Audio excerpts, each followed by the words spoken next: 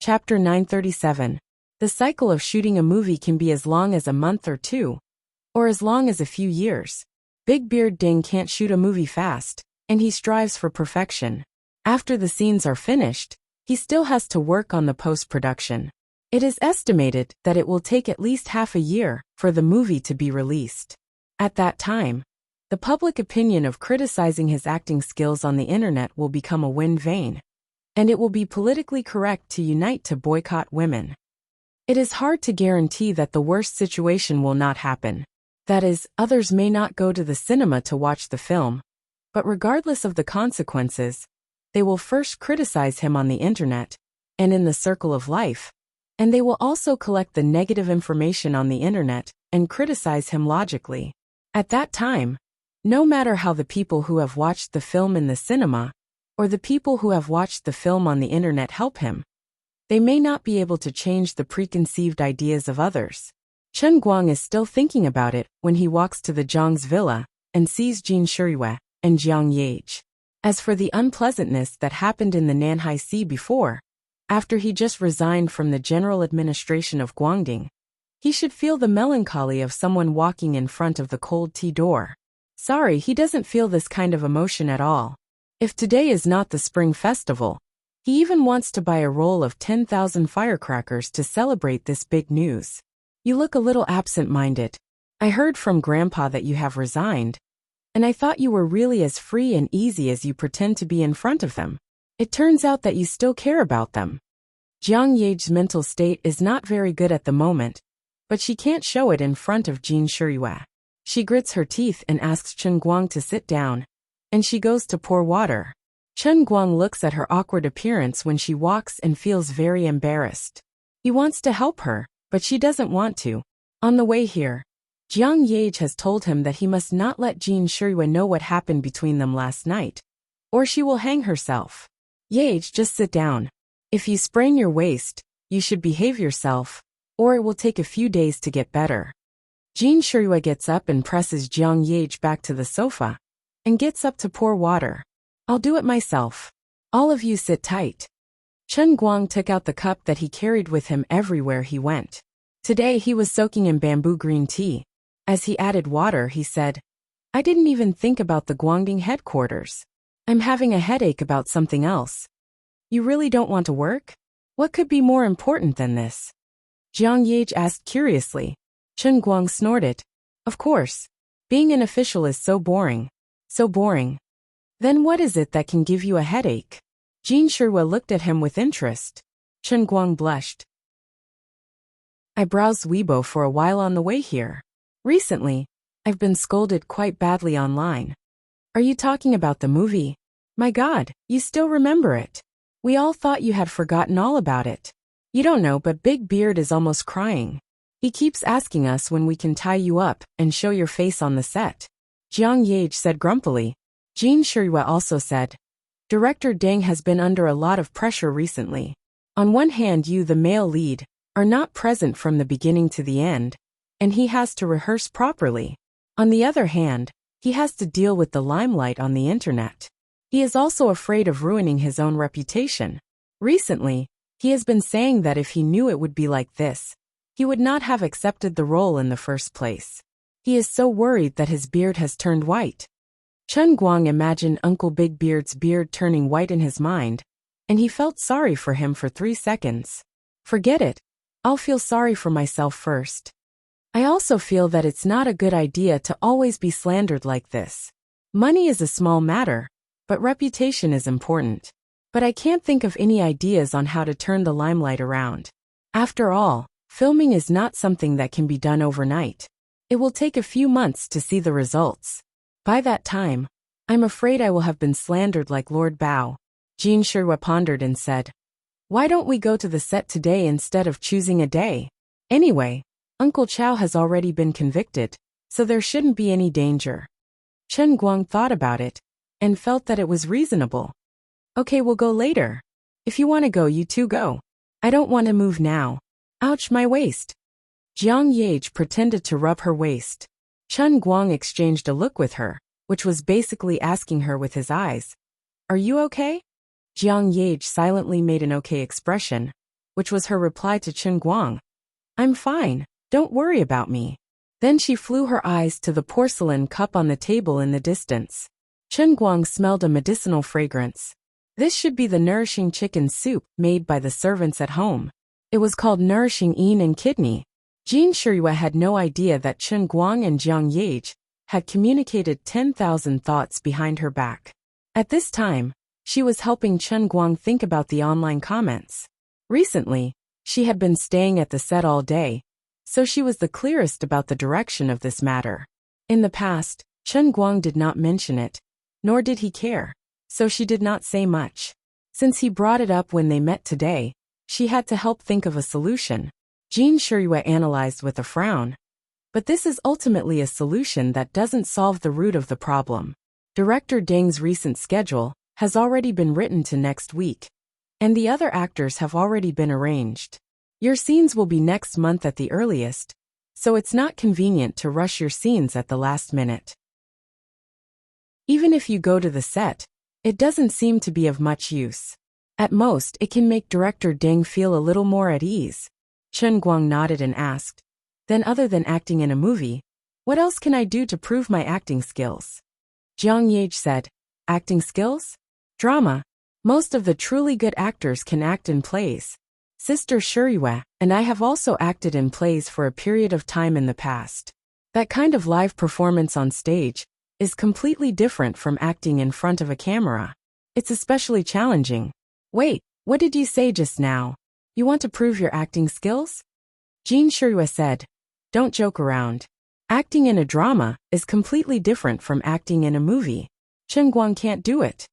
Jiang Yage nodded. That's right, that's right. Unexpectedly, Chen Guang's eyes were getting brighter and brighter.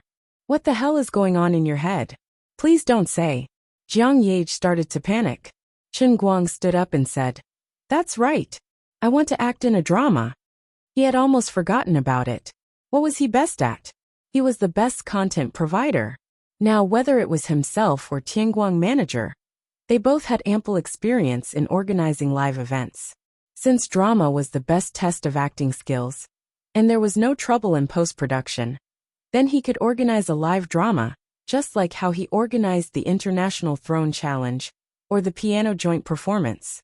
This kind of short, fast, and effective project was what he liked the most and was best at.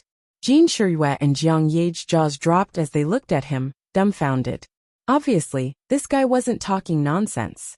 He was serious. This isn't a good idea? Jin Shiyue pinched the hem of her casual shirt as she imagined Chen Guang performing a drama on stage. Goosebumps appeared all over her body. Jiang Yage also said anxiously, I was just saying, don't take it seriously. Chen Guang didn't care about their shocked expressions. He clenched his fists excitedly and started pacing around the room. I'll start planning now. With my company's efficiency, it should be done by next week. The venue should be in Wujing. After all, I haven't been to school for a long time. Planning and publicity aren't important. After all, no matter how big the theater is, there are only a few tickets. We can't make the theater too big. What's important is the publicity and live broadcast on TV. Let Little Tsong handle the live broadcast. Let's not care about the live broadcast for now. We'll sell it to whoever offers the highest price. Then the question is, what should I perform? I have to think about it. I can't be the only actor in a play. It's best to choose a play that's representative. It's best if there are many people who can perform it. It'll be easier to find supporting roles. Jiang Yage and Jin Shiyue stared blankly at Chen Guang as he walked around the living room and muttered to himself. This guy was completely in character. Suddenly, Chen Guang turned around and looked at the two of them with glowing eyes. He asked, what's the most popular play? Jiang Yage answered, Thunderstorm. Chen Guang clapped his hands. Good. Let's perform Thunderstorm. That's crazy. Jin Shiyue's face turned pale. Don't mess around. What do you think a play is? A children's art show? Do you know what the status of Thunderstorm is in the world of plays? There are thousands of actors in the country, and at least 30% of them have performed before. Do you think it's easy to perform when there are more actors? The more actors who have performed Thunderstorm, the more people will compare you to them. Even a small flaw will be magnified infinitely. Moreover, you've done some commercials before. Yes, you did a good job when you guest starred in Country and Throne. But you had to pressure director Deng for an entire afternoon to get that 30-second scene. Wake up. Jiang Yage also nodded. That's right. My dear Guang. Even though you're a little famous now, you can't insult it like this, right? Chen Guang stood proudly and smiled. You're looking down on me, aren't you? But I don't blame you. I'm used to it. I can only tell you that a play is a piece of cake for me. Then, under their dumbfounded gazes, he called LV Xiaoyang the butt-face. Xiao Lu, I've got a new idea recently. Oh, President Chen, please speak. Previously, Chen Guang had casually promised him 100,000 yuan in cash. Comrade Xiao Lu had probably used this money to buy a house. The moment he opened his mouth, he was being considerate and respectful to his boss. I want to perform in a play. Get old Yu and old Feng to help me prepare. I'll perform in the 5 capitals as soon as possible. It's best if it's within the next week. Lu Xiaoyang. This master is messing around again. Do you know about Thunderstorm? It's that famous play. Quickly help me find actors. Money is not a problem. Anyway, we can only use high prices to hire actors. They must be experienced actors, and not young actors. It doesn't matter if they're famous or not. But they must have high standards. Only then can they serve as a foil to me. Chen Guang did not wait for Comrade Xiao Lu to reply. He hung up and snapped his fingers. Done. Jin Shiyue and Jiang Yage were completely speechless. It was like they had seen a ghost. Chen Guang could no longer be called arrogance. He was simply exploding on the spot. Chapter 938. Chen Guang settled the matter with just a few words over the phone. He couldn't care less about what would happen to the people in the company, because of what he said. As the saying went, one must be loyal to the ruler. This was the current situation. Because he had to collect faith points, he was destined to do things as he pleased. It would be especially tiring for others to work for him. When he was free, he might have to dawdle for days. When he was busy, it would be like this. With a single order, the entire company would have to move. Before the entire project was completed, they would not be able to rest. Because of this, Chen Guang never treated the company's middle management poorly. People like Yu Hong, Fang Tianyu, Su Li, and Lu Xiaoyang all had annual salaries of more than 200,000 yuan. Yu Hong, who had returned from overseas to host work, had an annual salary of 500,000 yuan. Adding on the bonuses that Chen Guang would occasionally give out, he estimated that his annual salary would not be less than 1,000,000 yuan. It was not the end of the fiscal year yet. When it was New Year, Chen Guang planned to give out a huge year-end bonus. He was not careless about giving out bonuses for competitions, and he was even more careless about giving out salaries to his own people. Anyway, he was so poor that he only had money left. When the time came, Yu Hong's income would only be higher than when he was overseas. In addition, Yu Hong was a high-ranking employee of the Tang Jie Foundation. Although his personnel had been transferred, he should still have an annual salary similar to that of a consultant in the Tang Jie Foundation. Although the boss, Chen Guang, was always unreliable, every time he did something unreliable, he would make a lot of money for the company. Chen Guang also never criticized their work. Although they were quite tired of serving him, the work for the past few months had been quite comfortable. Anyone who used a good boss in China would know. The biggest advantage of following a boss who could become famous all over the country, no, all over the world, was that he didn't have to worry. Anyway, he wasn't afraid of losing money, and he wouldn't lose money. The biggest disadvantage was that it was troublesome. Anyway, no matter what he did, he could make a big deal out of a small matter. He could also make a big scene out of a small matter. Every time he did it, he would scare people. It was the same this time. In Beijing, Chen Guang had his eyes on Jin Shiyue and Jiang Yage. Are the two of you interested in acting with me? The two of them shook their heads like a rattle drum. They couldn't afford to lose face. Jin Shiyue was even a little angry. She felt that Chen Guang was simply trampling on her professional field. Chen Guang was the only one who did this. If it was someone else, Jin Shiyue would have already looked down on him with her character, and blacklisted him in her heart. This person wasn't reliable, and it's best if they don't interact with him in the future. At this moment, Jin Shuiyue was worried for Chen Guang. She first shook her head, then worried for him. On one hand, she didn't want to see his money go down the drain. On the other hand, she was worried that he would embarrass himself on stage. From the first time they met, when Chen Guang took the life-saving reward, Jin Shuiyue realized that he was a person who would rather suffer than lose face. Jin Shuiyue didn't want to see him be unhappy because he lost face on stage. Sigh. I was thinking that if the two of you joined in, the drama would be more popular. Chen Guang said with a regretful tone. Jin Shuiyue was slightly moved. She thought that if she could watch over him the whole time, no matter how bad his acting skills were, she might be able to help him. However, on the other side, Jiang Yage desperately winked at her, telling her not to be silly. Jiang Yage pinched her fingers and began to calculate the time for Chen Guang. You think it's easy? I only have 2 days off. I have to go to the set later. Most of Sister Shuiyue's scenes have to be shot during this period. She has to go to the promotion of our new album. How would she have time to prepare for your drama? Even if it's the thunderstorm we acted in when we were learning to act, it's not something that can be done easily, okay? You don't need to revise the script or memorize the lines.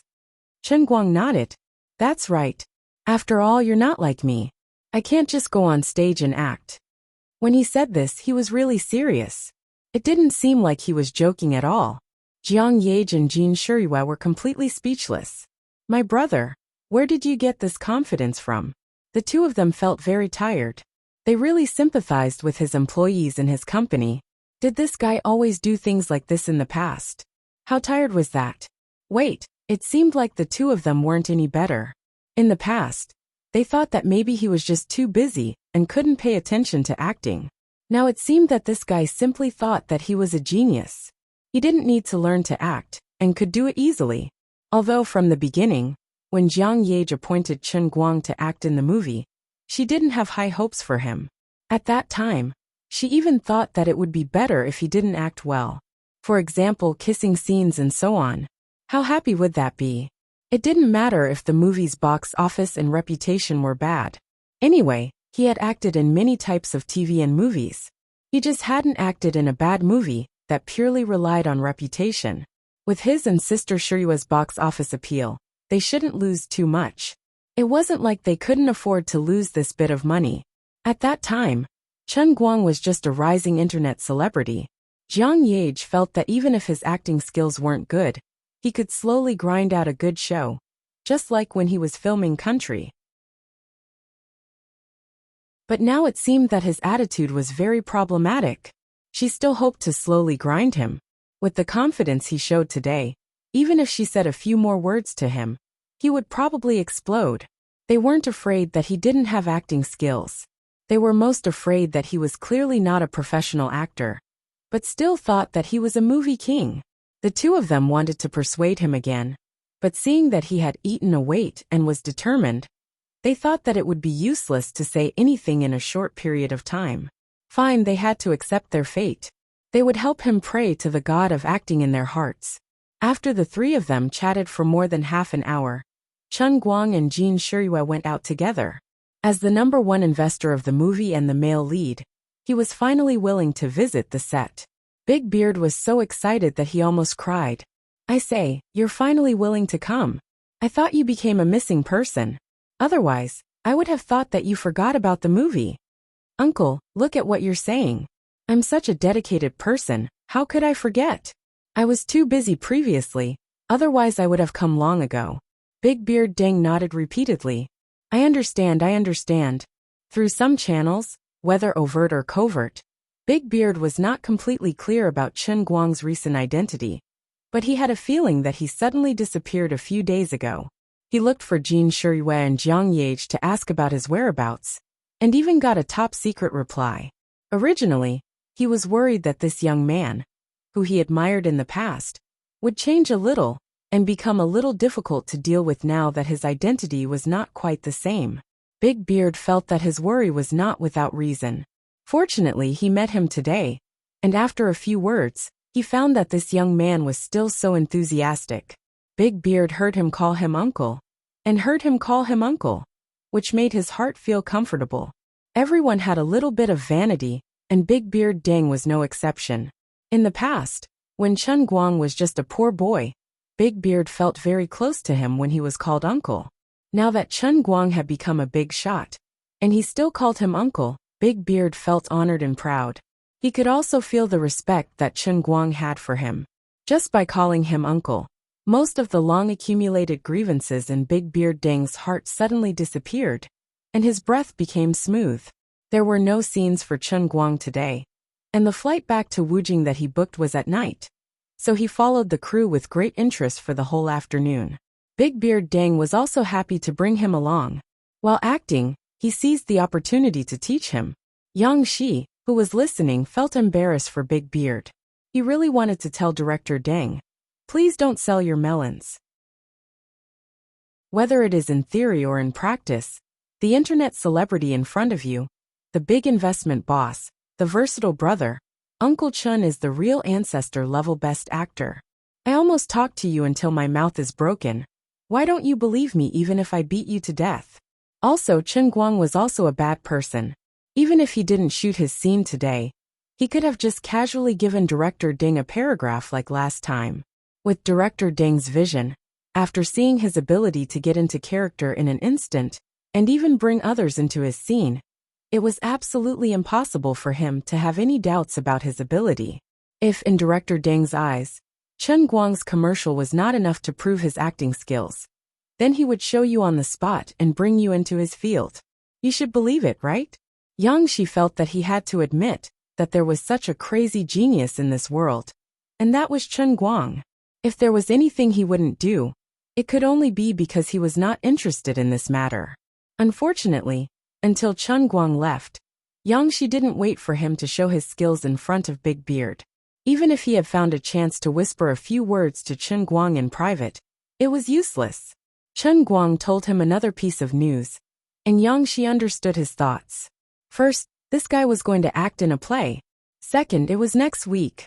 He didn't reveal his skills now so that when he acted in a play, the feeling of contrast between before and after would be stronger, so that his play would have a stronger impact in an instant. Yang Shi couldn't help but be impressed. No wonder Chen Guang could succeed at such a young age. In addition to his real ability, he was really good at the details and scheming when it came to running a project. Wait, didn't Big Beard ask me to follow him all day? How could there be no director in a play? Opportunity. When Chen Guang left, Yang Shi decisively ran to Big Beard and volunteered to go to Wujing. Big Beard didn't understand. Didn't you think it was meaningless in the past? Yang Shi chuckled as he continued. Director Deng, I've already deeply understood my mistake. I guarantee that I'll definitely make Chen Guang into an Oscar winner before next month. I can make a military pledge. If I can't do it, I will cut my head off. Big Beard Deng gave him a kick. When did you learn to be so glib with Chen Guang? Get lost. What are you doing? I'm asking you to go to Wujing with him. Thus, Chen Guang, the first main creative member of the play Thunderstorm, and also the director, left Big Beard Deng's set and came to Wujing.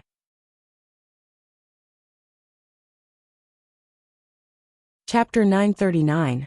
Chen Guang trusted Yang Shi's ability. Since he was interested, he would leave it to him. When the two of them got off the plane in Wujing, it was already past 9 p.m.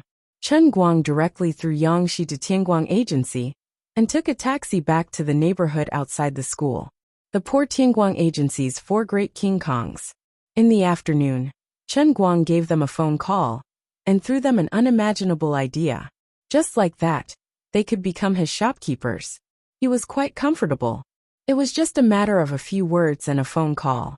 However, Yu Hong, Fang Tianyu, Su Li, and Lu Xiaoyang had no choice but to accept the cruel reality that their short vacation was completely ruined. Whether it was holding a competition or other activities, the entire project's establishment, planning, implementation, copyright operations, ticketing management, venue rentals, and clothing during the live performances, etc. It was simply a basket of troubles, not to mention that the time this time was so short. This master had always been in charge of killing and not burying. The few of them had a meeting in the company, while making phone calls everywhere to find people. It was a headache. Fortunately, he was going to act in a traditional drama, Thunderstorm. This saved them the trouble of writing a script and training new actors. After all, this drama was reserved for domestic performing arts students. However, the time he gave them was too short. He even asked for experienced actors to act for him. Wasn't this torture? It was not easy to gather all the main cast members in a short period of time. Lu Xiaoyang used the connections he had accumulated over the years as a paparazzi and managed to find a few actors. However, the biggest problem was that he still had not found a director. Although he knew that CEO Chen's acting skills were a little crazy, and that when he was good, he could easily shoot 12 sets of commercials a day. However, suddenly going on stage to act in a drama was like suddenly going from the county school league to the English Premier League. It was a little unrealistic. Therefore, they had to find a good director. Although it was not a famous director, they couldn't just randomly find a directing student from the school to make up the numbers, right? At the very least, they had to find an experienced veteran, right? Otherwise, how could they keep him under control? Everyone understood the reason, but time was too tight. Many people immediately backed out when they heard that they had to go on stage next week at the latest, but they hadn't even settled on the actors yet. They didn't even discuss the price. Secondly, even if they managed to convince him, the moment they heard that Chen Guang wanted to play the male lead, they would immediately fall through and refuse to do it even if they were offered more money. Those who spoke harshly were already swearing, and those who had a little bit of self-restraint were all kinds of sudden scapulohumeral periarthritis, gingivitis, and tenosynovitis. Thirdly, there were some people who were willing to come, but they were all unorthodox directors who specialized in online popular supernatural films.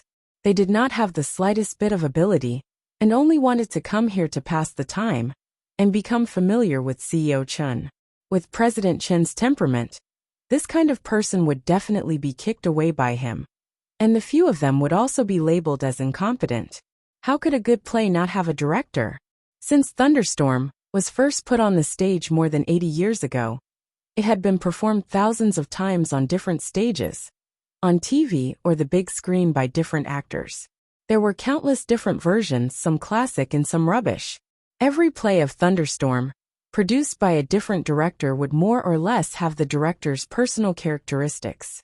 Whether it was a play or a TV movie, the screenwriter was the skeleton of the work, the actors were the face and flesh of the work, and the director was the soul of the entire work.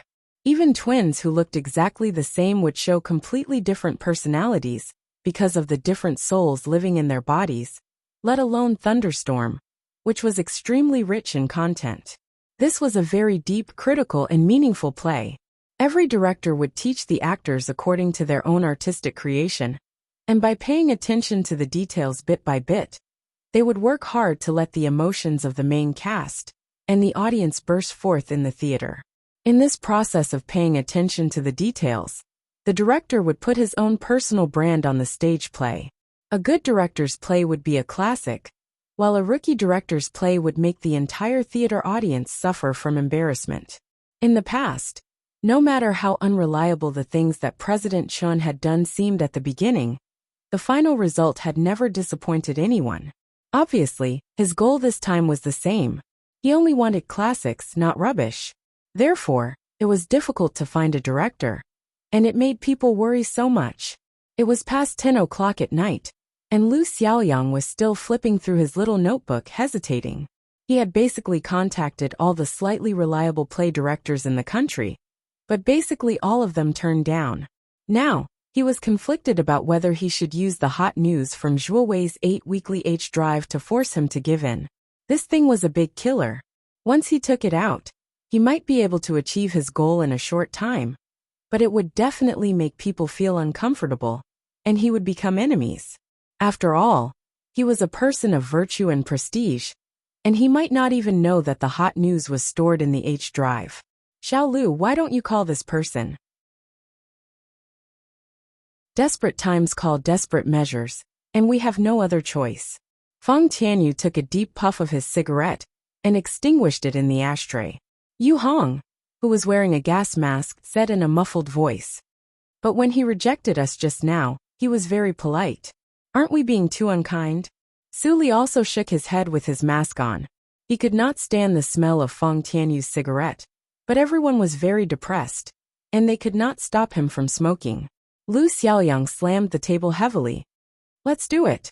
President Chen once said that those who achieve great things should not bother about trifles. We will just raise the salary later. The other three people looked at him and gave him a thumbs up.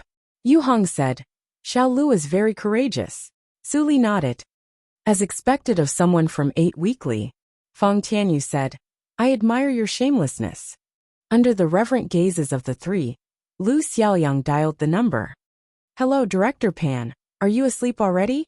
I am Tianguang's agent Feng Tianyu, who called you just now. F***CK. The next second, Feng Tianyu jumped up and sat on Lu Xiaoyang's waist. He snatched the phone from Lu Xiaoyang's hand and hung up. Yu Hong said, Despicable. Su Li said, Shameless.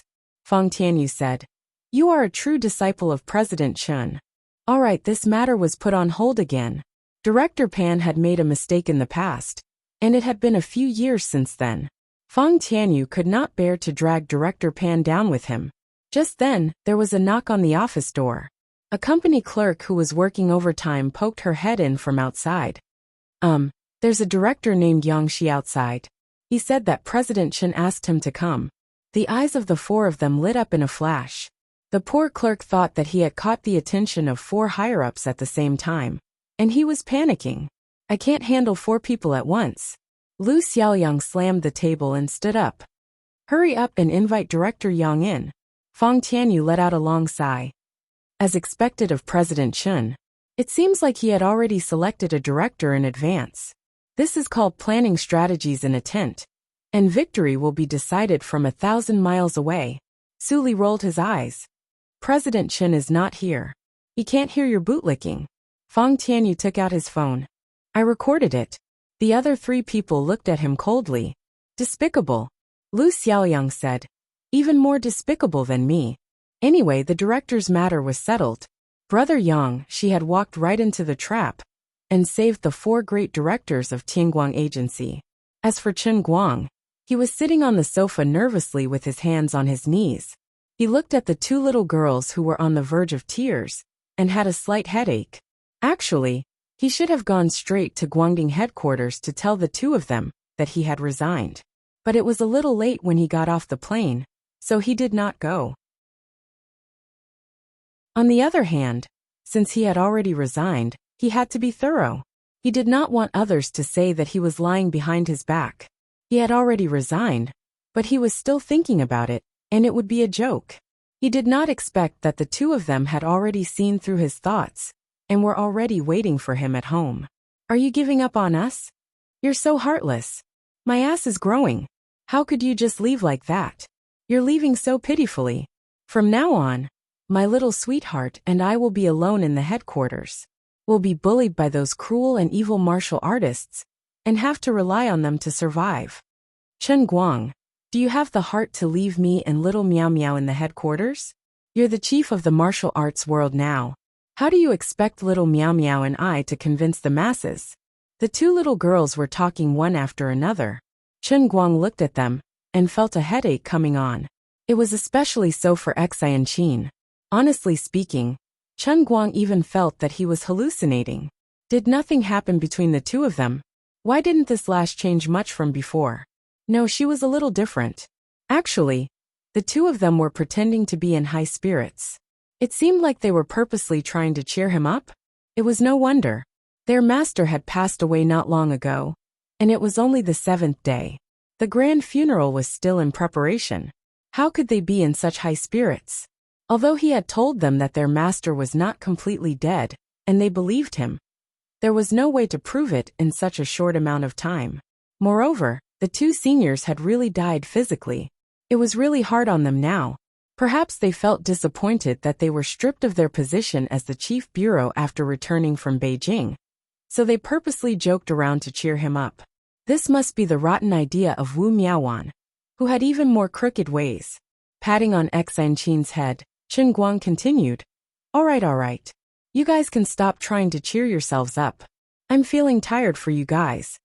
Sure enough, as soon as he finished speaking, the two of them instantly slumped down and sat on either side of him dejectedly with their heads drooping.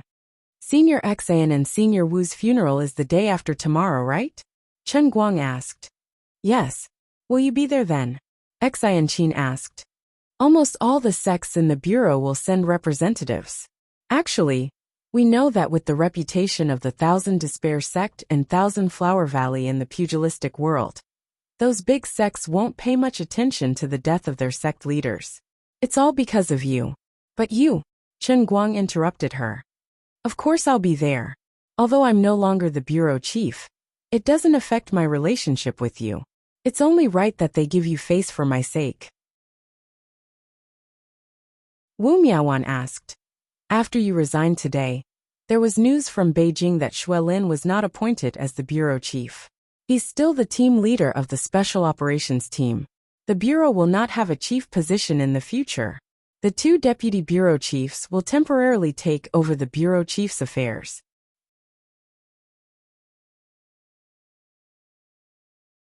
Chapter 940. Chen Guang nodded.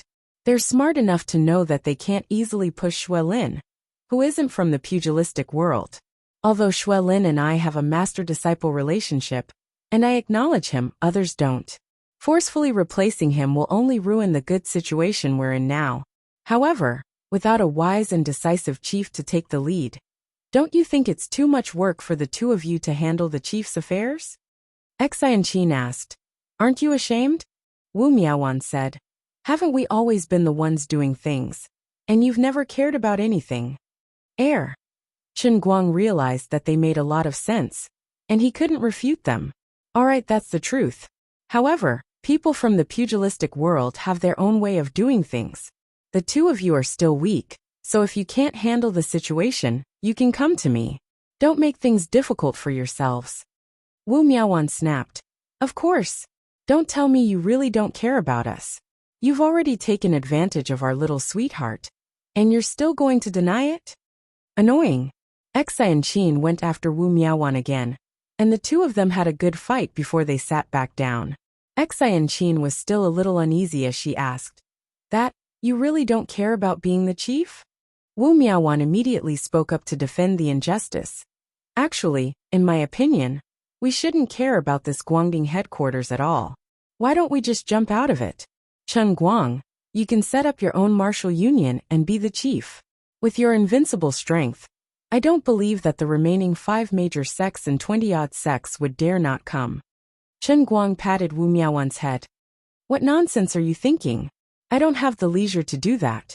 So what if I become the chief of the martial union? Can I become stronger?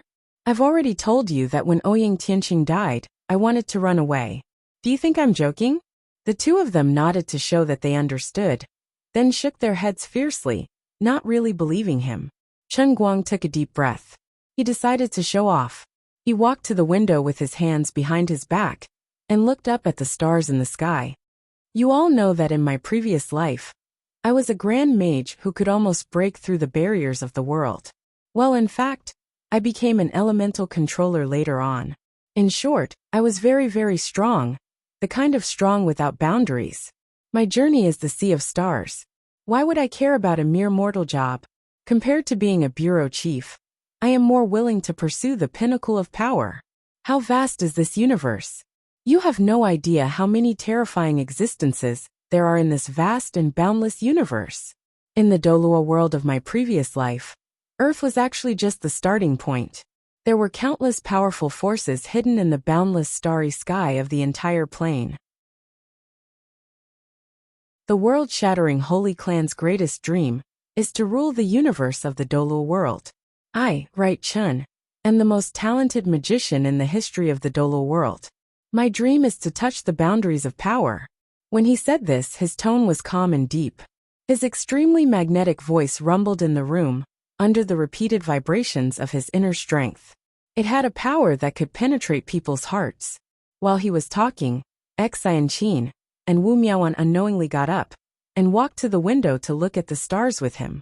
Xanqin cupped her hands. Really? I really envy you, Wu Miaoan said. I also want to learn magic. How about I exchange my body with yours?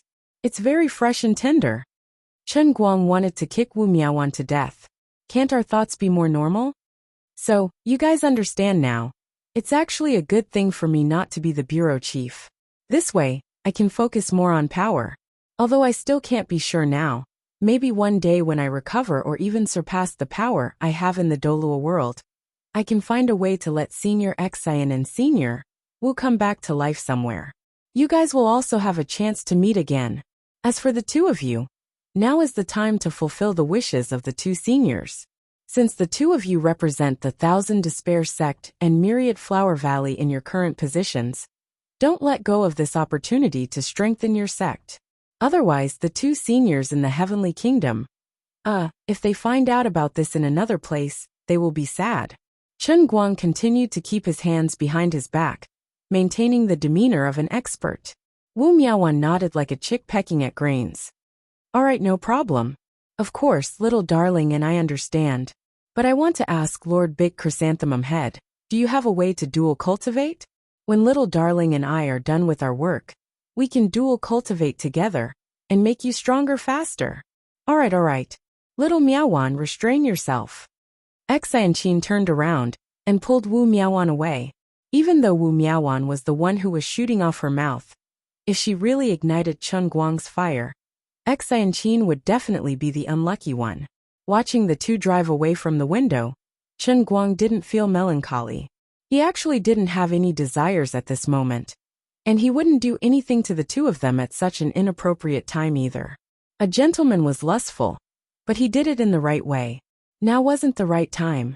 The next morning, Chen Guang woke up early and packed his things. For the next few days he wanted to stay in school. Actually, it hadn't been many days since he wanted to go back to school. But people were like this. If they encountered too many things at a certain time, even if it wasn't a long time, their minds would still feel as if it was a lifetime ago. Looking at his class schedule, he had the first class in the morning.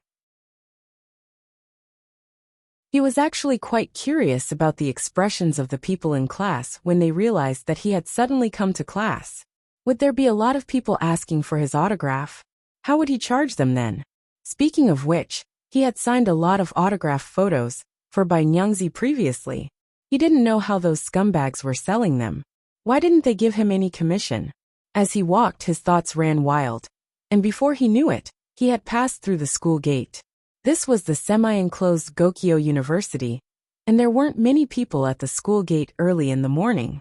Standing at the school gate and looking inside, Chen Guang saw a figure in a snow-white dress, standing at the intersection in the distance, looking back at him. The two were at least 100 meters apart, but with their superhuman eyesight, they could see each other's image very clearly.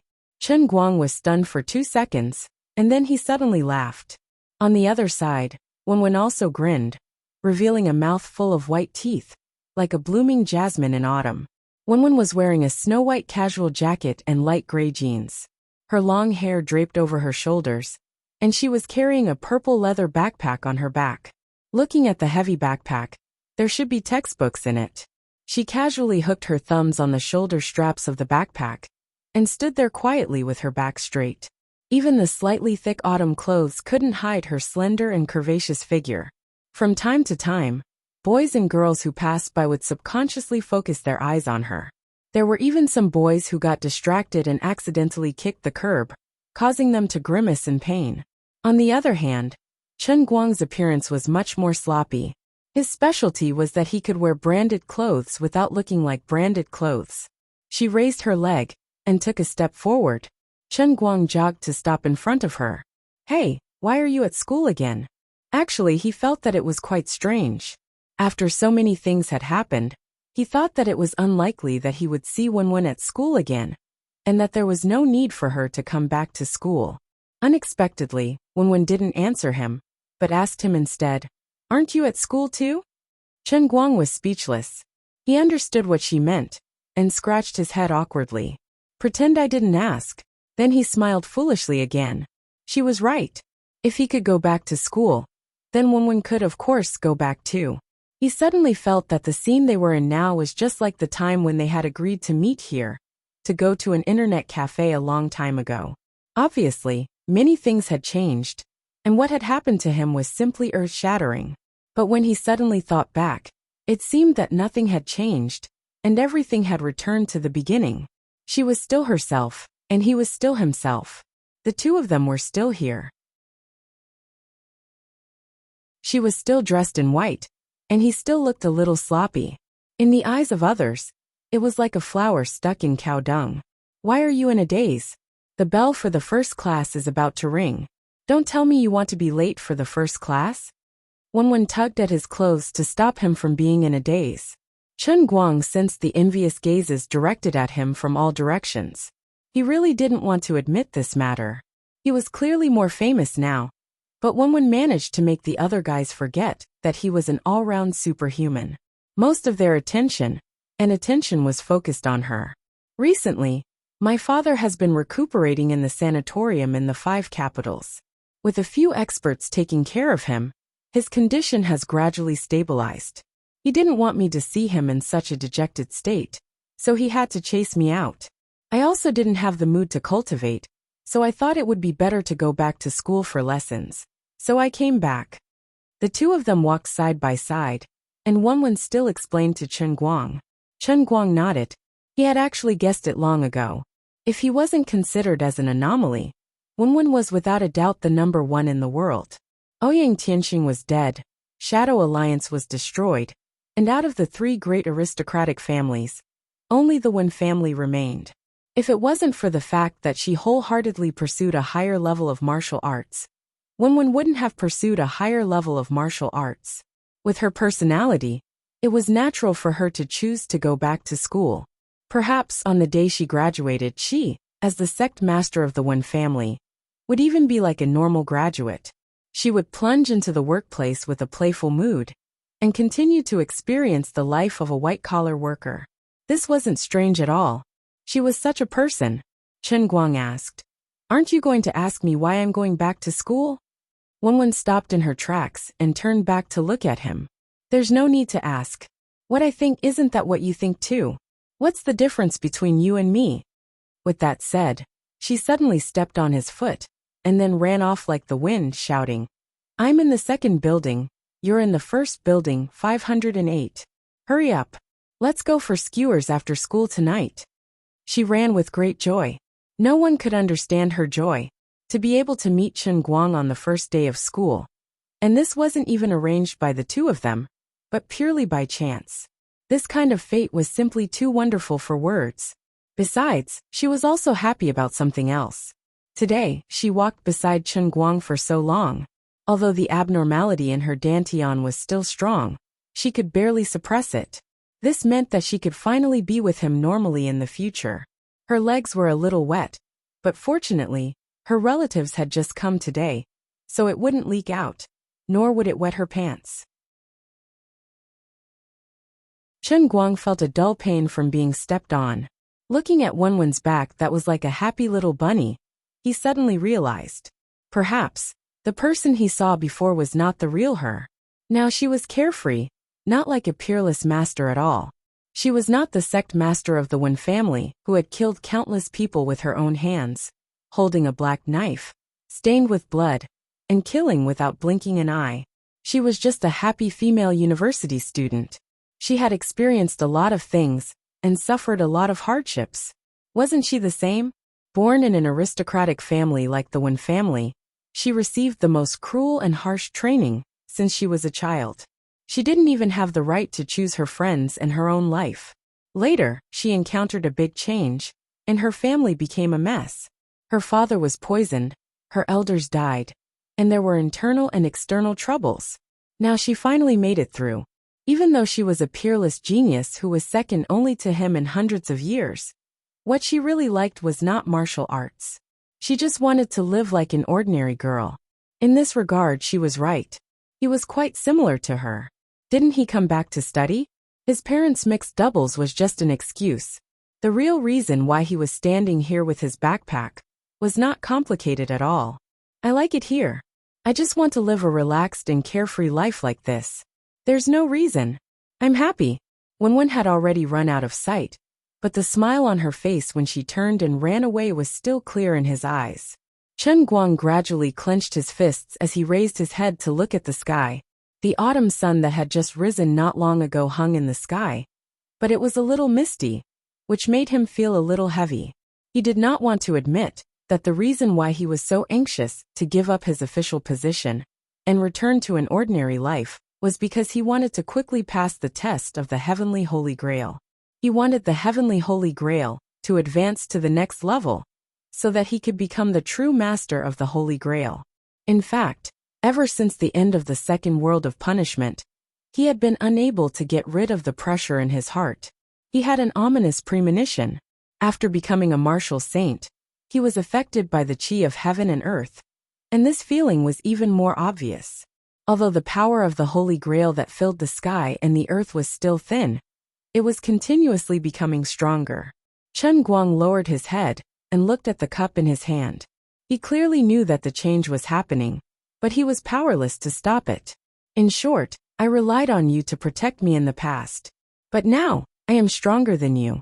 I don't know what will happen in the future, but this time, I will protect the smile on your face. Chen Guang finally came back to class.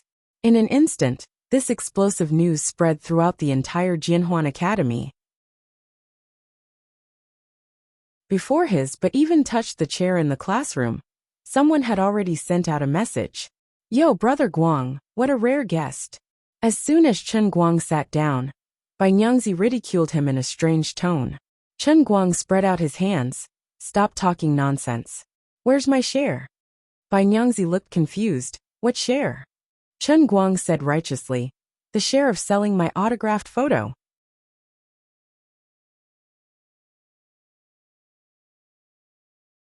Chapter 941. Unexpectedly, as soon as he asked this question, the faces of Lin Jingwei, White Lady, and Bramble all darkened, just like a beaten eggplant. Xiong'er waved his hand. Don't talk about it.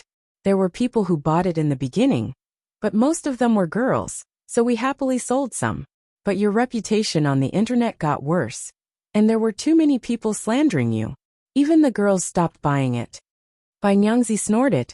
That's right. We even advertised it to ward off evil spirits, but we still couldn't sell it. Lin Jingwei said. So, in the end, most of it was burned, including the cost. We basically didn't make a profit in the end. Chen Guang. Thank you guys for not apologizing while burning it. You don't say, Guang bro. Your photos are super useful. I got an SSR the day after I burned them. Xiong'er perfectly demonstrated what it meant to be crazy and courting death. Then he got beaten up. Halfway through the class, Lin Jingwei pulled Chen Guang over and asked, Are you really quitting your position as the bureau chief? Chen Guang nodded. Yeah, I don't want to do it anymore. Sigh. My grandpa and the rest went overboard. I apologize on his behalf. Save it. Why are you apologizing? You didn't do anything wrong. But I understand you now. No wonder you came to Beijing to study. Your grandpa and the rest of them. Aren't they tired of living like that? I don't think he's tired at all. In fact, he's enjoying it. I've advised him many times to stop caring about those things and retire peacefully. But he just won't listen. If you weren't there to help him, I'm afraid that Grandpa would have been sent to the hospital. Sigh. Sigh. The two of them let out a long sigh. One was the third-generation prince of China, and the other was the youngest vice minister in the world. Yet, they sat together in the classroom and sympathized with those old gentlemen who were addicted to politics. Things in the world were just so strange.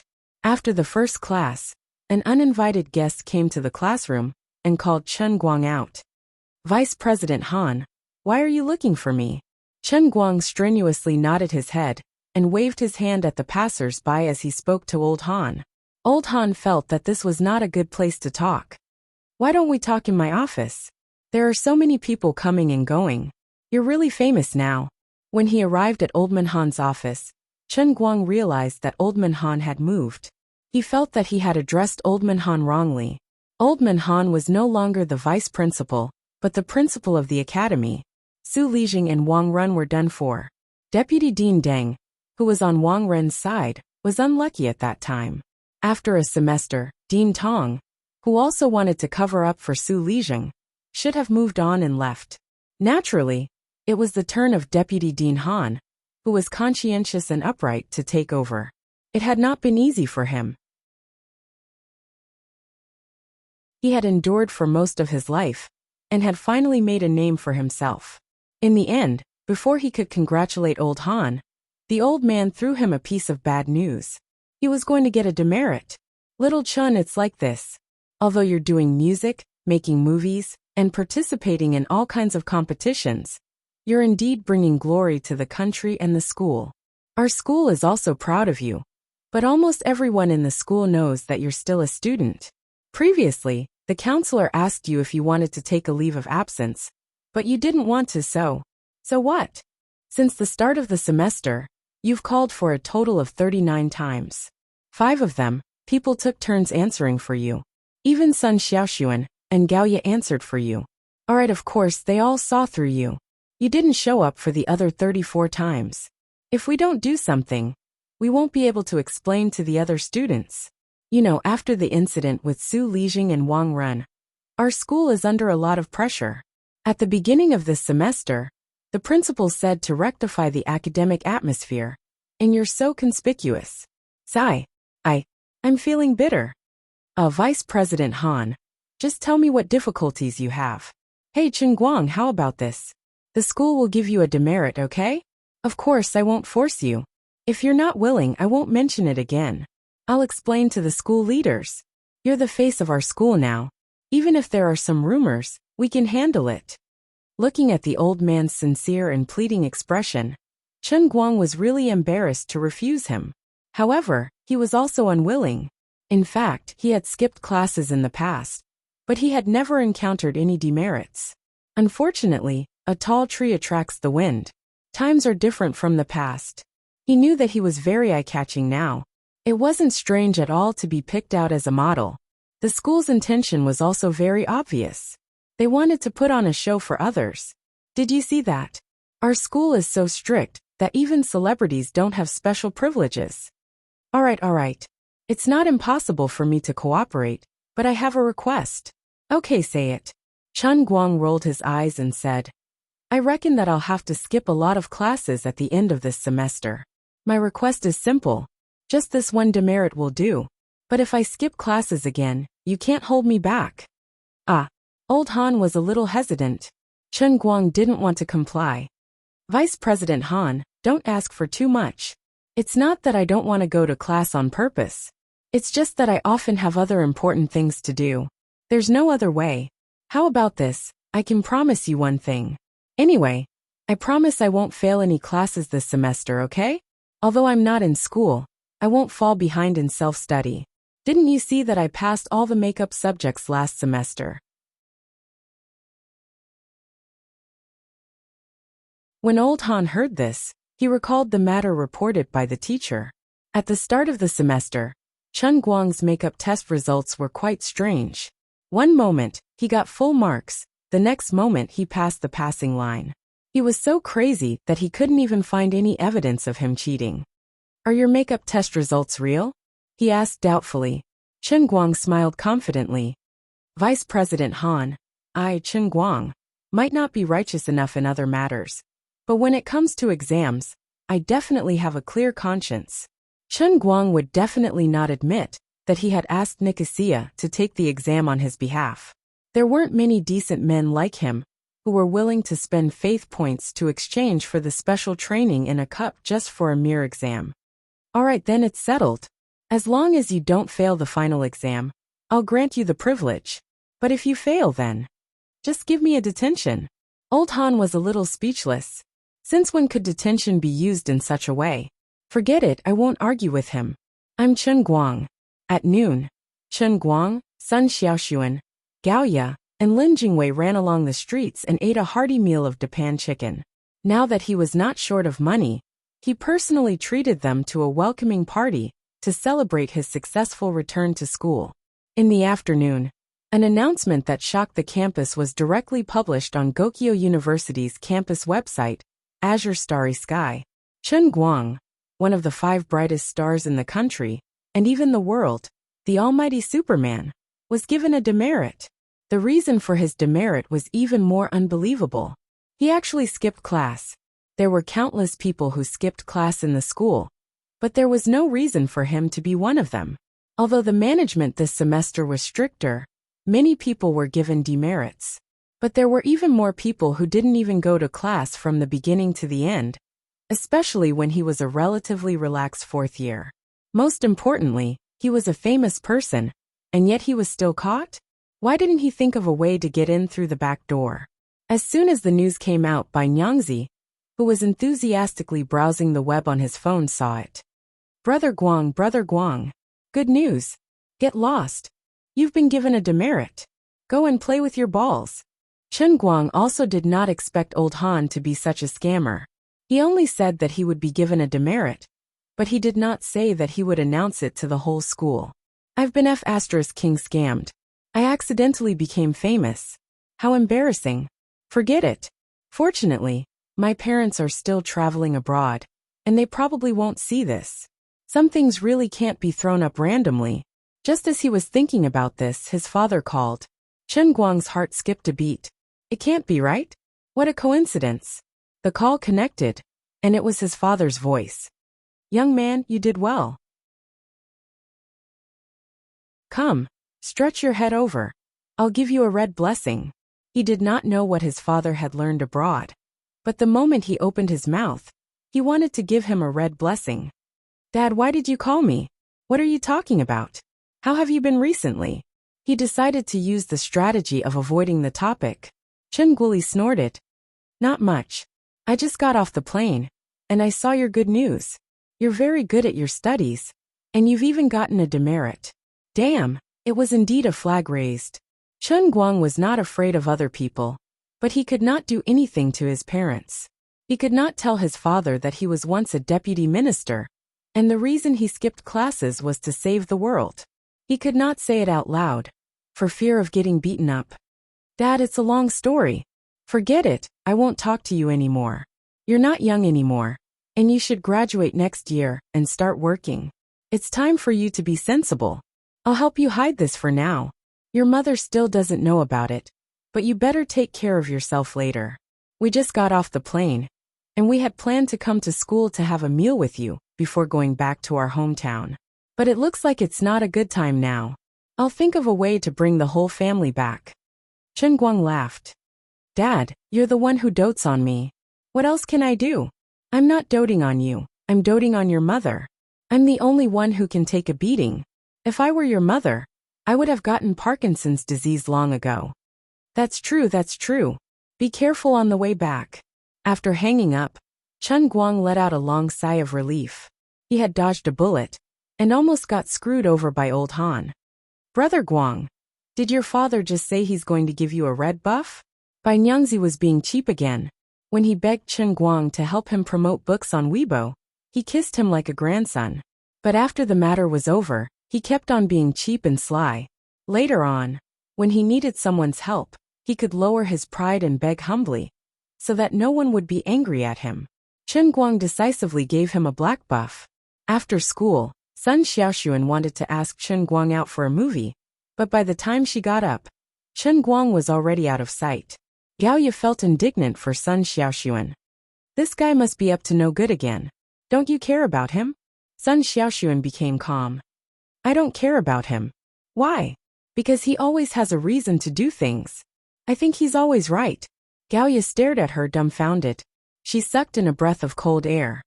Oh my God, you're so blind. No, you're not blind anymore. You're blind.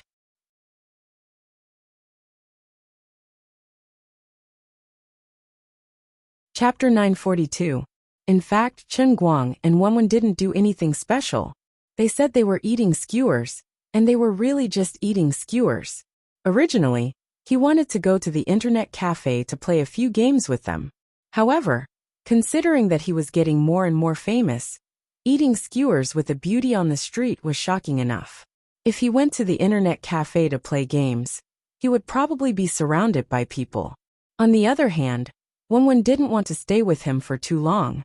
She found that although she could handle the situation in her dantian for a while, after sitting with this guy for a long time, the strange feeling in her heart would become stronger and stronger as time went by, until it was difficult to suppress. Today, she didn't want to be eaten up by Chen Guang, so she ate more than 300 skewers in a few bites. Then, she used the excuse of going back to the nursing home to see her father, got up, and ran away. Under the stunned gaze of the boss, Chen Guang gave him more than 800 yuan and drove to the company. More than a day had passed, and the matter of the play had progressed a lot. Yang Shi was also a big shot in the industry. With him around, it was much easier to find actors. Now the actors had basically been selected. They were coming from all over the country, and they would all be here by the day after tomorrow at the latest. The script for Thunderstorm was ready-made, but it involved copyright issues, so Lu Xiaoyang had already gone out to handle it.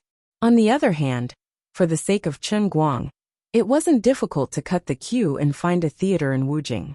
As for the costumes and props, they found a company that Chen Guang was familiar with. It was the company that had bought his armor and then sent it back to him. Until now, Chen Guang still remembered the name of the boss of Iris's flower company, Hao Yukai. He had a deep impression of him. Okay, since you're almost done, I won't ask anymore.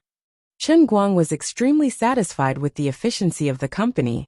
There was strength in numbers, and this was the benefit of it. Brother Chen, don't you want to read the script first? Yang Shi held the freshly printed script in his hand and shook it in front of Chen Guang. Chen Guang waved his hand indifferently. No need. I'll read it before I go on stage. Yang Shi knew his ability. Seeing that he wasn't in the mood to read it, he didn't rush him. That's fine.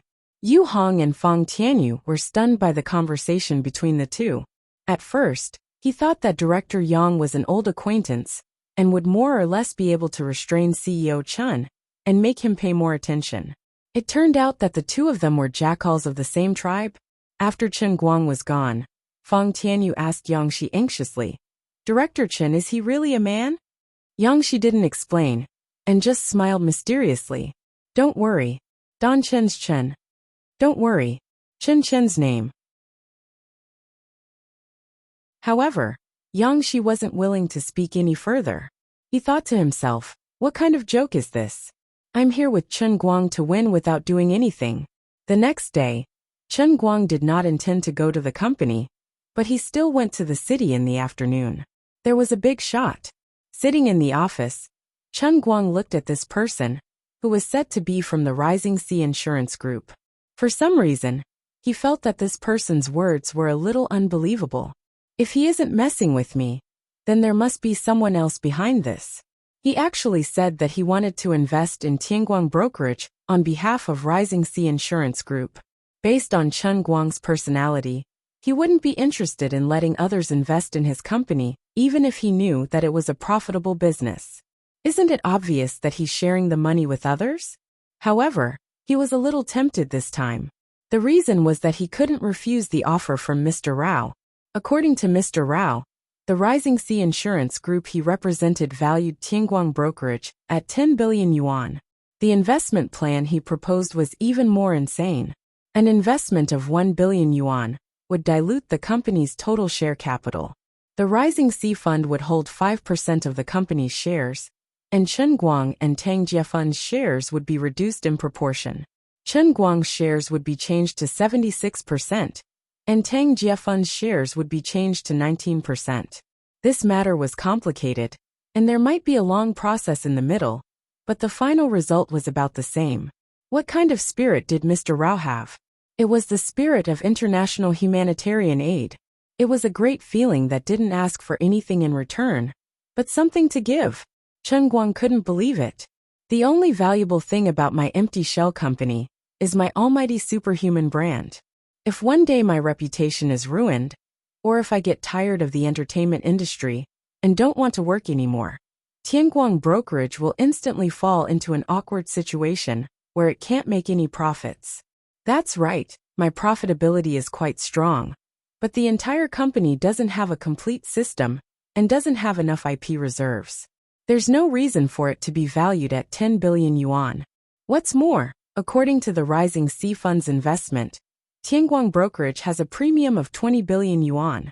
Are you stupid? What ability does the old man have to give me money like this? I'm a little nervous. Mr. Rao, your proposal looks very tempting, but I don't understand why. I really don't think Tianguang Brokerage is worth this price. Chen Guang placed Rao Xinghai's proposal to the side and pressed his hands on the mahogany desk. As he spoke, he subconsciously leaned forward to give Rao Xinghai the illusion that he was tempted. The other party was an old fox in the business world, and the bait was too tempting. Chen Guang subconsciously felt that something was wrong. He had to be on guard. He wanted to make Rao Xinghai feel that he was naive and see if he would reveal his fox's tail. Mr. Chen, you're belittling yourself. Tianguang Brokerage has only been established for a few months, and you've already made hundreds of millions in profits. You've already proven the value of Tianguang Brokerage. The cultural industry is booming now, and the pie will only get bigger and bigger in the future.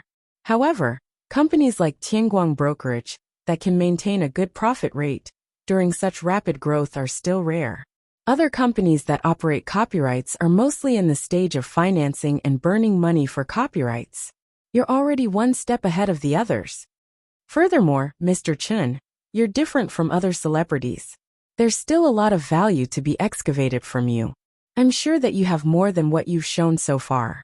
You might not know this, but before the Olympics, there was a swimmer with the surname Ning.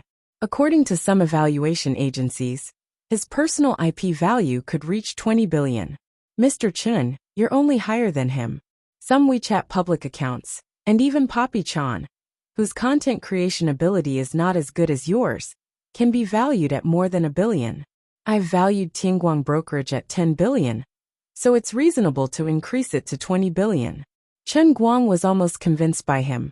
According to Mr. Rao, money was not being spent as money nowadays. Billions and billions were being spent at every turn.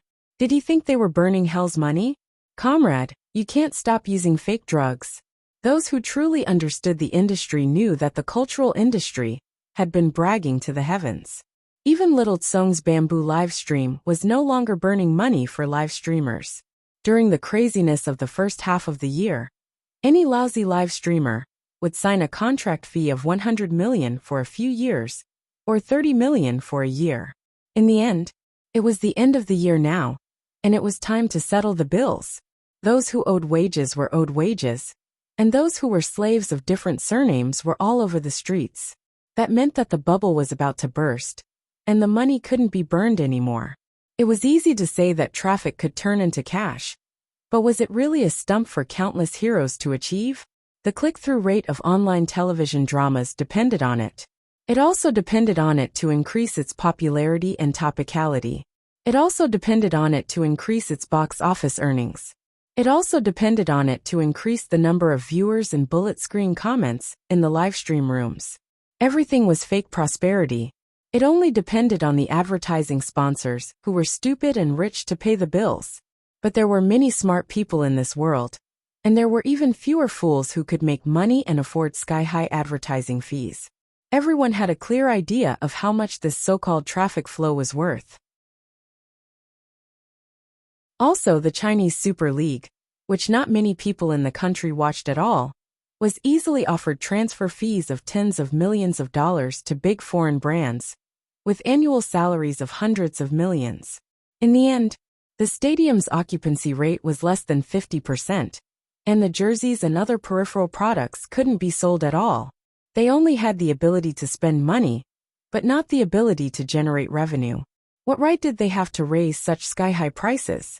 The rights to the live stream of the Chinese Super League, which had no ratings at all, could still be sold for more than 1 billion a year. The balloons in the sky were blown bigger than the sun, ready to explode at any moment. It was as if all the money printing machines in the country had been turned on overnight, and trillions of dollars had fallen from the sky. Where did this money come from? Was it born out of thin air? Outsiders might not be aware of this, but Chen Guang could be considered as someone in the industry, not to mention that he was the strongest internet celebrity in the country. So how could he not understand that this was all hype? It was all a bubble that would explode sooner or later. Perhaps it might happen tomorrow, or perhaps it might last for another year. When the noise passed, the real companies that were good at content and diligent in operation, and took one step at a time, would have the last laugh.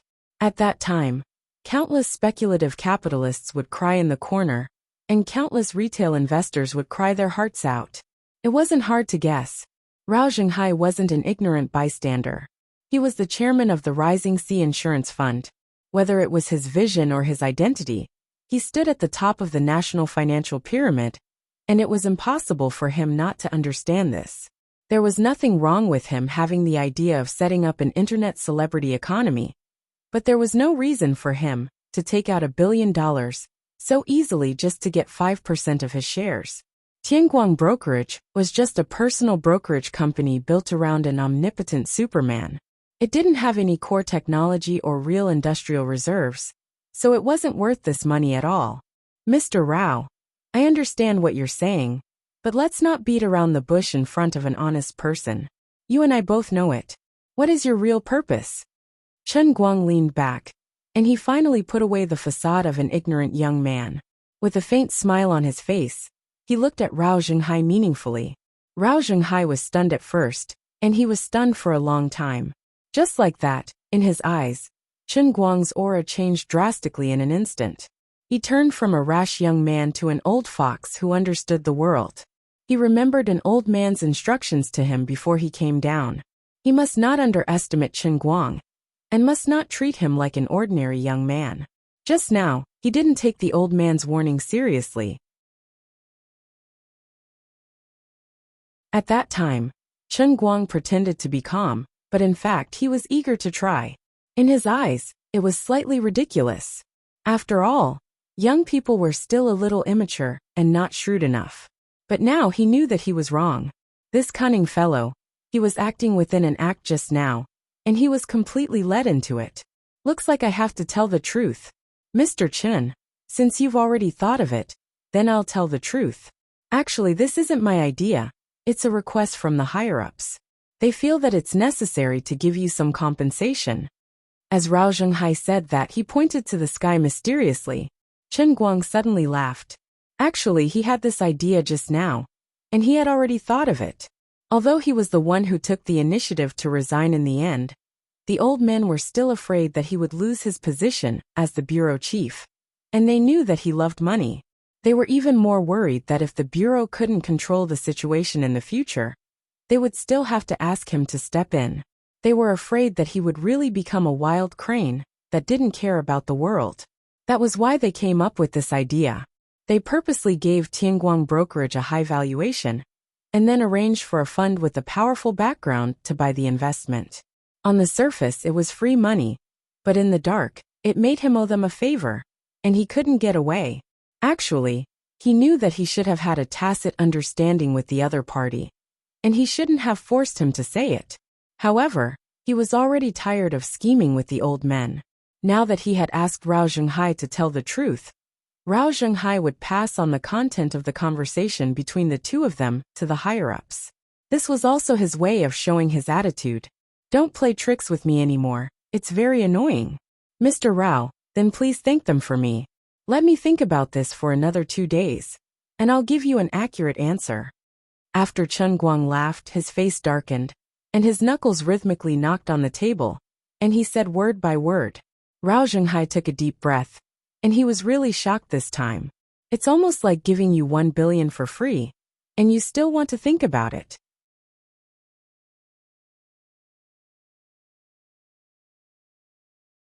Chapter 943. When Rao Zhenghai left the Lida building and returned to the hotel, he was still in a daze. Back then, when he was asked to use Shanghai's funds to invest in a mere internet celebrities company, he was extremely against it. However, the higher-ups were too determined and more or less revealed to him that the owner of Tianguang Brokerage, Chen Guang, was an extraordinary person. It would be a miracle if he could be roped in with money. Otherwise, the price he would have to pay would be unimaginably heavy. At the very least, he would have to take out power that was close to the Hall of Treasure to satisfy him. At that time, Rao Zhenghai was shocked and finally agreed to this seemingly unreasonable request. He felt sorry for himself. Other people who played with the internet celebrity economy were actually playing with capital bubbles. They would easily blow up the bubble. But in reality, the amount of money that was actually taken out might not be that much. It might not even be their own money. Who would be like him, taking out such a huge amount of real money to give money to others? Before coming here, he had also done a very detailed assessment of Chen Guang's company. It was undeniable that although Tianguang Brokerage had only been established for less than half a year, and they were always doing things that were unreliable, their profitability was indeed terrifying. It was indeed a miracle that this company could accomplish such a feat with such a small size. Chen Guang himself was considered a genius in the business world. Every time people thought that he was going to lose money, he ended up making a lot of money. It was said that every time he did an event, he would say to the public that he didn't want to make money, and that he didn't want to make money at all. However, he didn't lack money. Just based on the terrifying profitability of Tianguang Brokerage, the company's valuation was indeed much higher than its cash flow. From the professional perspective of Rao Zhenghai and his team, a valuation of 2 billion to 3 billion was acceptable. If it was more than 3 billion, anyone who wanted to invest in it would be a fool with too much money. However, even if he was valued at 2 billion and invested in cash, he would have to sign a VM agreement that would make at least 800 million to 1 billion in 5 years. If he couldn't achieve the profit target, Chen Guang would have to pay for it out of his own pocket or buy back the shares. That was the normal value of Tianguang Brokerage. It was undeniable that Chen Guang's ability to make money was very strong, but his company had only been established for a short period of time. Other than hosting events, his profit model was not clear enough, and he did not have any ability to make money. Apart from Chen Guang himself, there was nothing else. The reason why Tianguang Agency could develop so smoothly was largely due to Chen Guang's individual performance and luck. There were still many uncertainties in this startup company, which indirectly pulled down its market value. Therefore, in Rao Zhenghai's heart, his valuation and asking price were no different from that of a child giving away money. But he was rejected. After Chen Guang sent Rao Zhenghai off, he called Yu Hong and a few other middle-level leaders to his office and told them about what he had just discussed with Rao Zhenghai. As Tang Xiaokai's confidant in the Tang Jie Foundation, Yu Hong quickly guessed the truth. Although he did not know the reason, there was no doubt that someone in Beijing wanted to give him money for free. This time, it was even more outrageous than the last time. The Tang Jie Fund had paid for the bill the last time, but this time, the Rising Sea Insurance Company, which was in charge of paying the bill, had directly increased the amount by nearly 10 times. Is our Mr. Chen the descendant of the previous emperor? Is this a recruitment fee? This is ridiculous. However, Yu Hong did not find it strange that Chen Guang did not immediately agree to Rising Sea's Mr. Rao's request. There must be some reasons that people of his level did not have the right to know. However, Fang Tianyu, Lu Xiaoyang, and Su Li were completely dumbfounded. Rao Zhenghai, who was giving the money, might not be fully awake and was sleepwalking. Or perhaps there was something wrong with his brain. However, our Mr. Chen is not inferior to Mr. Rao at all. They're on par with each other. Mr. Chen, you can't do that. I don't understand.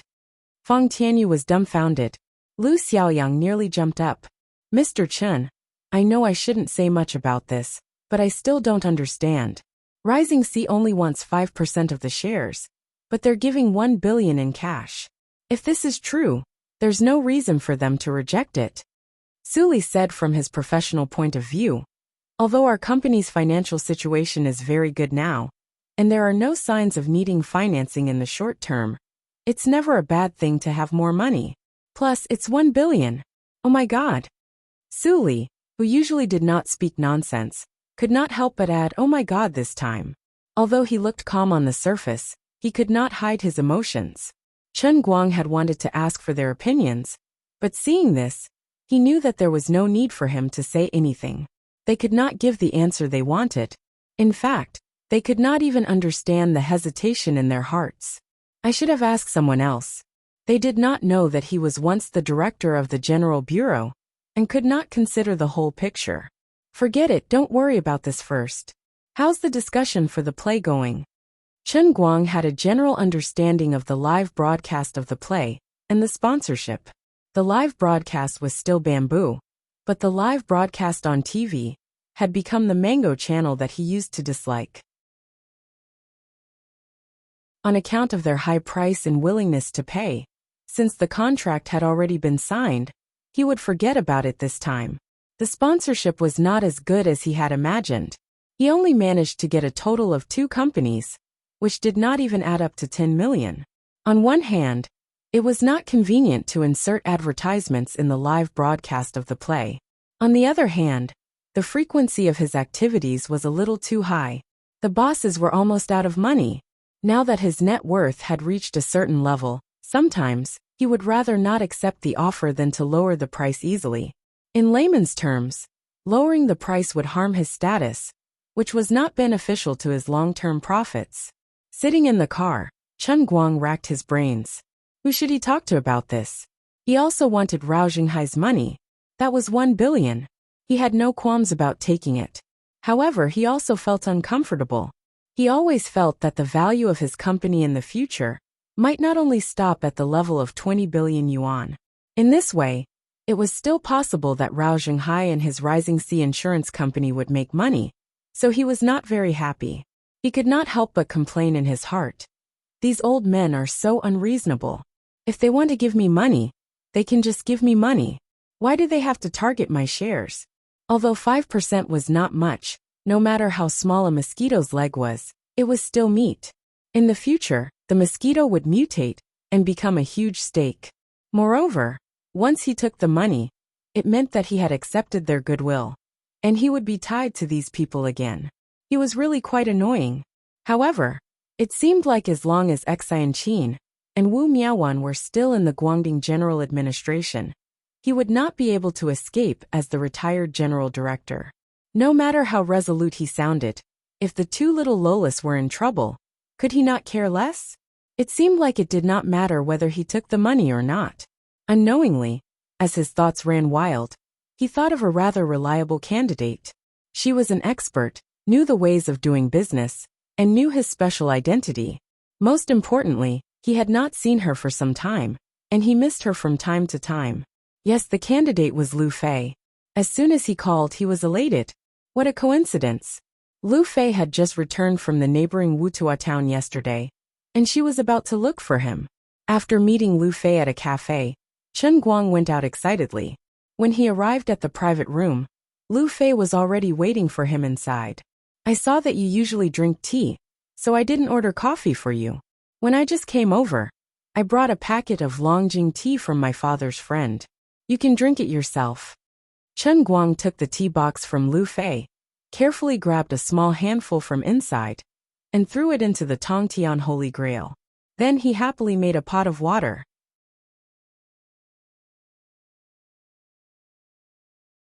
His nose was full of the fresh and tranquil tea fragrance. Longjing tea is such a good thing. What do you mean by drink it yourself? I even drink Humaofeng tea. Didn't you just call to ask me something? Say it.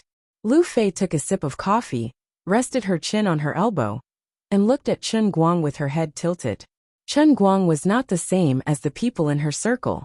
Just like this Longjing tea, it was a good thing, but she would never take it out of her house for others to drink. Other people might have their own channels to get it, but they would never be like Chen Guang. He was clearly worth hundreds of millions, and had a high position of power, but he still looked so precious and happy. Lu Fei felt that Chen Guang was not pretending to be happy to please her, but he was really happy. As for others, even Zhong Bai and Wang Qing, who had a particularly good relationship with each other, would never be happy for such a small thing. They were used to that kind of extravagant life. Even if they also showed such cheerful expressions, it was most likely to be to make her happy. Lu Fei felt that Chen Guang was particularly real, but at the same time, particularly mysterious. His driving skills were the first thing that attracted her, but after knowing him for a long time, Lu Fei found that Chen Guang seemed to be omnipotent. Later, she learned that he was a living magician in his previous life. His entire body was filled with a sense of mystery and indescribable charm. But the rarest thing about him was that no matter how his status changed, he maintained a rare heart. You wouldn't be able to find such a man, even if you searched for a lantern. Why are you distracted? I'm done. Chen Guang patted her on the shoulder. Lu Fei came back to her senses, ran her fingers through her hair in embarrassment and grinned. I'm sorry, I was fascinated by you. Chen Guang. I'll give you 118 points for this reason of being in a daze. The full score is 100 points, and the extra 18 points will be divided into 3 sixes. He repeated it to Lu Fei again. This time, Lu Fei listened carefully. She was not in a hurry to answer Chen Guang, but used her fingers to play with the spoon in the coffee cup. Chen Guang did not rush her, and blew on his tea. 5 minutes passed. 10 minutes passed. 15 minutes, okay almost. Lu Fei suddenly looked up at Chen Guang. I'll take it. Chen Guang nodded. Okay.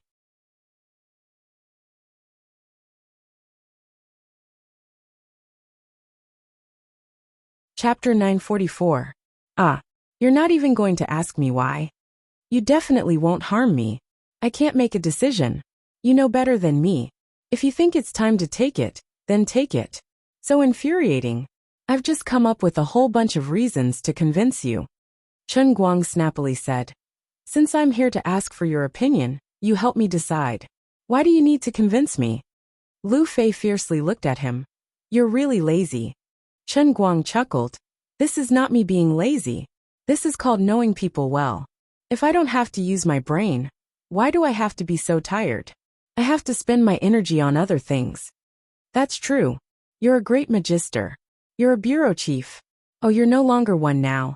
Don't you want to know why I suggested you take it? Also, there's actually another way to take it. Say it. Chen Guang didn't want to dampen her enthusiasm. Well, first of all, you also want this money, right? Although I don't know what you want, I always feel that your ability to spend money is as good as your ability to earn money. In fact, capital is like this. Forever relying on your own money to do business. That's the experience of the older generation. It's no longer applicable in this era. Capital has its advantages and disadvantages, but it's in line with the laws of the modern economy. In this matter, that Tang Xiaokai is the best among our younger generation. Then, you don't want others to take advantage of you. Even if it's only 5% of the shares. You don't want to share your results with people you don't know in the future. After all, at that time, maybe this 5% of the shares will be worth more. In addition, although you took the initiative to give up the bureau chief position, you're unhappy because of this matter. You also feel at ease taking the compensation they give you. In summary, whether it's for the development of the company or for your own comfort, you have to take this money. Chen Guang nodded. That's the reason. Lu Fei suddenly smiled wickedly. So this is the solution I came up with. 5% of the shares will be given to them, but not to the Tianguang agency that you and Tang Xiaokai are working with. Instead, you will set up another subsidiary of Tianguang agency. It will be financially independent from the current Tianguang agency, but the management will be like a parent and subsidiary company. The name will be Tianguang Culture. Tianguang Media is good at everything. On the one hand, if you let Rising Ocean Corporation invest in Tianguang brokerage, you'll be making money, and the company will have a large amount of cash flow. However, the 19% of shares that Tang Xiaokai occupies will appreciate too quickly and too easily. On the other hand, your foundation is Tianguang Agency. If you're unhappy in the future, you can turn Tianguang Culture or Tianguang Media into an empty shell. Of 2. Tianguang Agency. Most people to say. To ordinary. Ordinary. Not to you. However, your situation is special. Tang Xiaokai will definitely not object. In fact, he doesn't care about the benefits of investing in you. As for Rising Sea, no matter how harsh your conditions are, it won't be a problem. Since he came to you, he must have accepted a mission. The people in Beijing only care about whether the money will be delivered to you in a reasonable manner. This way, the people in Beijing will be more satisfied. Rao Zhenghai of Rising Sea has no choice. He will think of a way to explain to the other shareholders of Rising Sea. Even if he pays from his own pocket or seeks funding from others, he will find the money for you. Chen Guang's eyes gradually brightened. He asked, "Can the parent company and the subsidiary company be completely financially independent?" Lu Fei raised her eyebrows. Of course. They're both independent legal entities.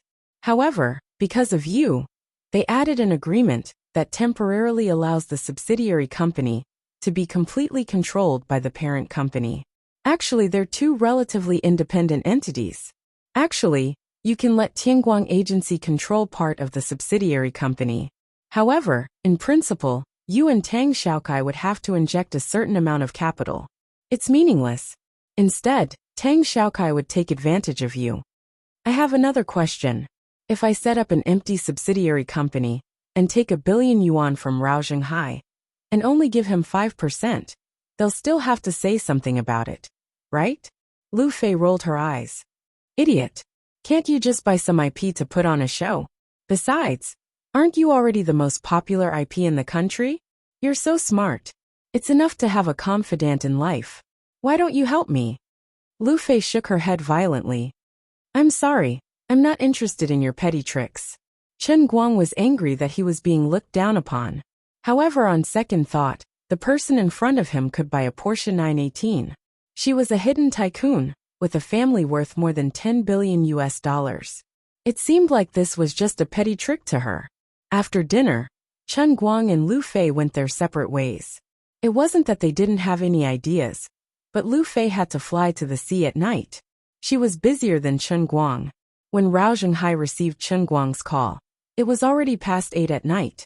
After hearing Chen Guang's request, Rao Zhenghai felt that he had wasted half of his life doing business.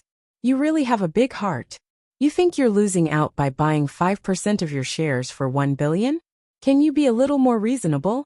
I can't even get the shares of your parent company. Yet you're setting up a wholly owned subsidiary company and giving me 5%? How can you be so shameless? How can you be so shameless? How can I explain this to the other shareholders of Rising Sea? Unfortunately, Chen Guang didn't seem interested in negotiating with him at all. In any case, this matter was settled. Can you handle it or accept it? Let's do it. If you can't handle it, I won't rely on your money to live. We'll go our separate ways. Chen Guang didn't say it clearly, but his meaning was clear. No matter how angry Rao Zhenghai was, he could only report it as it was. On the way back to the office, Chen Guang received an unexpected call. It was from Old Master Jean. Chen Guang chatted with him briefly. Old Master Jean didn't reveal too much to him. He was just concerned about Chen Guang's current mental state. He was afraid that Chen Guang had a hard time getting over it. Chen Guang didn't like other old masters, but Jin Shiyue and Jiang Ye's grandfather had been helping him from the beginning. He couldn't be cold to him, so he spoke politely to him. Before hanging up, Old Master Jin hinted to Chen Guang about Shanghai. Old Master Jin must have received Rao Zhenghai's report and called to dispel Chen Guang's concerns. Chen Guang pretended not to understand, so he didn't explain it to him. However, Chen Guang knew that Rao Zhenghai had lowered his head at the speed of light. Perhaps, Old Master Jin was the one who instructed Rao Zhenghai to do this. However, they would never understand. Although Chen Guang loved money, he was no longer as attractive to him when he had money to a certain extent. It was already 9 p.m. when he arrived at the office. Suli had already gotten off work, and Lu Xiaoliang was still working on the copyrights. Chen Guang called Yu Hong and Fang Tianyu, who were still working overtime, to his office and announced his decision to them. After some discussion, the subsidiary company would be named Tianguang Media. It would still be Chen Guang's legal representative. It would be an empty shell for the time being. The specific arrangements were left to Yu Hong and Fang Tianyu. Chen Guang would be the one to do it. Since Lu Xiaoliang was also working on the copyrights, Chen Guang didn't want to waste his energy. He called Lu Xiaoliang and told him to buy some copyrights when he was free. It didn't matter if it was variety shows, animations, or American dramas. He could even buy some of the copyrights for web novels. Other than a certain book called Billionaire Young Master's Cruel and Doting Wife, Please Love Me 1001 Times, Everything else was fine. After buying these copyrights, they would all be placed under Tianguang Media. As for the funds needed for the acquisition, they would discuss the project for the time being.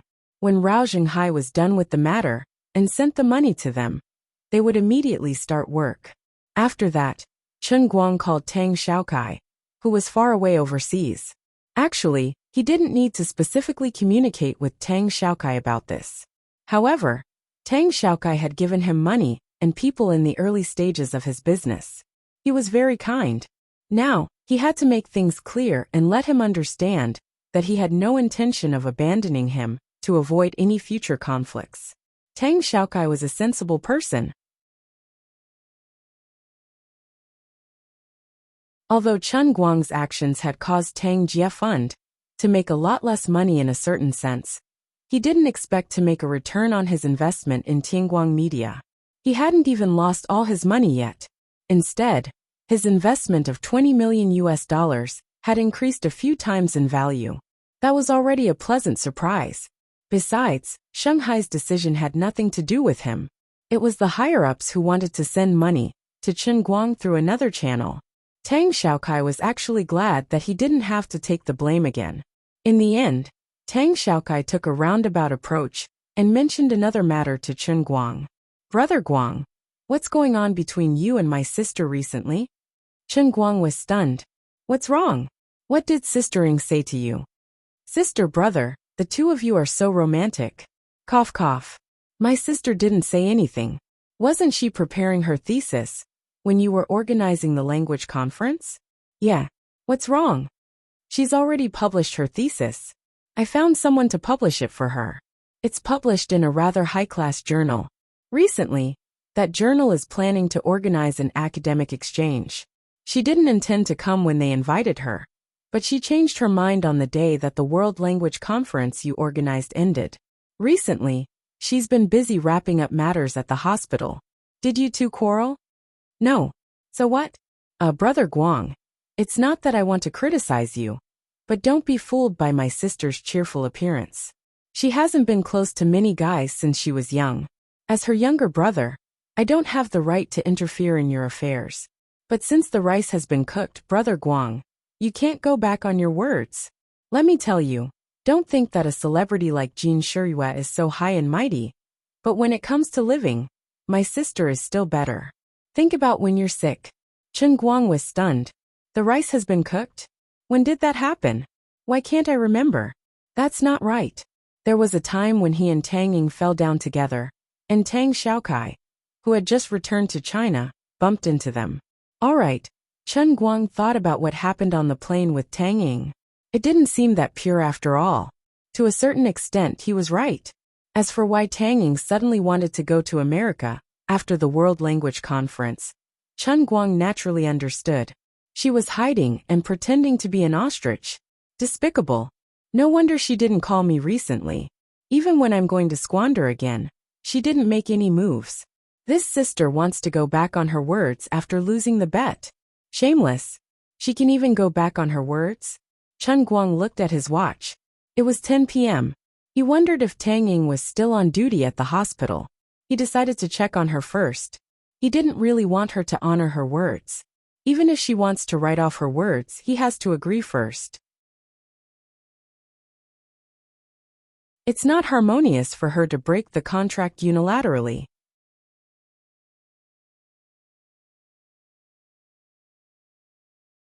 Chapter 945. Actually, going to the hospital to look for Tang Ying at this time was a bit of a stroke of luck, but Chen Guang didn't expect that she would actually be blocked. Just as he walked up the stairs, he saw Tang Ying hurrying out of her office in a white coat.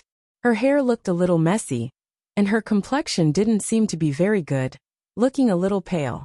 It seemed that she had been trying her best to clean up the mess on hand in order to escape, and it was quite tiring. She walked quickly, looking down at her phone with a frown. He didn't know what had happened to make her so anxious. Chen Guang saw that she was walking straight towards him with her head lowered, so he deliberately didn't make a sound. When she got closer, he suddenly let out a cry. "Where are you going?" "Ah!" Tang Ying let out a sharp scream. She looked up abruptly and saw that it was Chen Guang. She was instantly embarrassed and angry. What are you doing? Are you trying to scare me to death? Chen Guang didn't expect her to be so loud, so he hurriedly made a shushing gesture. Lower your voice. It's midnight in the hospital, and the patients are all asleep. It's forbidden to make noise. Tang Ying gave him a dirty look. It's all your fault. You scared me when you had nothing better to do, and now you're lecturing me. Chen Guang grinned. It's all because you're always looking down at your phone when you're walking. People like you are the type of people who keep their heads down on the internet. Tang Ying tugged at his shirt. Go away. Don't you know? Chen Guang was stunned. Don't know what? You really don't know? I thought you came because of Miss Tong. What's wrong with her? Why didn't she tell you when something happened to her? Tang Ying said as she pulled Chen Guang to the emergency department of the inpatient department. Chen Guang followed behind, confused. He subconsciously thought that something might have happened to Wu Tong. What's going on? He was a little anxious. He knew that Wu Tong had come back to be the bureau chief. Previously, because he had to solve the problem of the internal force martial artist, he did not want to involve her, a police chief who was between an ordinary person and a related person. Therefore, when he had nothing to do, he deliberately did not contact Wu Tong to avoid arousing suspicion. Otherwise, with her overflowing sense of justice and sometimes reckless behavior, coupled with her little bit of power and connections to inquire about relevant matters, it would be troublesome if she were to follow them. Ever since the last time Chen Guang held a piano performance in Beijing, Wu Tong led a team to provide security for him. The two of them hadn't seen each other for a long time, and they rarely even called each other. Wu Tong was well aware of this. She was helpless, but there was nothing she could do. Ever since Chen Guang became the director of the Guangdong General Administration, she had also inquired about a lot of information from Wu Shan. Gradually, Wu Shan told her that what Chen Guang was facing now was beyond the level of his qualifications as the head of the department. Things had become unimaginably troublesome. If ordinary people were to get involved, on the one hand, they might encounter unimaginable dangers. On the other hand, it would also become a breakthrough point for others to threaten Chen Guang. It was precisely because she knew these things that Wu Tong deliberately kept a distance from Chen Guang on the surface. When she returned to Wujing to be the director, she simply told Chen Guang that she was back. It wasn't because she was afraid of danger. After all, being a police officer wasn't a safe job. She just didn't want to be a burden to Chen Guang, especially after she heard that he sent his family overseas. Thus, she was even more determined in her decision. Sometimes she would think that Chen Guang's growth was too fast. It was as if he was just an insignificant young man in school who still needed her protection. But in the blink of an eye, he ran a company and became the director. He suddenly rose to a height that was difficult for her to reach. The change was too fast and she was caught off guard. From time to time, when she was busy with work, Wu Tong would think about what kind of existence she was to Chen Guang. What kind of role did she play in his heart? Did he not care about her? Of course not. When she was kidnapped by the World Destroyer, her life was hanging by a thread. At that time, Chen Guang was not strong at all. He descended from the sky with his bare hands and saved her from certain death. In this world, besides him, there was no other man who could do such a thing. At that time, the two of them had only met each other a few times. They were just friends who got along well with each other. There was even a small conflict between them. Although they claimed to be sister and brother, they were not related by blood. Wu Tong even put herself in Chen Guang's shoes. When faced with such a choice, she was afraid that she would not be as brave and fearless as he was. Therefore, he definitely cared about her. But in the end, no one was perfect. This bad brother of hers also had the bad habits that his peers should have. His heart was always wandering. Fortunately, she did not expect anything. She was older than him by 5 years. It was good that they maintained their current relationship, and there was no pressure on them. Wu Tong actually vaguely knew about the destruction of the Shadow Alliance. She also knew about Chen Guang's recent movements, and also knew about his resignation. These were all news that she heard from Wu Shan, who was close to the higher-ups, and was the representative of the younger generation. Until now, Wu Tong had not taken the initiative to contact Chen Guang. On one hand, it was because she was busy with work. On the other hand, she knew that Chen Guang had a lot of things to do. But most importantly, she wanted to see when this heartless brat would think of her. Ever since she found out that Chen Guang had resigned, she had been counting the time every day. If this guy didn't call in another 3 days, and insisted on contacting him, then he would be dead. In the end, she was unlucky. Originally, ever since she became the bureau chief, whether it was the people in the bureau or her father, Wuxian, they were determined not to give her the opportunity to personally go to work. In order to find a chance to rush to the front line, Wu Tong had recently stopped driving to and from work. Instead, she took the subway. Even if she could only catch a thief, it would be enough to satisfy her craving. Today, she bumped into one and was immediately overjoyed. Usually with her skills it was too easy to deal with a thief. But today that guy seemed to be on steroids. After she found him at the subway station, he turned around and ran extremely fast. Even with Wu Tong's top-notch stamina among the male students in Shun's special training camp, she almost couldn't catch up. Later, when she was about to catch up, that guy turned around and threw the large-screen smartphone he had just stolen at her. Why did he emphasize the large screen? It was because the phone really hurt when it hit her shoulder.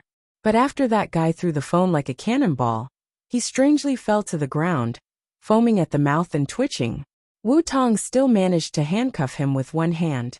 She turned around and saw that the phone that hit her shoulder was completely deformed on the ground. Her collarbone was swollen and painful. Her collarbone was actually broken by the phone that was thrown at her so close. Wu Tong was extremely shocked. She was not an ordinary person.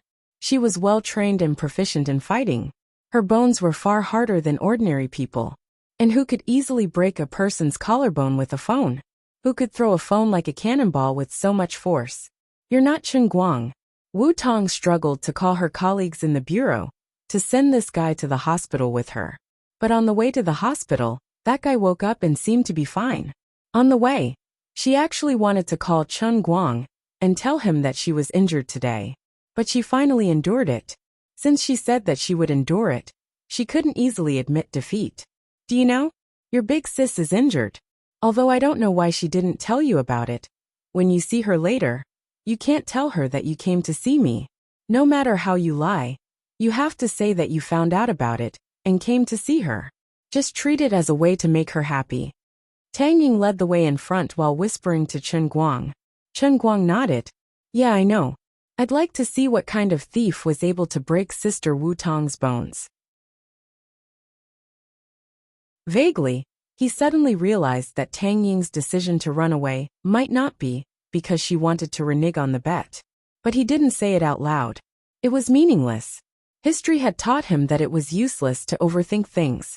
As the saying goes, the boat will cross the bridge when it comes to it. That was the right path in life. The two walked side by side into the emergency surgery consultation room. Wu Tong, who was lying on the bed with a pale face, frowned and deep in thought, suddenly turned to look at the two of them. Her face suddenly blossomed into a smile. Why are you here? Tang Ying secretly rolled her eyes. She knew it would turn out like this. The two of them had obviously come in together. But this guy who only cared about the opposite sex completely ignored her. Chen Guang hesitated for a moment. Actually, he didn't want to lie. Just now to his surprise, Tang Ying, who was standing beside him, seemed to have seen through his thoughts and interrupted him. I bumped into him on the way here. Your little brother sure is resourceful. He found out the moment you got into trouble. Since Tang Ying had already lied, Chen Guang couldn't just turn around and expose her in front of her face. He could only chuckle. I say, you're really something. You're already a bureau chief. Why do you have to catch a thief yourself? Wu Tong raised her uninjured hand and clenched her fist. My hands are itchy. She believed what Tang Ying said. It was unlikely that Tang Ying was the one who informed Chen Guang. After all, when she arrived at the hospital, she found out that the doctor on duty was a male doctor. She didn't want him to bandage her, so she texted Tang Ying. The doctor on duty was relieved. After saying goodbye to Tang Ying, he retreated out of the treatment room and closed the door behind him. Tang Ying went to lock the treatment room door. She then turned to look at Chen Guang. She couldn't be bothered to ask for Wu Tong's opinion. She simply said, "All right, you two can stop reminiscing. Miss Tong, take off your coat first. I'll check your injuries." She had bandaged Wu Tong's wounds many times since she was young. Sometimes, she even felt that it was all thanks to Wu Tong that she fell in love with being a doctor. Oh! Wu Tong gritted her teeth and started to take off her coat. She really didn't care about Chen Guang. She didn't think it was necessary at all. Chen Guang felt his heart ache when he saw Wu Tong's face turn red from the pain. He walked up to her and gently placed his fingers on her collarbone. He channeled some inner force into her body to suppress the pain a little. Wu Tong was stunned. She turned to look at him. "You've really become a martial arts master?" Chen Guang grunted. "The person in front of you is the current, oh no, the greatest martial arts master in history." Cocky. Wu Tong rolled her eyes. With Tang Ying's help, she carefully took off her coat. She was only wearing a sky blue bra inside.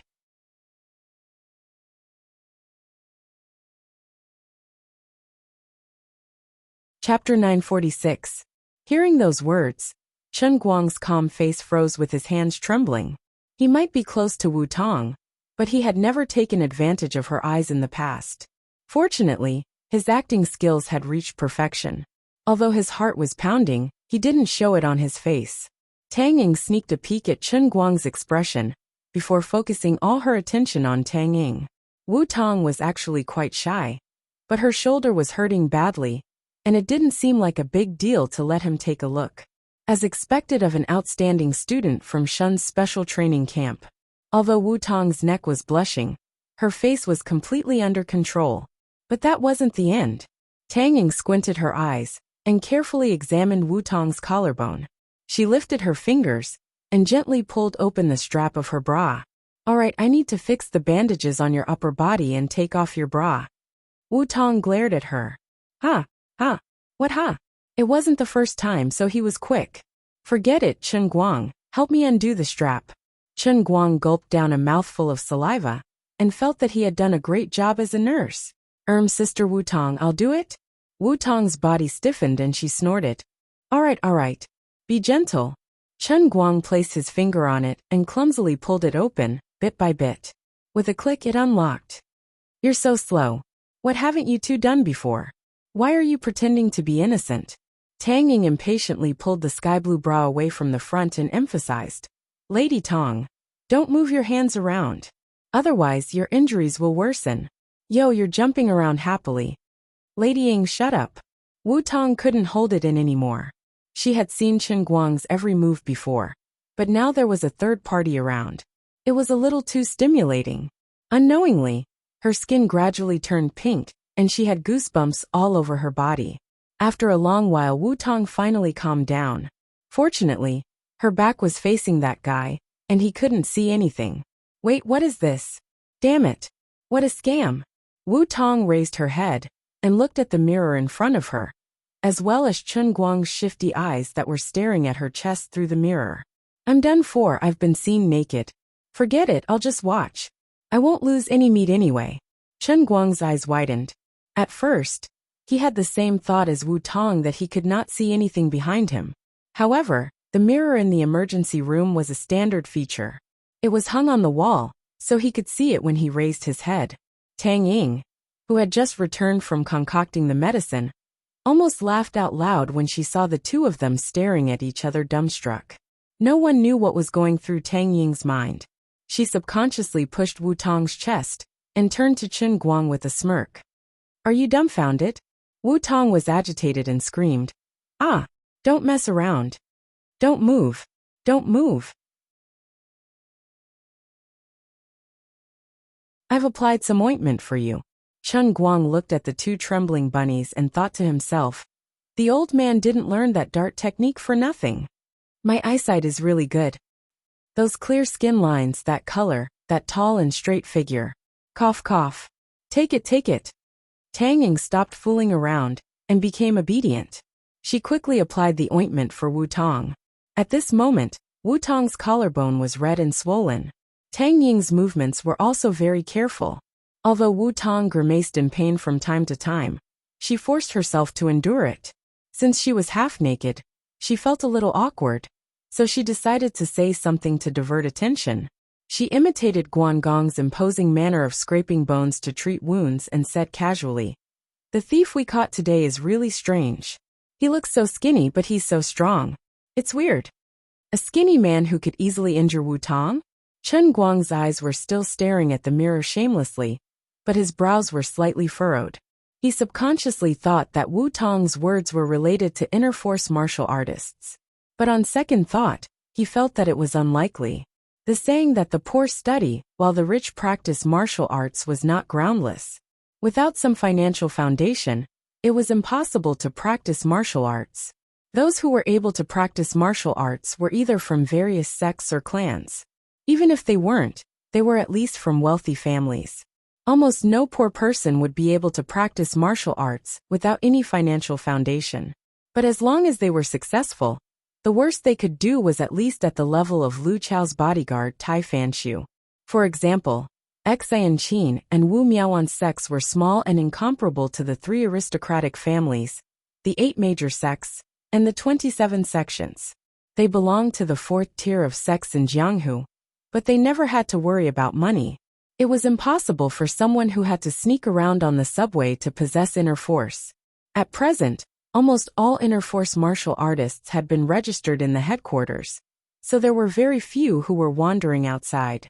Most of them were senior experts who had been living in seclusion for years, so it was even more impossible for them to be thieves. Chen Guang couldn't help but be curious. What kind of person was he? He asked, "Where is he now?" Wu Tong said, "He went to the hospital for a simple examination and found that there was nothing wrong with him. He has been sent to the detention center." "Then I'll go meet him and see what kind of person he is." "Save it. You've already caught him. Are you going to beat him up? Wouldn't that be lynching?" "Don't worry. Stealing and assaulting a police officer are enough to make him suffer. You'd better not interfere with my work. With your bad temper, you can make small things into big things." Wu Tong immediately rejected Chen Guang's proposal. Seeing that she insisted, Chen Guang didn't say anything else. He secretly laughed at himself. He had just thrown away the title of the director of the Guangding headquarters, but he still hadn't completely adjusted his mentality. He was subconsciously worried about the country and the people. Letting out a sigh, Chen Guang replied, "All right, I'll listen to you. But you have to be careful. It's easy for you to make enemies out of your position, so you have to tell me if anything happens. I'm not bragging, but I'm really powerful now. I can fight 100 people in minutes." Okay. Don't worry. I won't be stubborn." On the other side, Tang Ying deftly fixed Wu Tong's bandages and splints. Then she clapped her hands. "Done. You're also an old patient. You know you have to move your hands less. Eat more vegetables, eggs, and meat. I won't emphasize it to you. Come to me tomorrow and the day after. I'll change your dressing." Although her real profession wasn't orthopedics, her skills were extremely high. The triangular bandages were quite exquisite. Next to her, Chen Guang asked, "I don't need to be hospitalized?" He pretended to ask as he continued to glance at the mirror. "Sigh, there's nothing to see." Her upper body was tightly bound by bandages and splints. Her upper body was tightly wrapped and airtight. Wu Tong waved her hand indifferently. "Why would I need to be hospitalized for such a small injury? I'll be fine in a few days." She wasn't being stubborn. When she was studying and training in the police academy, she had fallen from a platform several meters high. Her fall was much worse than this one, but it didn't take long for her to recover. Her bone healing ability was far stronger than the average person's. This was probably the real secret behind her strong close combat ability despite being a woman. It was a natural gift. Chen Guang turned to look at Tang Ying. He seemed to want to say something, but in the end, he didn't bring it up. Instead, he said to Wu Tong, "You can't drive now. Why don't I send you home?" Wu Tong nodded. "Okay, then we'll go back now. Missing, can you help me put on my clothes?" As she said that, she slightly tugged at the bandages under her chest. "Missing, you're too tight. Are you trying to flatten me?" "Shut up. Your bones are fractured. If you don't fix them tighter, you'll move around and injure yourself. Tang Ying couldn't be bothered to talk to her. Just as she put on her coat, Wu Tong's phone rang again. She picked it up and chatted for a while before hanging up. She looked at Chen Guang dejectedly. "Sai, forget it. Chen Guang, you can go back by yourself. My dad said he's coming to pick me up." After saying that, she seemed to be afraid that Wu Shan would bump into Chen Guang. She got up and hurried to the door. As soon as she opened the door, Wu Shan's voice came from outside. "I told you to be more obedient, but you wouldn't listen. Now you're hurt, right? Happy now?" Wu Shan scolded Wu Tong. "None of your business. Aren't you the same? You're hurt less, aren't you? You, why are you like this again? All right. I got it. I'll be more careful next time. Let's go. I'll go say thank you to Tang Ying." Tang Ying has already returned to her office. She's very busy. She doesn't have time to wait for you to say thank you. Besides, there's no need for thanks between us sisters. Let's go. As Wu Tong and Wu Shan's voices faded away, Chen Guang was left in a daze as he had no idea what was going on. Chen Guang turned to look at Tang Ying. "What's going on? It seems like Sister Wu Tong is asking me to avoid talking to Uncle Wu Shan." Tang Ying's eyes flickered slightly, but seeing that she couldn't avoid it, she sighed. "She told me about it yesterday. Isn't it because of you? What's wrong? You used to work in a very special department, right?" Chen Guang nodded. "Yes, very special. What's her name?" Tang Ying's curiosity was suddenly piqued. "I asked her, but she wouldn't tell me. She only said that the confidentiality level is very high. According to the rules, she doesn't even have the right to know. If she tells me, it's against the rules. There's nothing that can't be said here. It's up to me whether or not I can keep it a secret." "Huh. Light swollen chrysanthemum?" Chen Guang knew it would be like this. Wrong. What nonsense are you thinking about? Light as in radiance, calm as in sea stabilizing needle? Tang Ying looked him up and down. What a perverted name. Did you come up with it? I'm really innocent. But I heard that when I was named, it was because of the word light in my name. All right, let's not talk about the name anymore. Anyway, Lady Tong said that it's easy for you to resign and leave, but it seems that some people don't want to let you off the hook completely. Their original intention was to let your old friend, Wu Shan, interact with you more. They don't want you to be a free man. Uncle Wu Shan will advance soon, but the things he's in charge of shouldn't be much different from now. If he maintains a relationship with you, he might be able to meet some people's needs.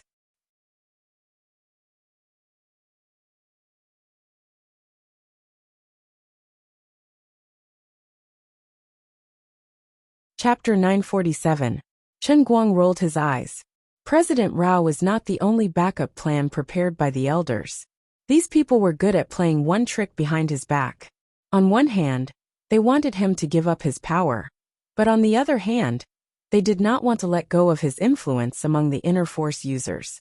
Perhaps more importantly, they did not want to let go of his peerless martial arts that allowed him to kill Ouyang Tianxing. In the end, they still wanted to turn him into their tool. Tang Ying saw that he was distracted and looked at him curiously. How powerful are you now? I'm a professional doctor, but I can't see any changes with my naked eye. No, your muscles are a little stronger, but you're just a person with a nose and eyes. You don't have 3 heads and 6 arms. Chen Guang looked around and ran to the sink to find the faucet. He placed his thumb and index finger on the metal faucet and exerted some force. Here, see for yourself how powerful I am. Tang Ying walked over slowly and stared at the faucet. There were 2 clear fingerprints on the metal faucet. This you, how did you do it? Tang Ying was shocked. He only used 2 fingers to exert a little force. He didn't even see him use much strength, but it was already like this. It was merely 2 fingers. How much strength did he have? Chen Guang chuckled. Just a little pinch and it's like this. Tang Ying still could not understand. From a medical point of view, Chen Guang's bones and muscles were like a hydraulic press. Tang Ying wanted to examine his hand again, but there was a knock on the door. Section Chief Tang? Can I come in now? Tang Ying could not care less about Chen Guang. She quickly picked up the bra that Wu Tong had left on the blanket. What's wrong? Come in. The male doctor from the emergency department poked his head in. Section Chief Tang, you guys I. Tanging understood and quickly said, Okay, we'll go now. When the man turned and left, Tanging grabbed the sky blue bra on the bed and stuffed it into Chen Guang's hand. Take it. Chen Guang took it in his hand. He could still feel the warmth of her body through his fingers. What? Take care of your sister's things for her. I'm so busy right now that I don't have time to send them back to her. Whether you want to keep them for yourself or send them back to her, that's up to you. Sister Tang, I still need a pair of lace underwear. Scram. The two walked out of the emergency room. Tang then said, Forget it, I won't ask you anymore. If there's nothing else, I'll go back to my shift. When she said this, Chen Guang felt that her eyes were slightly evasive. It was obvious that she had remembered the bet and was pretending not to know. She really wanted to go back on her word. Sister Tang, I saw another chief physician in your office. You're not on duty today, right? Tang was taken aback. Fine, you saw through me. Chen Guang suddenly took a deep breath and asked, So, you want to go back on your word? Tang Ying's body trembled. She was slightly stunned at first, but she soon noticed the provocative look in Chen Guang's eyes. Who said I want to go back on my word? Then I heard from someone that you're planning to run to America. Did little Kai tell you that? Don't worry about where I heard it from. Just tell me, are you trying to go back on your word? If you really want to go back on your word, then just say it. I won't say another word. I've always been a reasonable person, but I'll never bet with you again. Sai, this is a game of luck. Go. I Tang always mean what I say. I never go back on my word. Last time even, I was on the plane because of you. Then why do you suddenly want to go to America? Don't tell me you think I'm afraid I'll let Miss Tong down. So I'm purposely avoiding you? Unexpectedly, Tang took the initiative to say this. Isn't that so? This time, it was Chen Guang's turn to be at a loss. Tang smiled disdainfully. Are you kidding me? If I really thought that way, I would have ignored you a long time ago. I know your sister Wu Tong's thoughts better than anyone else. I can guarantee you that she doesn't mind at all. Back then, when we were watching porn together, we even… Anyway, this has nothing to do with her. Chen Guang's eyes lit up. What's going on between the two of you? Get lost. Are you going to listen to my explanation? Listen. Tang composed herself and sighed. To tell you the truth, I've been back in China for more than half a year. I've met many patients and finished my thesis. But recently, I've encountered some unpleasant issues when publishing my thesis. I had to ask little Kai for help to resolve them. Let's not talk about these trivial matters. Anyway, I'm a little disappointed with the state of research in China. I feel that staying in the hospital is a little boring. I plan to take this opportunity to visit my alma mater. If it's possible, I'd like Morelands and Gokyo University's medical department to jointly set up a research institute. I'm just going to switch from clinical to scientific research. If I'm just going to be a clinical doctor for the rest of my life, I won't be able to save many people. Only by switching to scientific research and making some achievements in academia can I realize my ambition. In the past half a year, I've pretty much figured out the situation in China. It's time to take the next step. Nobel Prize in Medicine? Chen Guang narrowed his eyes and looked at her. He had intended to tease her, but unexpectedly, Tang raised her eyebrows. That's right. This is my lifelong pursuit. For this, I can stay single for the rest of my life. Just like your sister Wu Tong, who swore to catch all the criminals in the world. The two of you are really good friends. Tang covered her mouth and laughed. You can call it birds of a feather. Chen Guang also laughed. He finally understood the real situation in Tang and Wu Tong's hearts, and he felt a lot more relieved. He and Tang had known each other for a long time. If this kind of words came out of someone else's mouth, it might seem a little ridiculous. However, the person who said this was the youngest doctor in the famous Morelands Medical College in the past 20 years, and she was already famous both domestically and abroad at such a young age. Chen Guang knew that she was serious. When she said these words in a seemingly joking tone, her eyes flashed with the brilliance of incomparable determination. People will always be great because of their dreams. Moreover, Tang Ying's seemingly unreachable dream was great in itself. Chen Guang's slightly out-of-control desire from taking advantage of Wu Tong's eyes in the mirror had unknowingly dissipated a lot. Okay, I understand, but I don't know how I can help you. If you need anything, just let me know. It was a pity that Tang Ying was not short of money. Otherwise, Chen Guang felt that if she wanted to set up a research institute, he would be able to sponsor some of it. However, when he thought about her rich younger brother and her family's assets, there was no need for him to help. Okay, thank you for your kindness. Chen Guang hesitated for a moment.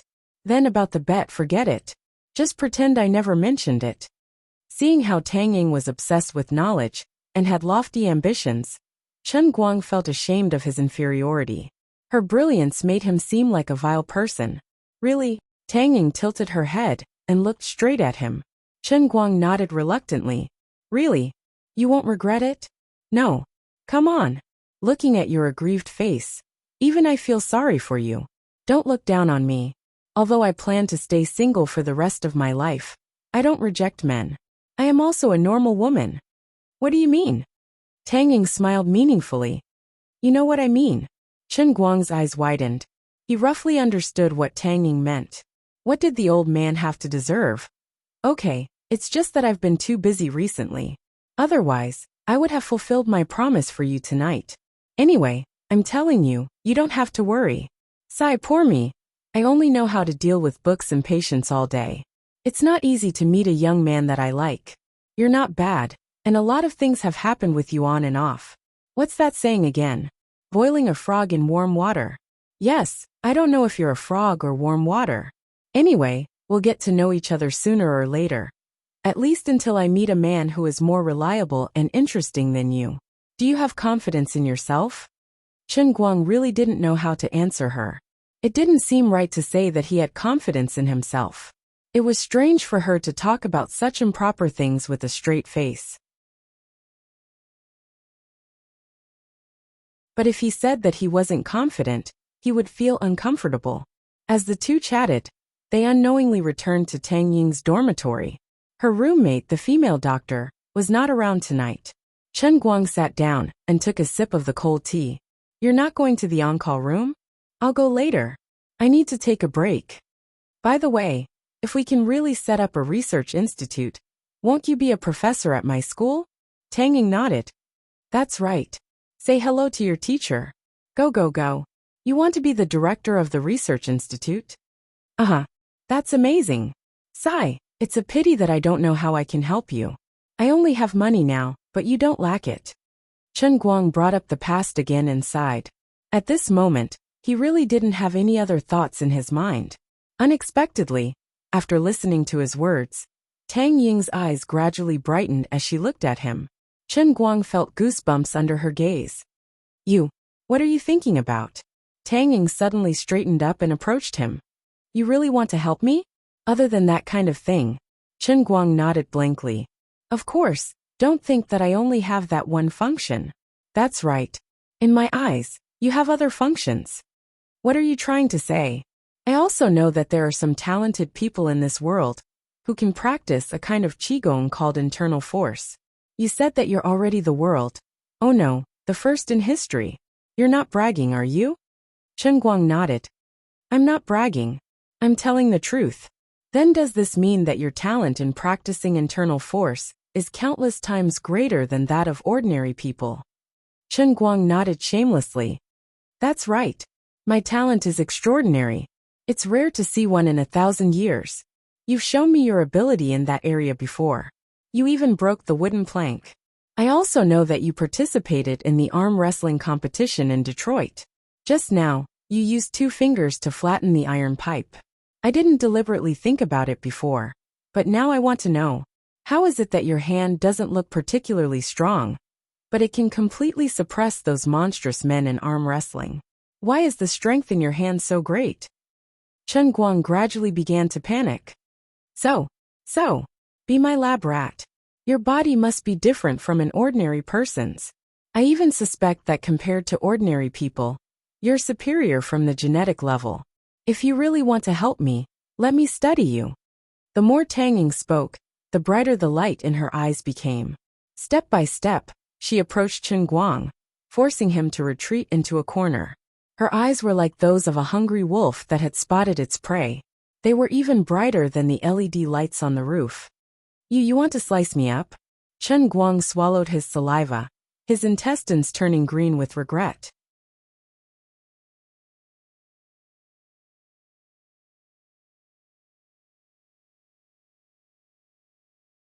Chapter 948. His brain must have short-circuited. How could he not have thought of this? Perhaps there were at least tens of millions of people who wanted to study him. The number of people in official scientific research institutions could probably form a line from the East Gate to the West Gate of the 5 capitals.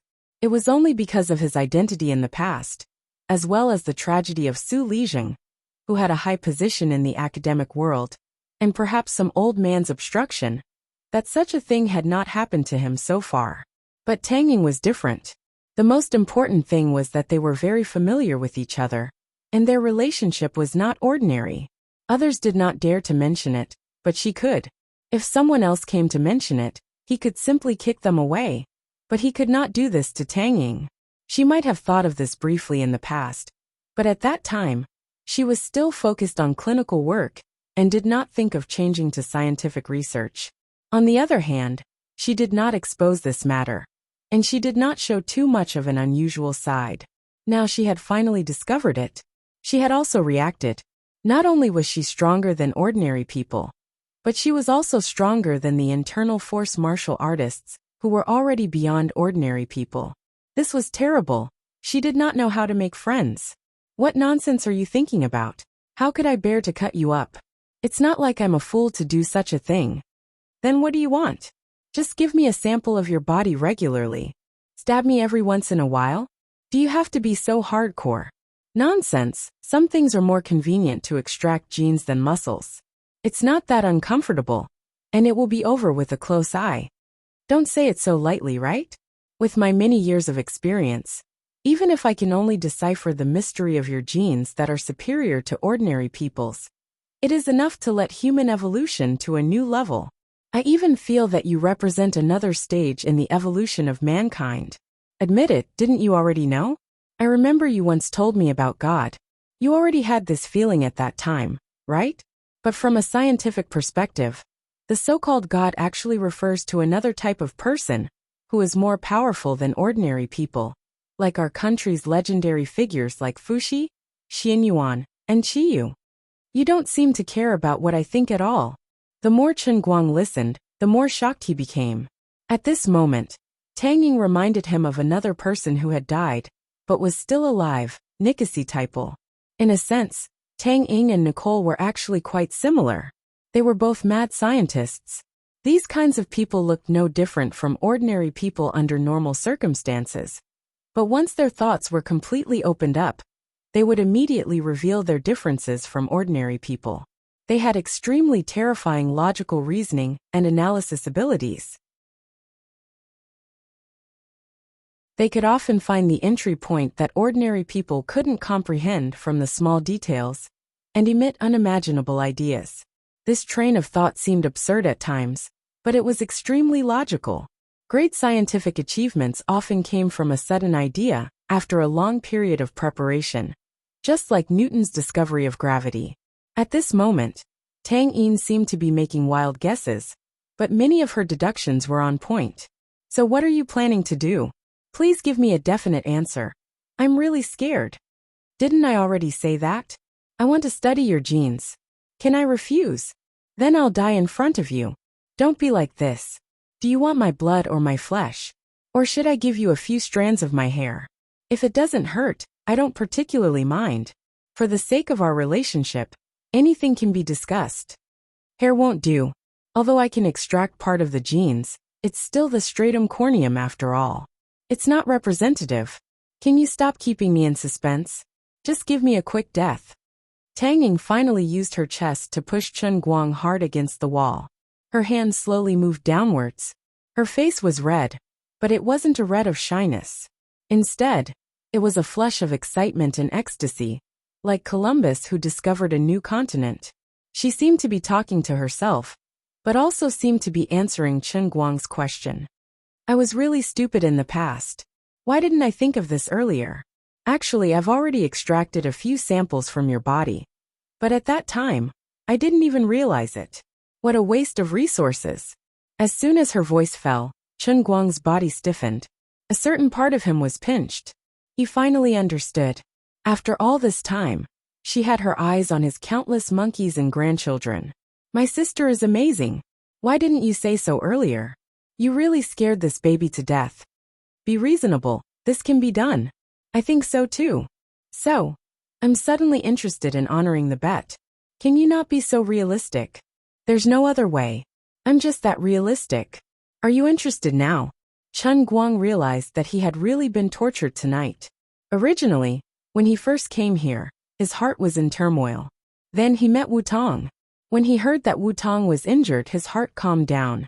Then, he saw that Wu Tong's injury wasn't too serious. Between Tang Ying and Wu Tong, one was a wounded soldier, and the other was a battlefield doctor. Coupled with the spring scenery in the mirror, his calm heart started to move again. Later, he planned to use the excuse of sending Wu Tong home to have some fun. But in the end, she ran away with her father. Later, he was shocked by the ambitious Tang Ying. Ashamed of his inferiority, he activated his saint mode.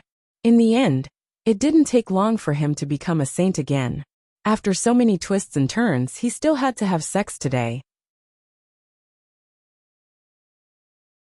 Damn it, fortunately, this old man's mind and physical body have been tempered to be as strong as iron.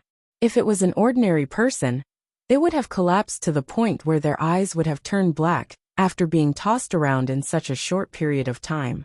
5 minutes later. Are we going to start now? Okay. 10 minutes later. Are you trying to break my ribs? Can you be more precise? I think I need some Vaseline. Give me a moment. Half an hour later. Can you cooperate a little? The heat from the friction is about to ignite. You can't blame me. It's not like you don't know how good I am. Forget it. I have a little movie here. Let's cooperate. An hour passed. I can't take it anymore. Come on, I feel like it's almost done. 2 hours passed. I'll be damned if I believe you. Tang Ying glared at Chen Guang fiercely as she took out a test tube from her desk and placed it on her lower abdomen. She carefully rubbed the bank card on her body. I won't use this trick on you next time. So, are we going to do something more directly? You wish. I'll buy you a small electric motor. As Chen Guang continued to take advantage of the situation, he looked at Tang Ying. When she was done, she slapped Chen Guang's hand away and wiped her body with a napkin.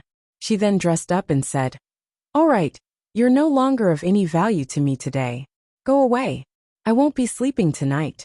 I have to deal with the sample tonight, or I'll only have 4 hours left. You know what I mean? Huh, you're not going to shower? I'm busy. I'll go to the bathroom after I'm done. Bye." With that, she took the test tube and ran away. Chen Guang thought he would be able to sleep in Tang Ying's dormitory tonight. He never expected that she would really not go back to the dormitory. He waited in the dormitory for more than 10 minutes. When Chen Guang called her again, she was already at the cold storage of Gokyo University's old campus. Well, Chen Guang packed his belongings and left. His heart ached so much that he couldn't breathe. He used to think he knew her well enough, but she had 1,000 faces. She was like a completely different person when she was at work and in life. But on second thought, it wasn't hard to understand. If she didn't have the spirit to study without distractions, how could she have gotten a PhD from Morelands University at the age of 26? In fact, a long time ago, Chen Guang had thought that he would eventually encounter a situation where people wanted to study him. After all, he had always been high profile. He had repeatedly displayed too many talents that surpassed his generation and race. But as his status rose, he gradually stopped worrying about such things. As long as he was unwilling, no one in this world could force him, not even the emperor himself. But he didn't expect that a thief in the house would be hard to guard against.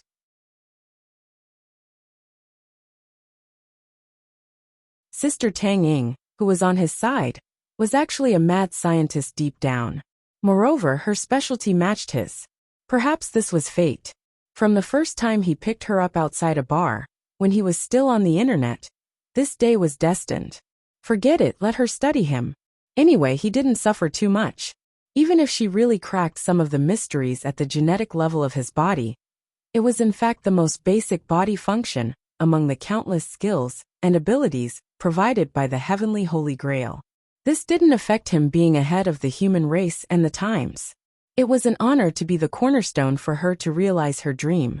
Perhaps years later, because of his great and generous contribution, mankind would truly achieve a leap in evolution and march out of Earth and into the universe. As the greatest lab rat in history, he would also leave a deep mark in the history of mankind together with Tang Ying. He would certainly be remembered by history and engraved on a monument. This might become the greatest sperm donation in human history. Sitting in the phaeton, Chen Guang's face was shining with the same brilliance as Tang Ying's. I'm really great. Ahem. In the next few days, Chen Guang didn't run around anymore. Instead, he was a good student at school for a few days. In between, he visited Wu Tong. In the end, the elder sister had only been lying at home for less than 2 days before she was brought to her director's office. Because something had happened, and it was a big deal. She was a little anxious. The thief she caught the day before yesterday had stopped breathing without any warning in the detention center. Although the whole process of the case had been recorded, which was enough to prove the innocence of the branch office, there was still some negative impact after all. Wu Tong also felt very innocent. During the whole process, she didn't even punch the thief once. During the examination at the hospital, there was no abnormality in the thief's body. When he was detained, he was also served well, and there was no violation of any rules. According to the autopsy report, the cause of this person's death was due to overwork and the sudden functional exhaustion of the organs. On one hand, Wu Tong was busy providing evidence to prove the innocence of the law enforcement officers, and on the other hand, she had to deal with the influence of public opinion. So even though her injury had not fully recovered, she could only go to work with it. Chen Guang couldn't help much in this matter. As for Tang Ying, she was completely in a state of work. Less than 3 days after taking samples from Chen Guang, she crossed the ocean and went abroad. Her plan to start a research institute was officially put on the agenda, and no one could stop it.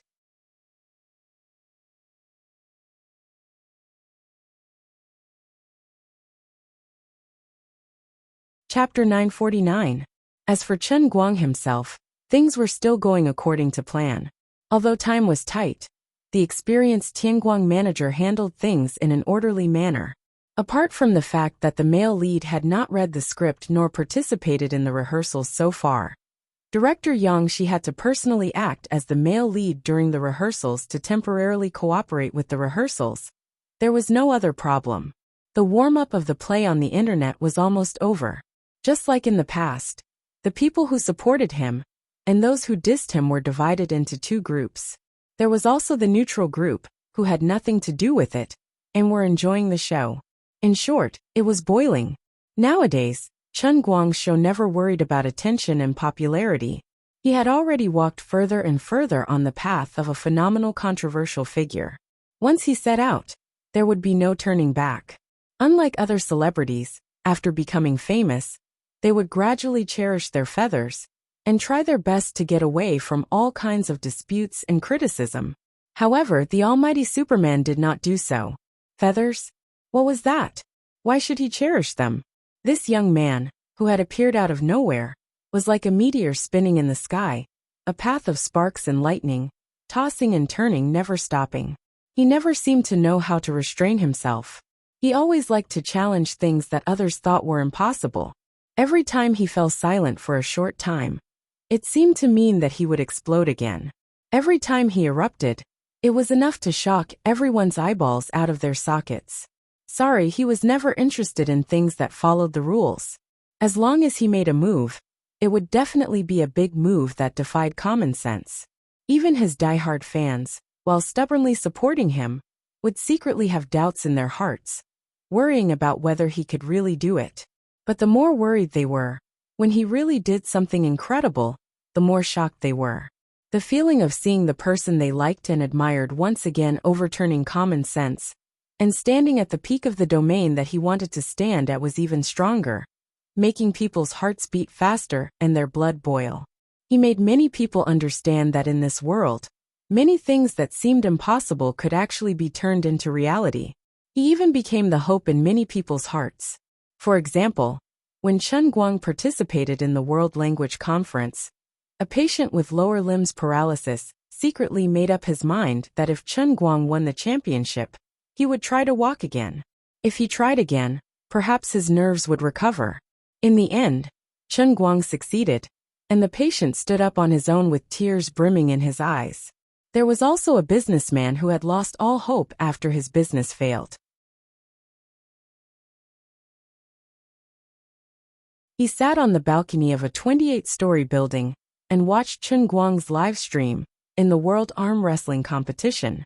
Finally, he gave up the idea of committing suicide and decided to face his fate bravely. The heavy debts he had on him were just like those huge men defeated by the thin Chen Guang. Although they looked strong, they were not invincible. There were actually quite a number of such people.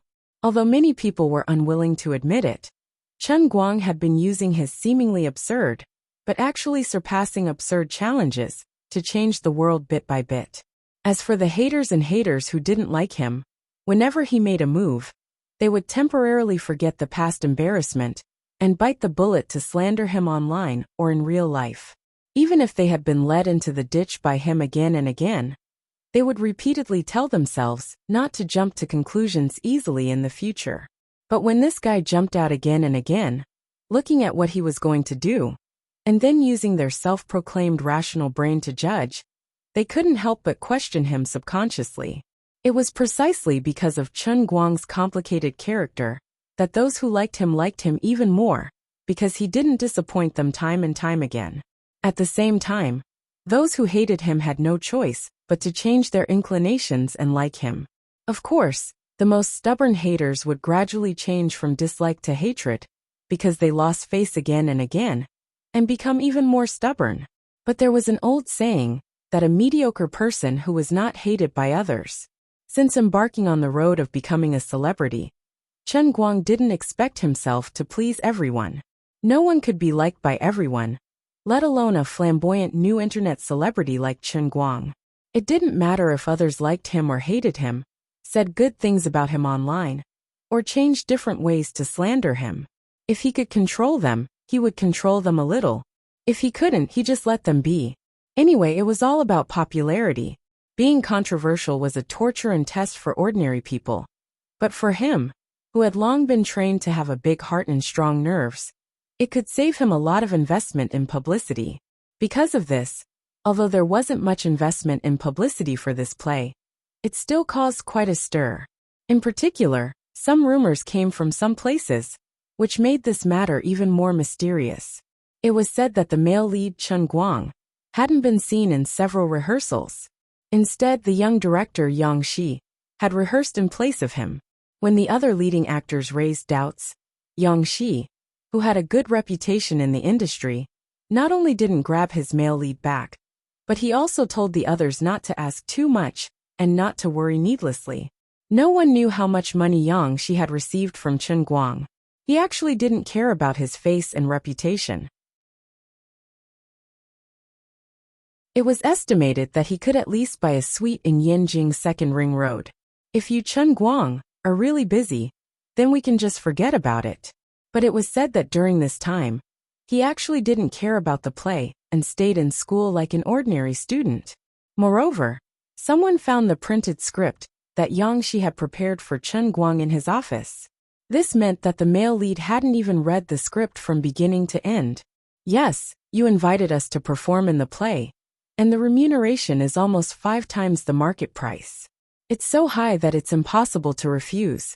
But all the other professional actors and main producers are working hard to rehearse, and you, an unconventional male lead, actually don't care about it and become a student? You're messing with us. Of course, although almost all the main actors were dissatisfied, the remuneration was high, and the breach of contract was also high. They couldn't bear the cost of breaking the contract easily.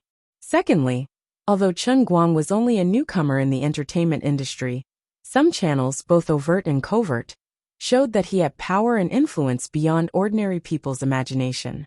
Although many people had the idea of refusing to perform, in the end they endured it. Forget it, a lifetime of fame will be ruined this time.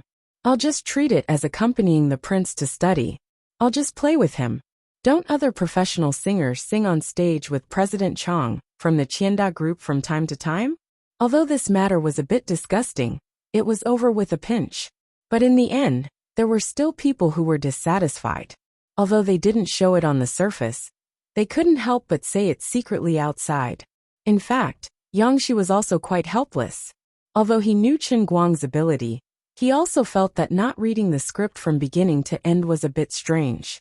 In private, he had told Chen Guang many times, but Chen Guang just didn't listen. He was determined not to cooperate, and he even said, "Don't panic, the sky won't fall.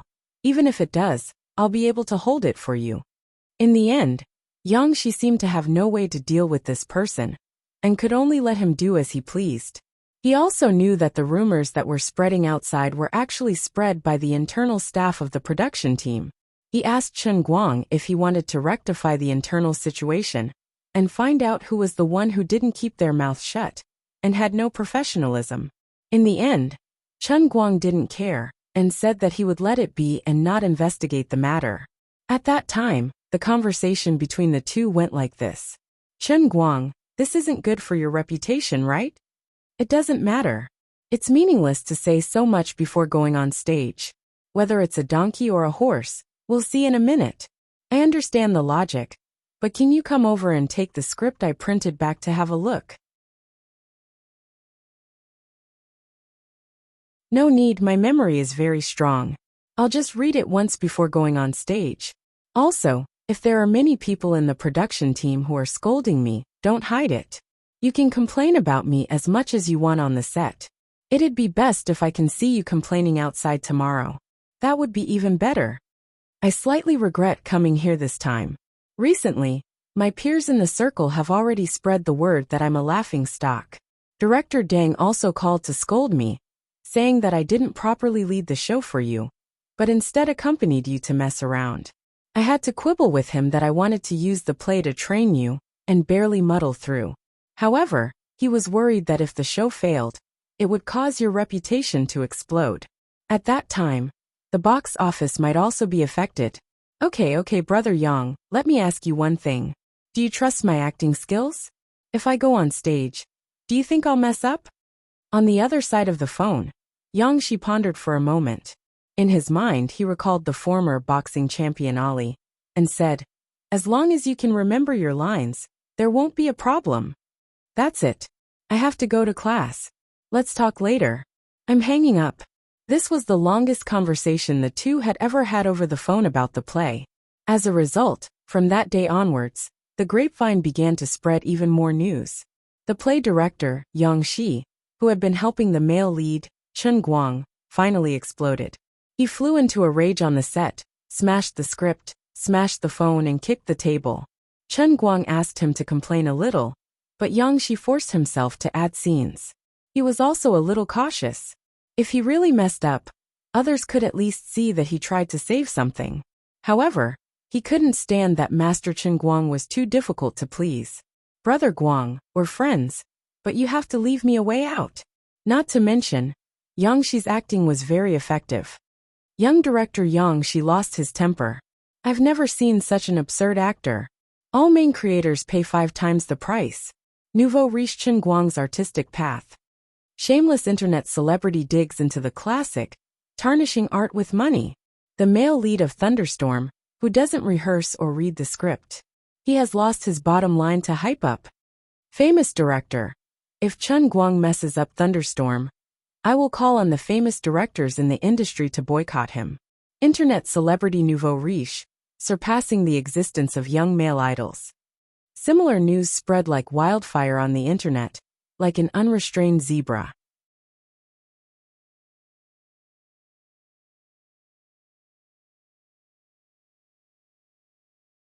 Chapter 950. This time, It's different from the past when Chen Guang was being protected by the old men in the dark. But it's different now. He had resigned and was no longer the director of the Guangdong General Administration. He had also clearly expressed that he had no interest in the officialdom. The elders had dealt with the father and son of the Chao family as he wished, and Chao Jingming had even become a deranged person.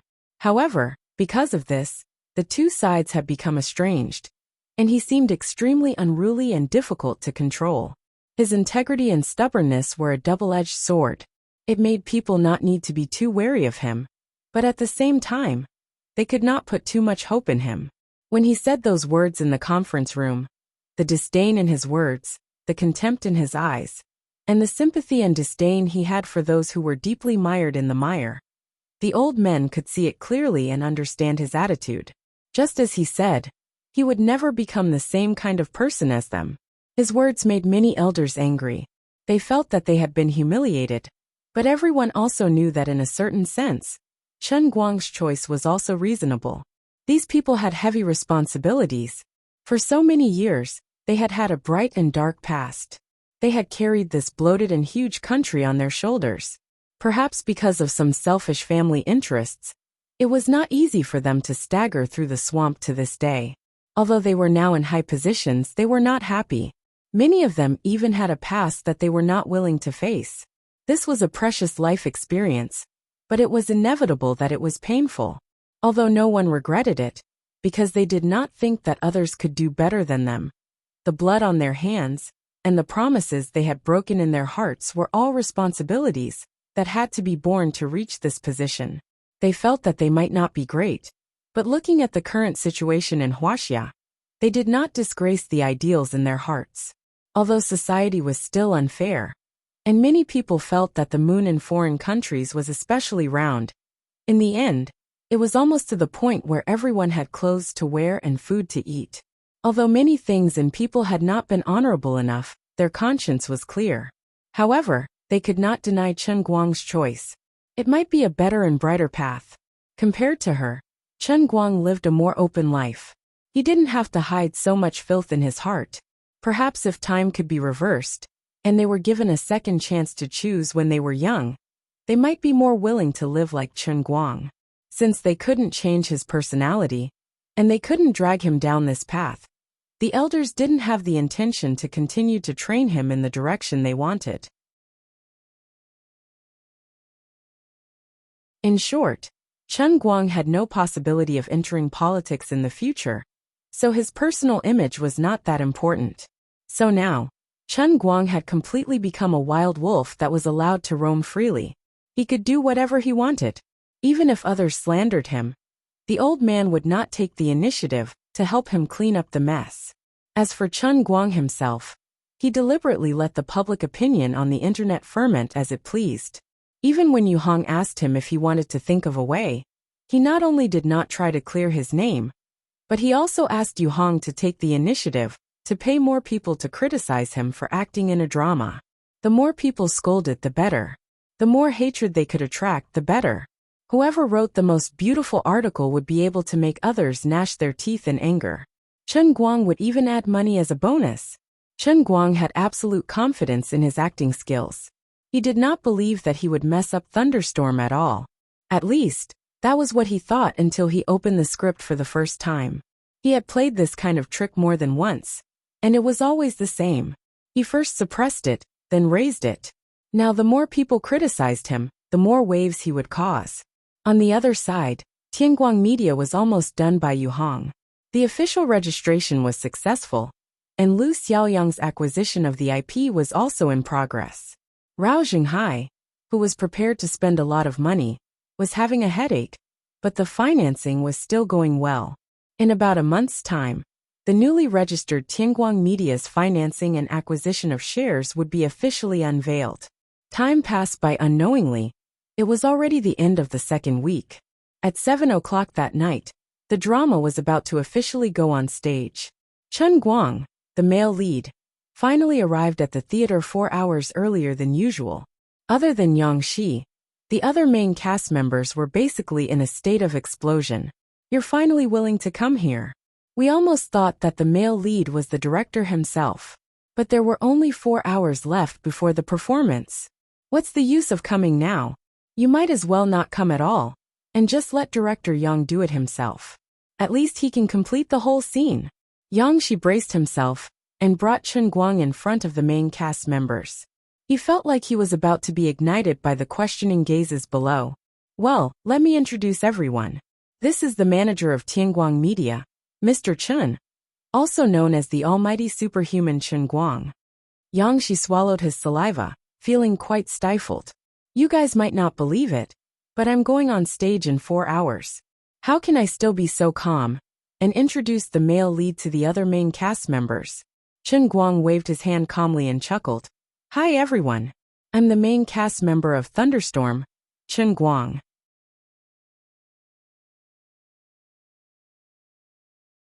The other 20 to 30 main cast members below the stage replied weakly, Hello Mr. Chen. Everyone called him Mr. Chen, and no one called him by his name. It looked like they were respecting him, but in fact it was because no one really treated him as an actor. You say you're the main cast, Chen Guang, but in our eyes, you're just a rich and capricious boss, Mr. Chen. Chen Guang was well aware of this, but he wasn't bothered by it. Looking at his watch he said, It's 3 p.m. right now, and there's only 4 hours left until the stage. Everyone make your preparations. I have high hopes for this play. The moment he said that, everyone was stunned. You have the cheek to say that? You have high hopes for this play? You have high hopes that you've never attended rehearsals or read the script.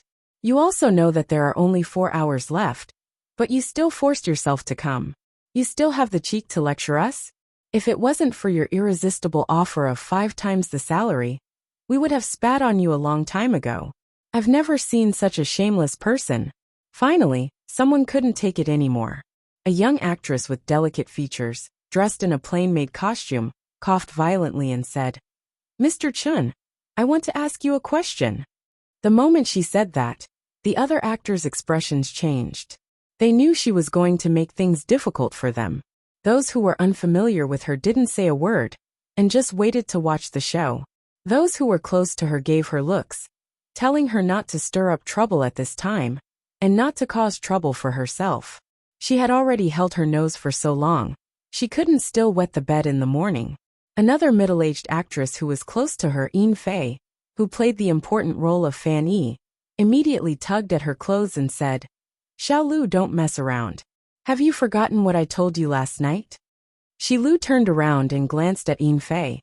Sister Yin Fei, I understand, but I just can't take this lying down. Sayu. Yin Fei didn't know what to say. Last night, when the two of them finished rehearsals and went out for supper, Xi Lu was full of complaints about Chen Guang, and even wanted to give up the chance to perform. At that time, Yin Fei tried to persuade her. Although the male lead was very unreliable, a normal play wouldn't be able to achieve the impact of Thunderstorm. There were countless eyes all over the country waiting for it. When the time came, it didn't matter how bad Chen Guang's acting was. Although it might affect their acting standards and condition, with him as a foil, wouldn't it reflect the high standards of these professional actors? I know you don't need money, and don't care about his 5 times salary and compensation. But although you have some connections in the industry, you are still a newcomer. Participating in such a high-profile show is good for your development. At most, don't treat this play as an art performance. Treat it as a reality show. At that time, Xi Lu was reluctantly persuaded by Yin Fei, but she was still young and impetuous. Today, she was like a barrel of gunpowder. On the other side, Chen Guang had already turned his gaze over and looked straight at the girl. Oh, what's the problem? Xi Lu took a step forward. President Chen, do you know the name of the character you're going to play? Hearing this, Yang Xi's expression changed slightly. He stepped forward and interrupted. Xi Lu, don't joke around. Chen Guang carried it before. Chen Guang answered straightforwardly. I don't know. F***ck. Yang Xi was dumbfounded. I was just about to wash the floor for you. You turned around and peed on the floor. Can't we talk properly? How do you want me to wash it for you? This time it's even healthier. I can't even wash it. You. Xi Lu pointed at Chen Guang. Her hands were trembling, and her lips were trembling. She couldn't speak for a long time. She didn't expect that Chen Guang would dare to admit it. You don't even know the name of the character you're going to play. And we thought that even if you didn't come to rehearse, you would have at least read the script in private. If you didn't say it yourself, we wouldn't have dared to accept this reality. Can a person really be so unreliable? She was so angry that her eyes were wide open. Her originally fair face had turned bright red because of her anger. The other main cast members also felt their hearts skip a beat. This is so infuriating. We might be acting in a fake drama. Despair. Alright, Yin Fei didn't want to persuade Shi Lu anymore. She also wanted to see what the most deceitful male lead in history could do. So what did you mean by reminding us that we only have 4 hours to go on stage? What do you mean by placing high hopes on us? Are you trying to make all of us into a joke? Chen Guang, what's going on in your head? Have you lost your mind? Shi Lu took a step forward and glared at Chen Guang. She felt that there was a ball of fire burning in her chest. She had too much resentment to vent. Chen Guang shrugged. Didn't I just say that I'm taking this matter very seriously? I take this very seriously. Alright, stop fooling around. I have to go look at the script. You guys hurry up and go through it. After saying that, he wanted to leave again. The old man didn't have the time and energy to care about everyone's feelings. Time was a little tight. Rather than wasting my breath here, I might as well go read the script. If I had to painstakingly explain myself to every single person who didn't believe in my abilities, then I would tire myself to death. Shi Lu was so angry that she laughed. She turned to look at Yang Shi. Senior, Director Yang, look at how sloppy he is. Back then, I only came here because of you. How dare he act like this? Yang Shi waved his hands. He didn't have the pretentious aura he had in the past 2 days. He forcefully defended himself. Shi Lu, don't get too worked up. The situation isn't that bad. Chen Guang is really the most talented actor I've ever seen. He's a natural actor. Alright, stop fooling around. Shi Lu turned to look at the others and steeled her heart. Do you think I'm fooling around? I just don't want my dreams to be humiliated. He's insulting the performing arts. Forget it. I'm not acting anymore. After saying that, she turned to walk out. After taking 2 steps, Yin Fei hurriedly pulled her back. Shi Lu turned back to look at Chen Guang. She gritted her teeth. Isn't it just a penalty fee? I'll pay. Others might be afraid of you, Chen Guang, but I'm not. I used to have some hope in you, but now I feel like a joke. Goodbye. Shi Lu broke free from Yin Fei's grip and walked out. Xiao Lu, don't be like this. Yin Fei still wanted to stop her. Shi Lu struggled a bit more and finally managed to escape. It was less than 4 hours before she went on stage.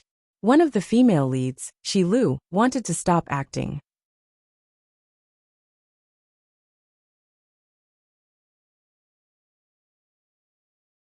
Chapter 951. The other veteran actor, Hu Delin, who played the role of Zhou Puyuan, also looked at Yang Shi with a bitter face, then turned to chase after Shi Lu. Hu Delin and Yang Shi were good friends. Previously, Yang Shi knew that Shi Lu had a bad temper, so he asked Hu Delin to help mediate. On the other hand, Hu Delin had a good relationship with Shi Lu's uncle, the famous director Shi Changhe. Before coming here, Shi Changhe had asked him to help take care of his stubborn but talented niece, so Hu Delin couldn't turn a blind eye to her. That was how it was in the entertainment circle. It was okay if you had a little temper and a little willfulness, but you couldn't offend people too much. No matter how much Chen Guang went overboard, the contract was signed in black and white, and Chen Guang wasn't a small figure who could be casually manipulated. He was the boss of Tianguang Agency, and even Lu Chao of Luxia culture didn't dare to offend him.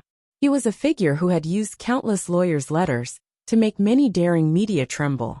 He was also the hidden 2nd or 3rd generation who had a mysterious force to protect him when he was being badly defamed. It was so much so that there were people who analyzed that Jin Shiyue, a relative of the entertainment circle with a powerful background, had repeatedly expressed interest in Chen Guang, because the two of them were well matched in terms of social status. Otherwise, the grace that Chen Guang had received since his debut would be too grand. Chen Guang's background was too terrifying. No matter how good Shi Lu's reason was, or how unreliable Chen Guang's performance was, the highly anticipated show was about to start, and she couldn't just stop acting. She felt comfortable for a moment, but there would be endless troubles in the future. As an artist, as long as they were involved in a dispute, no matter who was right or wrong, or who won or lost in the end, it would be a scandal for no one. Chen Guang was already full of black marks. Even if he made a scene, it seemed that it was nothing. But Shi Lu, a young girl who had just debuted, couldn't bear such a torment, and Hu Delin couldn't stay out of it. Yang Shixian caught up to Hu Delin in a few steps. "Old Hu, please help me hold on." Hu Delin quickly chased after her while nodding. "No problem, leave it to me." Xiao Lu's temper is a little bad, but in fact, it's because she values this opportunity very much. It won't be a problem to have a good talk. When Hu Delin was about to leave, he glanced at Chen Guang again. Even though he was a good-natured person, he was a little angry. Returning to Chen Guang's side, Yang Shi looked at the others. He couldn't come up with an idea for a while. After thinking for a while, he said, Okay, everyone go and rest first. Hurry up and review the script. It's okay, tonight's scene will definitely come out. If Xiao Lu really doesn't come back, I'll just put on makeup and go sing the Four Phoenixes. Chen Guang said, "It's fine. I'll do it. I can act too." "It's dirty." This time, the other main creators didn't even bother to roll their eyes. They turned around and ran. They were really afraid that if they continued to stay beside this master, they would want to strangle him like Shi Lu. "My brother Guang, stop fooling around. What are we going to do this time? Why don't you go up and say some soft words to coax her? Shi Lu isn't a bad person. She just graduated and hasn't been in the entertainment industry much. She's a little arrogant. Her uncle is Shi Changhe, a friend of director Deng, and also a famous director. You know, after all, she's a second-generation star. Just look at how things are going. If she really decides to quit the show, there's no one more suitable than her. Shi Lu is really quite talented. I was just saying those words out of anger. This is a drama, not a Beijing opera. How can a man go up and play the role of a woman as the Four Phoenixes?" When almost everyone left, Yang Shi turned to look at Chen Guang with a bitter face and tried to persuade him. At the last moment, Shi Lu, who was playing the important role of the Four Phoenixes, actually wanted to quit in public. As the director, he had a big headache. He looked at Chen Guang with pleading eyes, hoping that this big brother could help him a little. "I know you're capable, but others don't. Let's put away our supernatural powers first, okay?" Chen Guang also hesitated for a moment. Actually, he could quite understand the anger of this little girl named Shi Lu, but in the end, he didn't say anything. Instead, he patted Yang Shi on the shoulder and said, "Brother Yang, don't worry. She won't be able to leave." Yang Shi was stunned. "Why?" Chen Guang chuckled. "No reason. Her acting is pretty good, but Monkey Sun can't escape the palm of Buddha's hand. I'm 100% sure that she won't leave." "Ah." Yang Shi's face was blank, but Chen Guang had already turned around to leave. He said, "Brother Yang, I'll leave her to you. I really have to go read the script. Give me 3 hours. I'll memorize the lines of the Four Phoenixes and the original male lead." Just as Chen Guang and Yang Shi said, he was sure that Shi Lu wouldn't really leave. The reason was very simple. Don't be fooled by her angry look. In fact, she had forced herself into this situation. But the moment she turned around to leave, her footsteps were slightly hesitant. In fact, she regretted it as soon as she turned around. This kind of small detail couldn't be noticed by others, but it couldn't be hidden from Chen Guang's eyes. She turned around and walked away, as if nothing had happened. Yang Shi and the other mature and charming actress, Yin Fei, followed her to persuade her, and she would definitely come back. Yang Shi had no choice but to quickly say, "Brother Guang, don't forget. You have to memorize Zhou Ping's lines. You have to play Zhou Ping." Chen Guang turned around and was shocked. D*MN, where's the male lead? Why are they all female characters? Yang Shi was about to cry. "My brother. Zhou Ping is a man. It's the eldest young master of the Zhou family."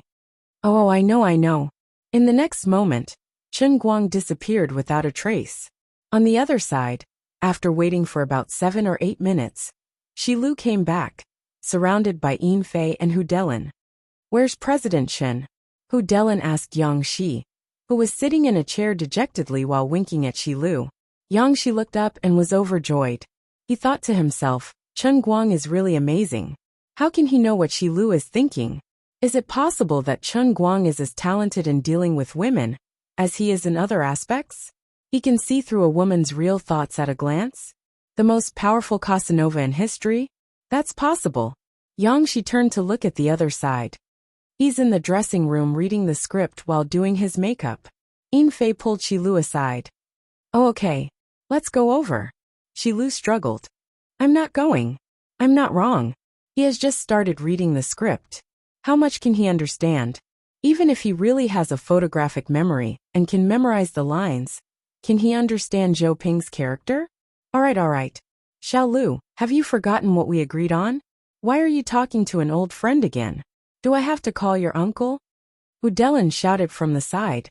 Shi Lu's face stiffened. She looked aggrieved and lowered her head. "Uncle Hu, I'm sorry. I understand," Hu Delin urged. "It's good that you understand. Before things get worse, you should at least apologize to Mr. Chen." Shi Lu pursed her lips and looked aggrieved. On the other side, Chen Guang was sitting on a chair, holding the script with both hands, and reading it attentively. When he saw the script, he remembered that he had acted in Thunderstorm before.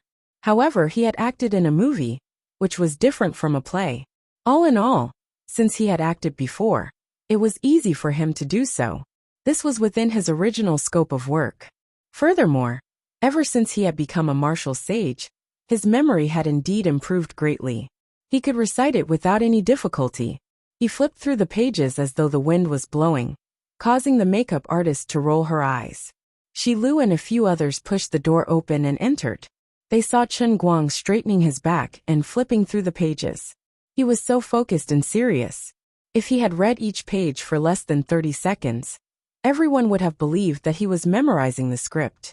Shi Lu suppressed her emotions and walked up to Chen Guang. "Mr. Chen, I'm sorry." With that, she bowed her head.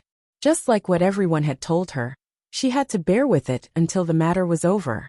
No matter how disgusted, or regretful she was, there was no point in continuing to make a fuss. No matter how much resentment she had, she would have to wait until after tonight.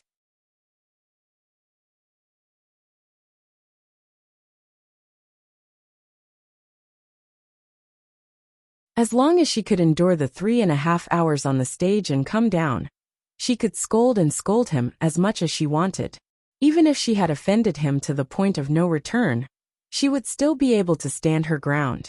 "Look, this funny clown is so funny on the stage, but I am still loyal to my contract and completed everything I had to do.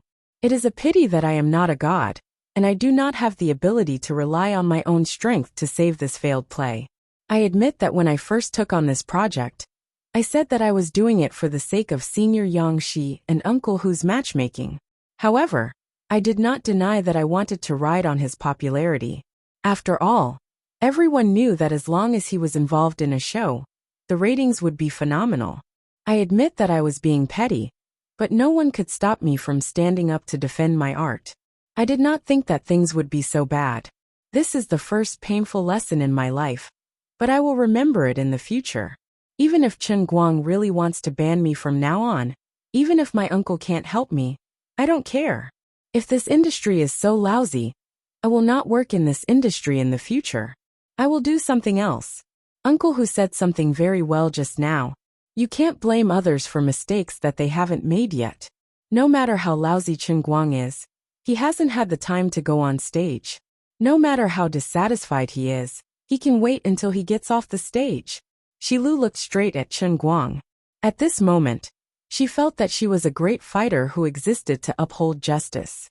It was because she wanted to uphold justice and defend the dignity of the performing arts that she lowered her head and apologized to Chen Guang for a short period of time. Now it is like the darkness before dawn.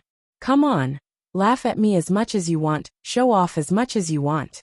In the end, I still have to bow down to the power of the entertainment industry. I will firmly remember your ugly face in my heart. I will use my pen to record everything that happened today. I will let everyone understand how despicable you Chen Guang are. You Chen Guang are a nouveau riche who relied on money to break into the art industry. I will let you know the pain. I will let you pay the price. I will let you become a lesson for future generations. I will let other rich people think twice before they have such crooked thoughts in their minds. In this world, not everything can be bought with money, and not everything can be done just because you have money to gather a group of people to support you. There will always be people who will not suck up to your stinky feet.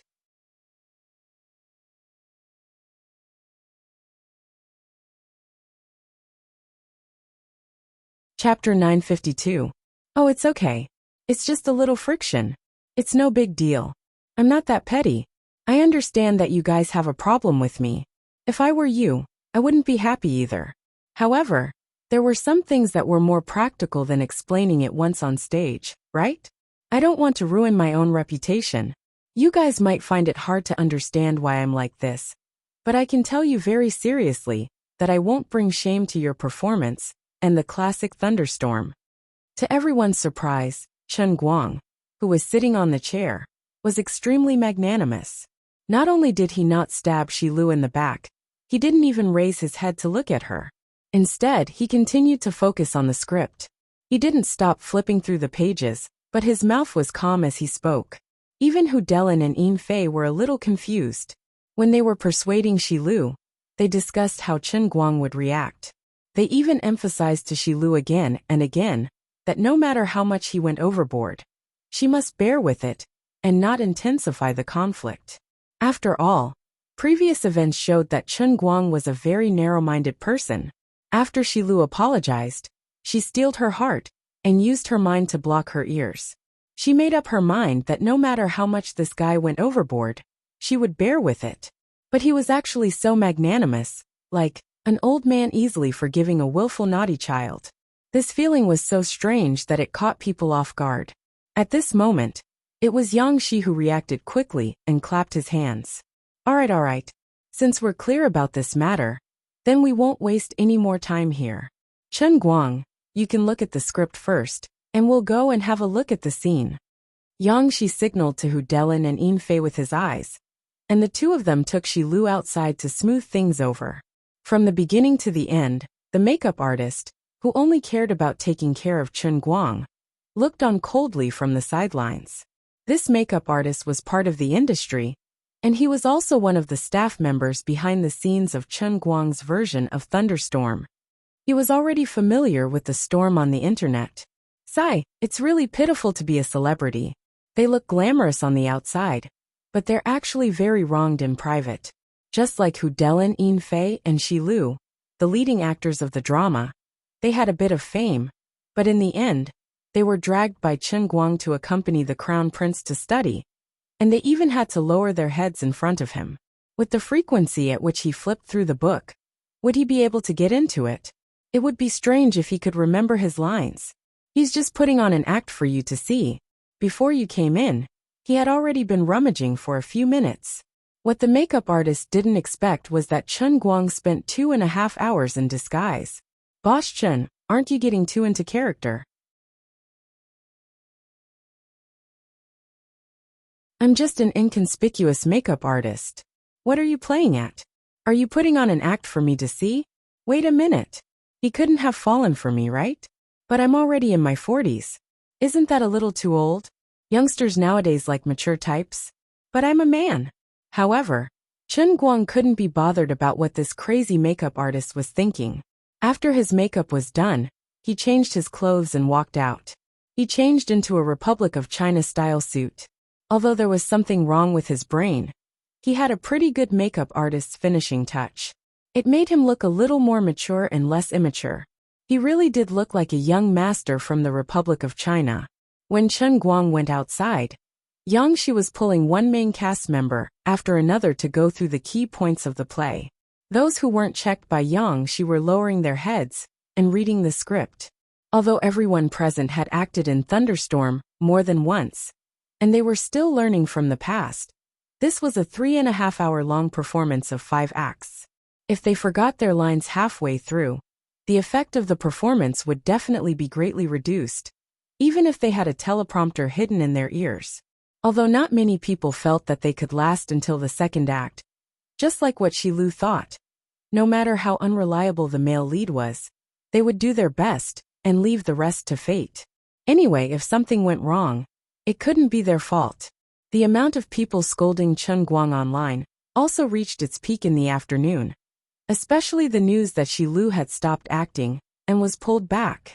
No one knew who in the production team had secretly spread the news, but it poured oil on the fire. The situation was out of control. Mango TV, which had bought the live broadcast rights, even held an emergency meeting to discuss whether they should prepare 2 backup programs in advance. This was a national live broadcast. If they couldn't continue acting, they had to cut off the signal in time and change the program. If it was possible, it would be best to discuss with Tianguang's agent to see if they could adjust the license price of the live broadcast rights according to the broadcast time of the program. After all, if they spend a lot of money to buy the copyright only to be broadcast for less than 10 minutes, it would be too much. The manager of a certain business department of Mango TV, who was in charge of the operation, was scolded by the station's higher-ups. How could he be so stupid as to transfer the full amount in one go? Why didn't he sign a floating clause when he signed the contract? The manager was so aggrieved that his eyes were filled with tears.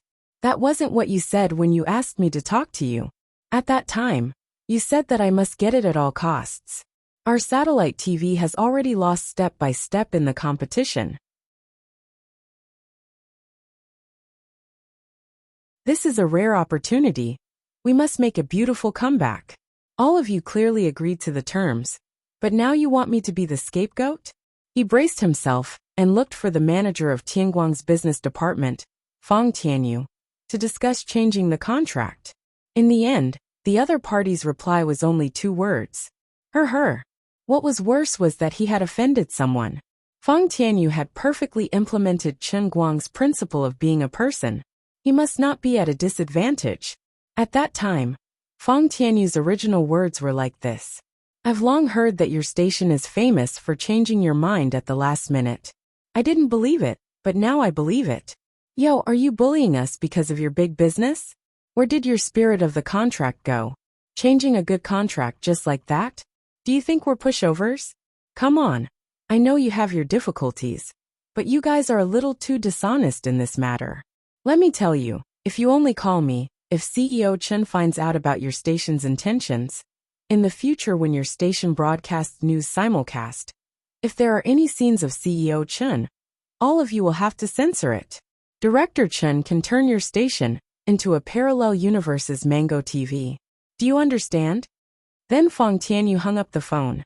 Lu Xiaoyang, who had just rushed back, asked nervously, Old Fang, can we handle it by acting so pretentiously? Fang Tianyu patted Lu Xiaoyang on the shoulder. Old Lu, we're feeling bitter.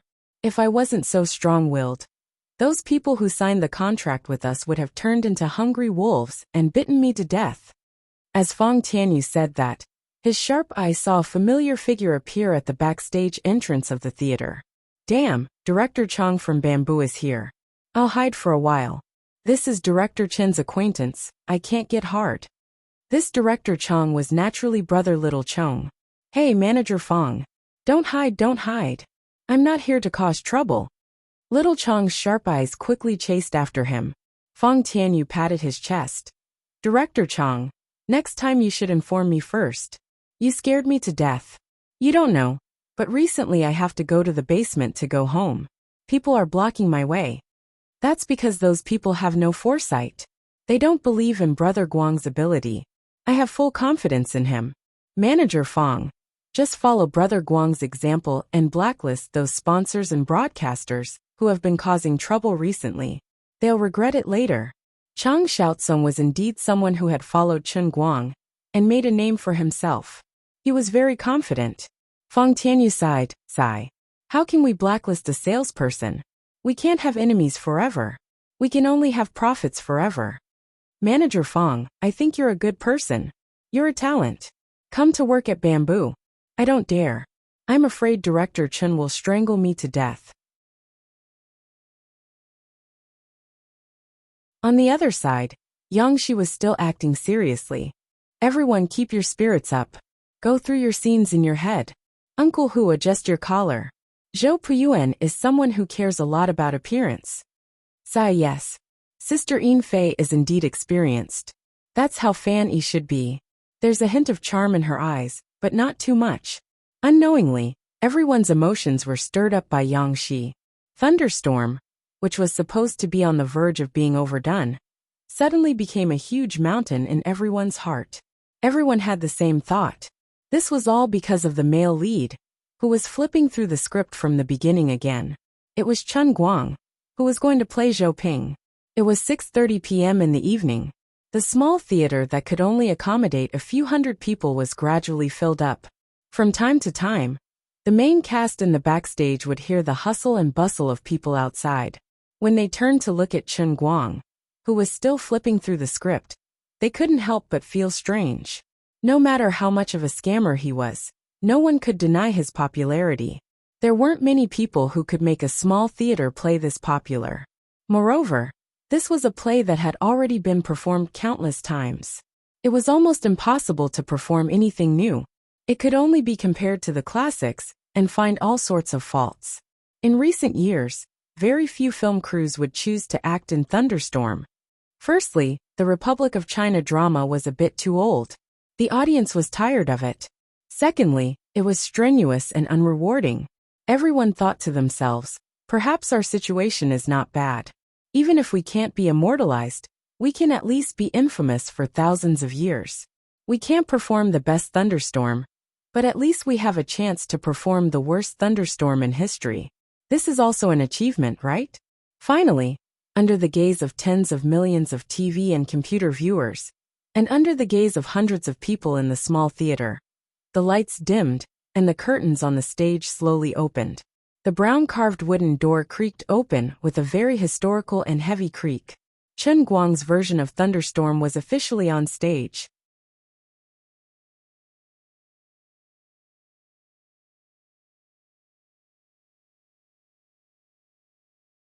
Chapter 953. The small theater was completely silent. Both the audience and the staff of Tianguang Agency were paying full attention to the stage. Even Big Beard Deng, who was thousands of miles away in Beijing, gave himself a rare holiday. He pulled a few of the production crew members to sit in front of the TV, just to watch Chen Guang's drama, which had almost become a farce. He did not dare to pull the other main actors, for fear that Chen Guang's performance on the stage would make the other actors not want to continue filming, and they would quit. Big Beard Deng had a headache. He hoped that Chen Guang would learn to act well. If possible, it would be best to send him to the CCTV or Chinese drama school to sharpen his skills. But obviously, Chen Guang would not be so obedient. This young man, whose identity was getting more and more special, did not have the time and schedule. He seemed to be busier than a big director like him, but he was busy with something that ordinary people were not qualified to ask about. But I did not expect you to play it so big. You challenged the most difficult live drama the moment you came, and you even said it would be broadcasted to the whole country. Why don't you go to heaven? Why are you so daring? There were 100 actors who could act in front of the camera, but there were probably less than 10 who could complete the whole drama. Although drama actors were not famous, and their income might not be as high as movie stars, everyone knew that the drama stage was the real place to train people. Currently, the recognized acting school in the country, the old artists who were famous among the people, all had experience in drama. I say, Director Deng, I still feel unsure. Isn't that obvious? I'm not sure either. What if he messes up? It's one thing for him to lose his reputation, but what about our movie? We haven't even finished filming, and his reputation is already ruined. Can we replace him? Big Beard felt a headache coming on. Replace him? What a joke. This drama was originally tailor-made for Jiang Yage. If Chen Guang did not act, and Jiang Yage also quit, then who would take the role? The main cast has been completely replaced. Also, don't forget that Chen Guang, Jiang Yage, and Jin Shuriwa are the main investors in this movie. Chinda Pictures only has 10% of the shares. That's right, we can't change our boss. Sigh, Director Deng, it's been hard on you. It's fine.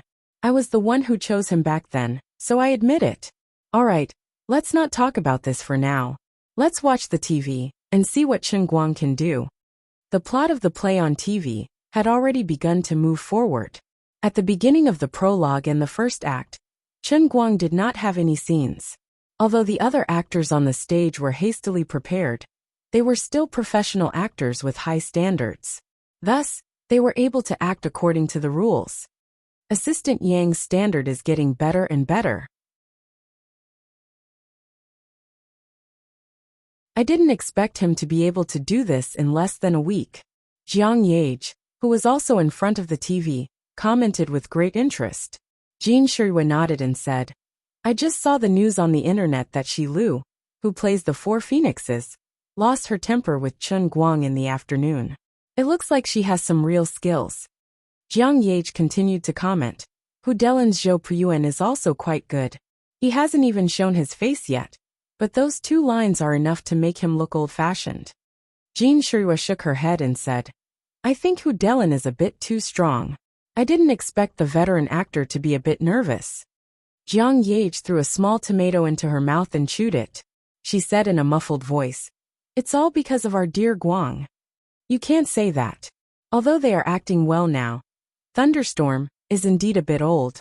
If it wasn't for Chen Guang, I'm afraid many people would have changed the channel. There wouldn't be so much attention. Jiang Yage snorted and said, I understand that, but it's not a good thing to have so much attention. It's also because we really can't make time. Otherwise, we would really be the ones to do it. I'm quite embarrassed to see these people bring so much trouble to him. Jin Shuiwa also blushed slightly. She thought to herself that she did feel a little sorry for them. In the small theater, the bald president, who was sitting among the crowd, yawned loudly. Seeing this, the vice president beside him muttered softly, It's a bit boring. Isn't that so? We have such a hardcore fan group, but only a few of us came. We don't have the prestige we used to have. Tui tui tui fans my ass. You are the fans. I'm a hate fan of Chen Guang. The most determined hate fan of Chen Guang. Mr. President, can we accept our fate? Just admit it. Admit what? Admit that you're already a fan of Chen Guang. Isn't that what the internet is saying? Tui, I can be his fan. I can't wait to bite him to death. All right. The vice president really felt sorry for this stubborn president. Can't we be a little more honest? As the prologue passed, the first act slowly progressed. Yang Shi, who was backstage, looked at his watch from time to time. He was getting more and more nervous. Chen Guang, are you ready? When Zhou Chong starts to talk about why he's still not married, you start to walk forward. Then, when Fanny starts to lower her head and murmur, who knows, you have to walk to the door. At that time, Zhou Chong will look back at you and say, Hey, big brother is here. At that time, your scene will start.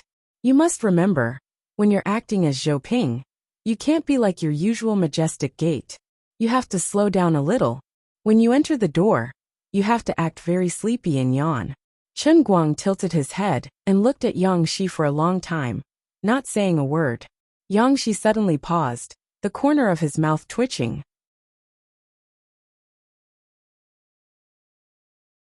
Sorry, I was a little too nervous and forgot. Why am I telling you all this? Bro, did you really remember the script? Chen Guang put down the notebook. Brother Yang, I really did. Really? If you keep talking nonsense, I'll have to hit you. Yang Shi shrunk his neck and dodged to the side. He secretly mocked himself. I'm in a mental block. Why am I explaining the script to him? As long as he can remember the script, he's a true master. Does he need to waste his breath on his understanding of the character? At this time, there's no point in continuing to ask him about this. Anyway, it's a knife to my head. I'll just leave the rest to him.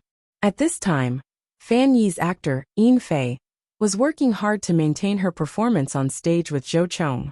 Everyone knew that Chen Guang was about to come on stage. Perhaps, as soon as he got on stage and started to stutter, this show would be over, right? But there's no point in worrying about this now. I'll just take care of my own business first. Perhaps it was because of distracting thoughts in her mind. Yin Fei almost stuttered when she said her lines, causing Yang Shi, who was in the audience, to jump up and down in anxiety. What is Yin Fei doing? She's a veteran actor. How can she make such a mistake on stage? Sigh. She felt a little regretful after only watching the first half of the opening. If he had known earlier, he would have suggested to Chen Guang to change the script. Forcing himself to challenge Thunderstorm was a bit too much.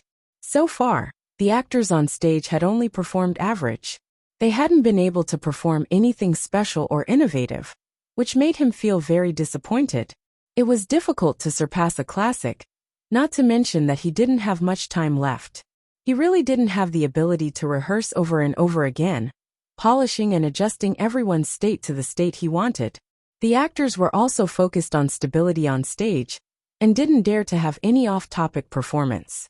They didn't want to make any mistakes, but they didn't want to make any contributions. If this was just a small show on a small stage, their performance would still be above the standard. But this was a nationally broadcast play that received a lot of attention. Not to mention the people in the theater. There were countless people all over the country who were pointing at the screen and talking about it. For the past Chen Guang, mediocrity was failure. For the classic Thunderstorm, which had been brought to the stage time and time again, if it couldn't come up with something innovative, people would say that it was relying on its predecessor's legacy to cheat people's money. The more familiar a classic was, the easier it was to be compared. Once a comparison was made, people would nitpick. No matter how small a flaw was, it would be magnified infinitely in the eyes of others. Some were obviously very good improvisation and innovation, but it would also be covered up by others' preconceived impressions. Sigh, it's too late to regret now. She was in a daze when Chen Guang, who was beside him, suddenly strode forward. She was stunned at first, then suddenly came back to his senses. It was Chen Guang's turn. He was actually lost in thought. He hurriedly turned back to call the others. Make the best use of this last bit of time, and think of a way to sculpt if he could. He pulled Hu Delin, who was about to go on stage. Uncle Hu. Hu Delin understood his thoughts in a second, and waved his hands. Director Yang, don't count on me. I only have this little ability, I can't lead the others. In fact, a veteran actor like Hu Delin could handle the situation at the critical moment, but he felt that he did not have the fighting spirit.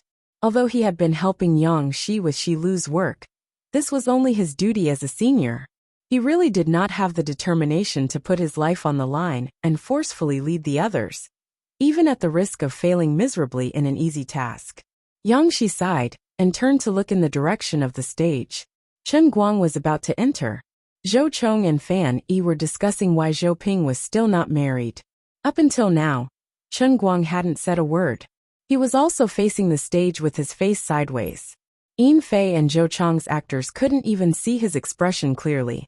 However, his simple steps had the feeling of anticipation in Yang Shi's heart, and even exceeded it. He portrayed the image of a dispirited young master of the Republic of China, who was in low spirits and had a heavy heart. Others had no confidence in Chen Guang and couldn't understand the mood, but Yang Shi understood that Chen Guang was already in character. Yang Shi's breath stopped for a moment. It's coming. As long as Chen Guang can remember the lines, there won't be a problem. Yang Shi gripped the walkie-talkie in his hand tightly. If he forgot the lines, he would quickly remind him. Director Yang, Chen Guang's earphones. At this moment, the floor supervisor walked up with a pale face, holding a pocket-sized bone conduction earphone in his hand. Yang Shi's face turned pale. Oh my god, this guy isn't wearing earphones. It's over. On the other side, Chen Guang raised his head slightly, opened his mouth, and raised his hand slightly, covering his mouth with his fair palm. Zhou Chong smiled stiffly. Brother. Actually, he should be smiling naturally. Zhou Chong was a very simple and upright person, and he had a very good relationship with his half-brother, Zhou Ping. Chen Guang looked up, his slightly hazy eyes regaining some clarity. He nodded slightly. You're here. That's the smell. Yang Shi listened to Chen Guang's slightly tired but intimate, "You're here" through the earphone. His heart almost stopped, and his breathing completely stopped.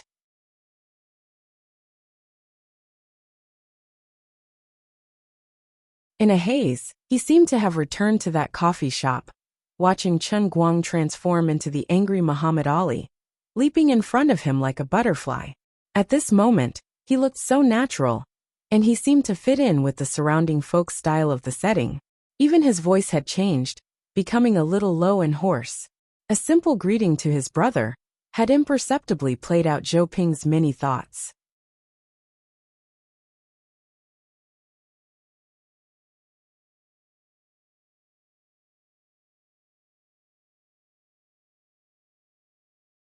Chapter 954. Hu Delin's eyes widened as he glanced at the stage, then at the security camera behind him. What's going on? Why do I feel like he's blended in with his surroundings? Yang Shi didn't reply to Hu Delin and continued to watch quietly. On the stage, Chen Guang's voice sounded. Suddenly, Yin Fei felt an inexplicable sense of resentment. Ping! She felt indignant. She felt that Zhou Ping was purposely avoiding her. She didn't even look at her when she came in, and only cared about greeting Zhou Chong. Chen Guang turned to look at her. Oh! Then he paused. His throat felt like it was stuffed with cotton, and he didn't know what to say. He lowered his head evasively. From the details in the security camera, Zhou Ping's gaze drifted slightly towards Zhou Chong. It was very subtle. All of this took a long time to describe, but it was a small detail that took less than 3 or 4 seconds. He shifted his feet slightly, pretending to shake off the non-existent dust on his shoes. Then he looked up at Fan Yi and said, You're here too. Fan Yi's gaze drifted slightly towards Zhou Chong. After making sure that Zhou Chong wasn't looking at her, she looked up slightly and said, I just came down. As she said this simple line, her gaze drifted, but she secretly gave Zhou Ping a sense of resentment. Her tone had a coquettish pout that only lovers could understand. She seemed to be resentful. Why are you avoiding me? Why do you want to leave? It was a simple sentence, but it hid a lot of complicated things in the past. But at the same time, she had to be wary of Zhou Chong and not let him see through her. This desire to speak, full of hidden bitterness, this shameful act of stealing chickens and dogs, was all hidden in the words I just came downstairs. Chen Guang's body trembled slightly when he heard Fan Yi's words. His stiff movement was caught by the high-definition security camera, but it also happened to avoid Zhou Chong's attention. He deliberately turned his head and asked Zhou Chong, Father didn't go out, did he? Chen Guang purposely paused after the word father, as if to answer Fan Yi's complaint, to express his own confusion, and to warn Fan Yi. This was still a secret hidden between the two of them, a secret that only they could understand. But Zhou Chong didn't seem to notice. He turned to look in the direction of the study before replying. No, are you going to see him? Hu Delin, who was behind the scenes, was so excited that he couldn't speak. When the young man turned his head just now, there was no accent at the back. This is really a stroke of genius. Yang Shi also said. Also, when Yin Fei said go downstairs earlier, that almost imperceptible tremble in her voice was simply too amazing. Director Yang, have you noticed that Yin Fei and the others are completely immersed in their roles? It's completely different from its previous state.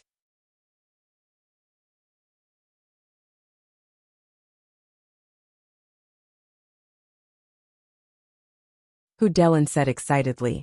We've been rehearsing for a few days, but she's never been so immersed in the role. Yang Shi nodded. That's right. They're already in the middle of the movie and can't get out. He knew exactly what was going on. This was what was truly terrifying about Chen Guang. When he was immersed in the role, there would be an invisible realm with him, as the center, completely enveloping the people and things around him. He could attach a layer of the soul of an era to lifeless scenes and props. And he could even make the people around him completely lose themselves.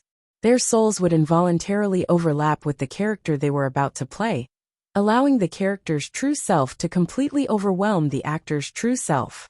This was probably what he meant by world-class acting. A world of its own. Yang Shi had no idea how Chen Guang did it, but he was absolutely certain that it was the truth.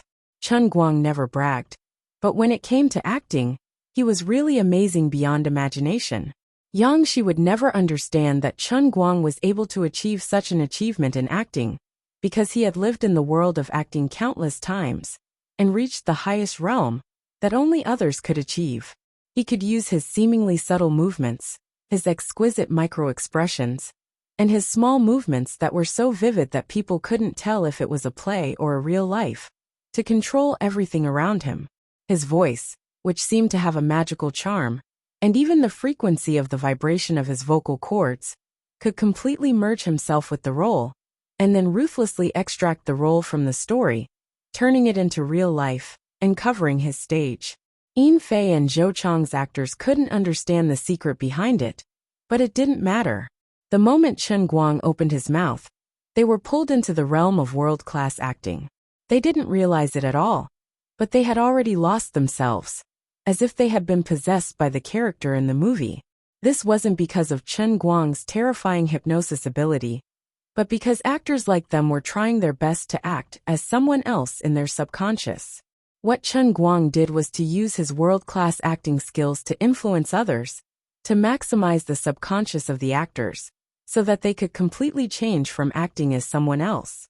While Yang Shi was in a daze, Hu Delin, who was next to him, bowed his head and frowned. It wouldn't be long before it was his turn to go on stage. After witnessing Chen Guang's performance with his own eyes, Hu Delin, a veteran actor, had been unknowingly brought into the role. At this moment he was no longer himself. He had become the mine owner Zhou Puyuan, who was still annoyed and depressed by the recent strike in his own mine, and was also having a headache about his good-for-nothing eldest son. Yang Shi and Hu Delin weren't the only ones who were truly shocked.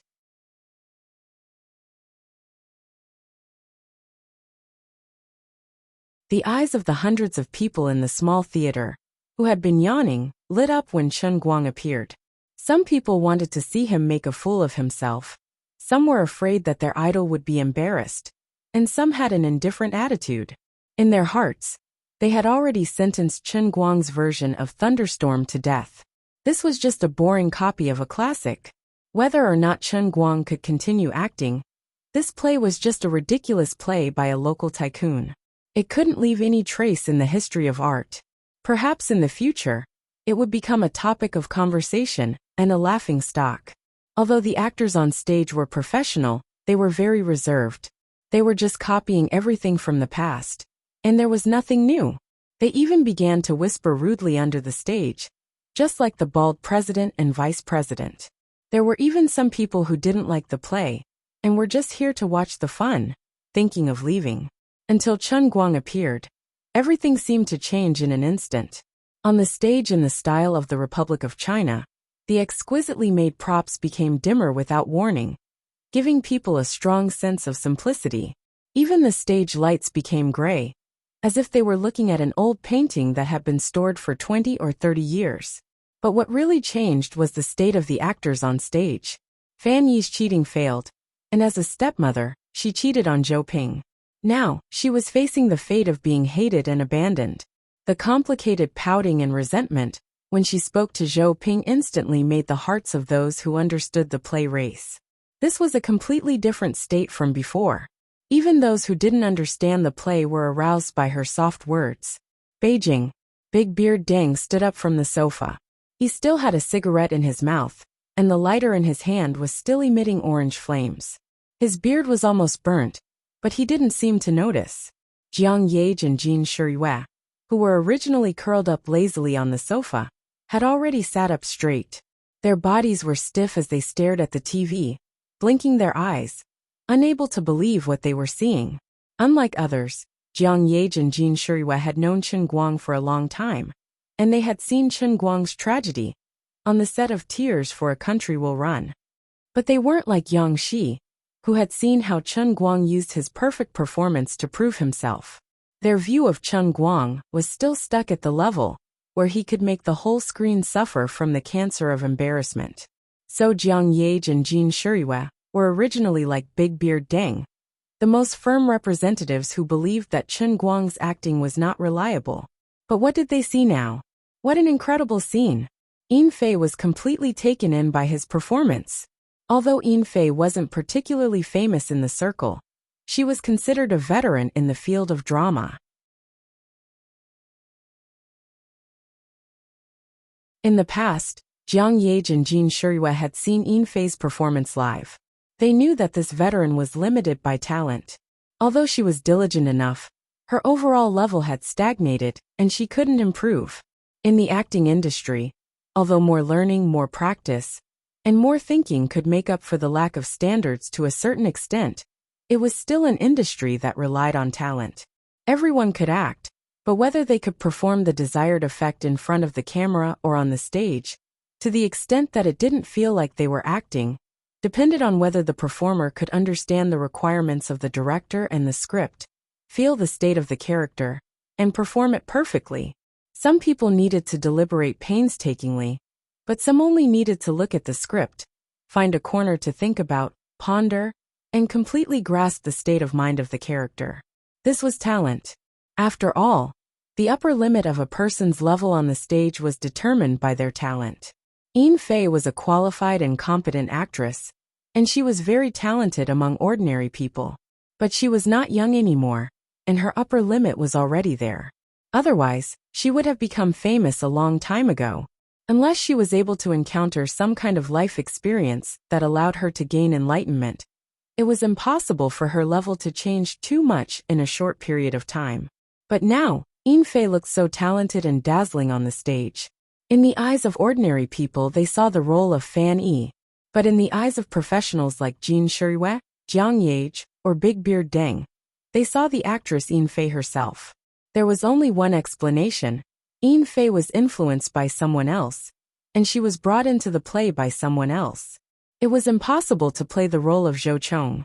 Although this young man was a talented senior in school, many of his juniors were envious of him. Because of this and that, he performed poorly in this play. Sometimes, Yin Fei had to guide him, and he barely managed to stay in the play. As for the others, Shi Lu, who had already appeared on the stage, didn't have this ability. Although she did her job well, when it came to driving Yin Fei in the play, she was still miles away. The other passers-by, the old people and children at the opening, Lu Gui, Lu Dehai, and Hu Delin, who only had a few lines but never showed his face, didn't have this ability. There was only one explanation, and it must be Chen Guang, who was also on the stage at this time. He was like a bright lamp, illuminating the whole stage, and the people and things that were shrouded in his light were forcibly pulled out of this world and returned to the story described in the novel, which happened 100 years ago. The medium-sized stage was still there, and it was still on the television, but time seemed to flow backward in that part of the world. That was the world of Thunderstorm. That was Chao Yu's world. That was also Chen Guang's world. The people in the play all came to life, and what we saw was not the play, but the life of the people in the play.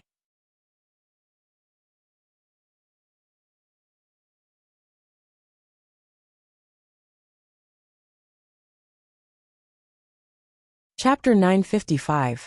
When the first act finally came to an end, and the 3.5-hour-long play came to a short rest, the audience was silent. Everyone's mind was constantly replaying the countless details of the first act that had just been played out. The drama lovers who had already watched Thunderstorm were wondering why they had never realized that Thunderstorm had so many connotations. After watching today's first act, they felt that the movie version and the live version of the drama that they had watched before were not even worth mentioning. The audience who came purely for Chen Guang had no understanding of Thunderstorm before, but this did not stop them from being completely immersed in it. As a classic that had been selected as a textbook, although not many people had seen this play, almost everyone knew the name of this classic. It was just that the predecessors thought that these were antiques that could not keep up with the times and belonged to the old things that had already been eliminated, so they were not interested in them. But because they had never seen it before, this time they felt it particularly deeply. Only then did they understand that the old things that they had always been against had such meanings. Although they were just watching a play, they experienced the extremely real sadness and joy of the people in the play. As for the backstage, the actors who had appeared on the stage in the first act were all sitting quietly in a corner, no one talking to anyone. Until now, these people still had not left the play. The complicated personality, Child Zhou Ping, was still sitting there, as if wherever he went, the world of Thunderstorm would cover that place. Even Yang Shi, who was supposed to seize the time to talk to others about the play, subconsciously wanted to find a pipe and put it in his mouth. He himself had unknowingly returned to that era and had become a passerby living in the play. He had completely forgotten his duty, and the others had completely forgotten to review the script. But this was actually meaningless, because these actors had even forgotten who they were. When they stood on the stage, in that scene and environment, they did not need any memory. They would naturally say the lines that their character and position required. On the stage, they were not just copying simple lines. Their entire thinking had completely become that of the characters in the original Thunderstorm, written by Chow Yu. After a short break, the second act continued. It was not only the Wujing Theater that was quiet, but also countless audiences in front of their TVs and computers all over the country. She had originally planned to watch a farce, but she had never imagined that she would actually find true emotion in this farce. The more sensitive audience members couldn't help but put themselves in the shoes of the audience. The more rational audience was surprised. They were particularly puzzled.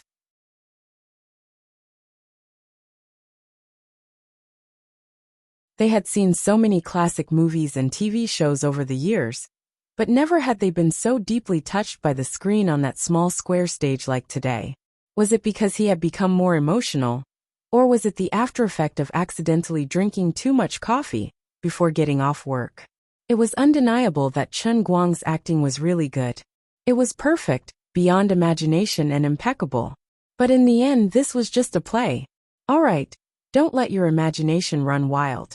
The second act has begun. The audience once again focused their attention on the screen. Before he knew it, the second act had ended. The third and fourth act.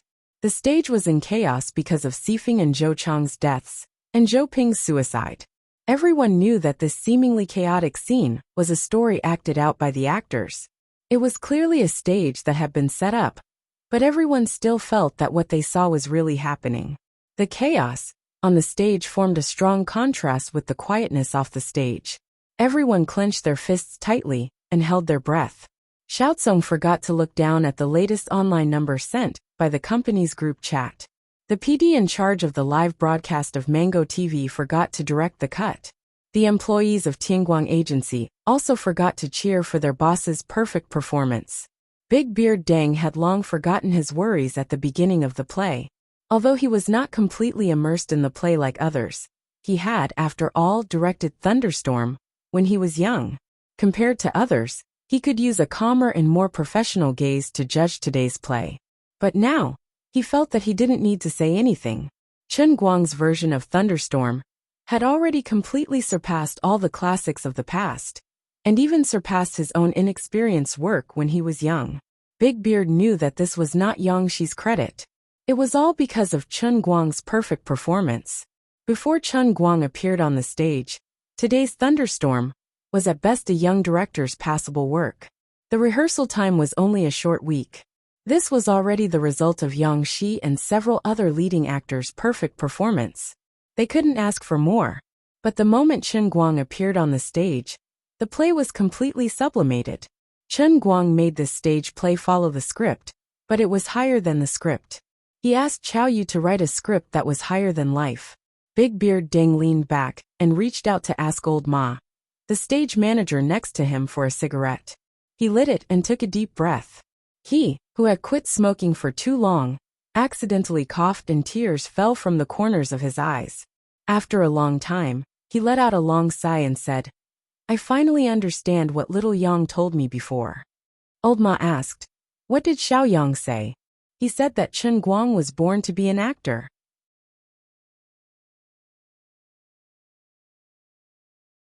Old Ma wanted to nod subconsciously, but he immediately remembered. But when he acted in Jiangshan last time? Big Beard Deng thought for a moment and said, "You can probably understand it this way. Einstein was not born to solve calculus. Although Chen Guang is a genius, he has never been exposed to acting before he acted in Jiangshan.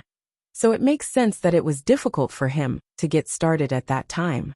But then he suddenly completed it perfectly, didn't he? At the time, I thought that he had finally hit the jackpot, so I quickly passed it. Now that I think about it, He probably used only 2 or 3 hours to completely awaken from a newbie who didn't know how to act at all into a real top-notch actor. Old Ma nodded. The younger generation will surpass us in time. Big Beard shook his head again. No, not every younger generation has Chen Guang's ability. It's not that the younger generation is surpassing us in time, but that our level is too low to understand a real genius. Old Ma asked, Director Deng, it's okay that my level is low, but you can't be low too, right? Big Beard Deng smiled bitterly. I'll take Einstein as an example. His primary school math teacher can't compare with him, right? Old Ma didn't say anything more. Big Beard had no problem mocking himself, so there was no need for him to add another stab to his wound. As a well-known director, he should be able to tell whether a person had the talent to become an actor or not with a few glances. However, Big Beard had questioned Chen Guang for so long, which was simply damaging to his reputation. In the West Mountain Villas, Jiang Yage and Jin Shiyue were also staring with their eyes wide open. No one could understand the incomparable regret in their hearts. If they had known that Chen Guang had this ability, even if they had to stop filming in Yanjing, they would have gone to Wujing to act with him. As for those haters who had slandered Chen Guang online or in their social circles, they were still breaking their promises this time. Those who had bet with their colleagues had already begun to think of a reason to skip work tomorrow. They would hide for as long as they could. Those who had bet with their classmates took out their mobile phones and planned to send a text message to their teachers to find a way to ask for sick leave. As for those who had bet with their wives or others, they didn't even have a place to hide. These days, there were all kinds of media outlets that had published articles questioning and criticizing Chen Guang on the internet. The fast ones had already published a new draft, while the slow ones were gnashing their teeth and writing. There was no doubt that the limelight of these media outlets didn't need to be looked at. They must have made a 180-degree turn. The media had never cared about moral integrity. They would follow the direction of the wind and write the draft. It didn't matter if they were scolded as fence-sitters. As long as what was written was enough to attract attention, who would care about face? Finally, under the attention of thousands of people, Yang Shi walked out from the backstage. He led all the main cast members and gently bowed to the audience below the stage. This scene of the most high-profile stage play in the past 10 years officially ended. At this time, Yang Shi didn't have the mood to care about the cheers of the audience below. He was just glad that his choice to bite the bullet and come to Wujing from Yanjing was not wrong. Even if the one who could let people remember today's thunderstorm must be Chen Guang. And when people mention today in the future, they will only say that this is Chen Guang's version of thunderstorm. But it doesn't matter. No one can change the fact that the director is me. I was finally able to hitch a ride with Chen Guang, just like Chairman Chong from Bamboo. Although there were many flaws at the beginning of the first act, no one can change the fact that this will be the most classic thunderstorm in history. In the small theater, even though all the main cast members had left after the curtain call, and everyone knew that this kind of show would not have an encore, hundreds of audience members still stood up and applauded for a long time. Fang Tianyu finally came back to his senses and clapped heavily. I knew President Chen would definitely be fine. Lu Xiaoliang, who was beside him, rolled his eyes. You knew again? That's not what you said before. Fang Tianyu snorted. You can eat whatever you want, but you can't say whatever you want. When did I ever doubt President Chen's ability? But you were clearly cursing him in your heart. You are framing me. You despicable person. Don't even think about fighting for favor with me. You said it. You've said that shameless word at last. President Chong, he just said the word fighting for favor, right? You heard it, right? Chang Xiaozong, who was at the side, was speechless towards Chen Guang's two subordinates who had no moral integrity, but were quite capable. Sure enough, if the upper beam is not straight, the lower beam will be crooked. Like boss like employee. Isn't this a bit inappropriate? Forget it. Chen Guang doesn't know anyway. You're tuning in to the Li Mei's Wuxia Whispers YouTube channel. We're so grateful for your support, and don't forget to subscribe to join us on this incredible journey through captivating stories. Your generosity through donations truly makes a world of difference, as it's the primary source of revenue that allows me to expand and enhance this channel for you. Thank you from the bottom of my heart for being a part of this adventure.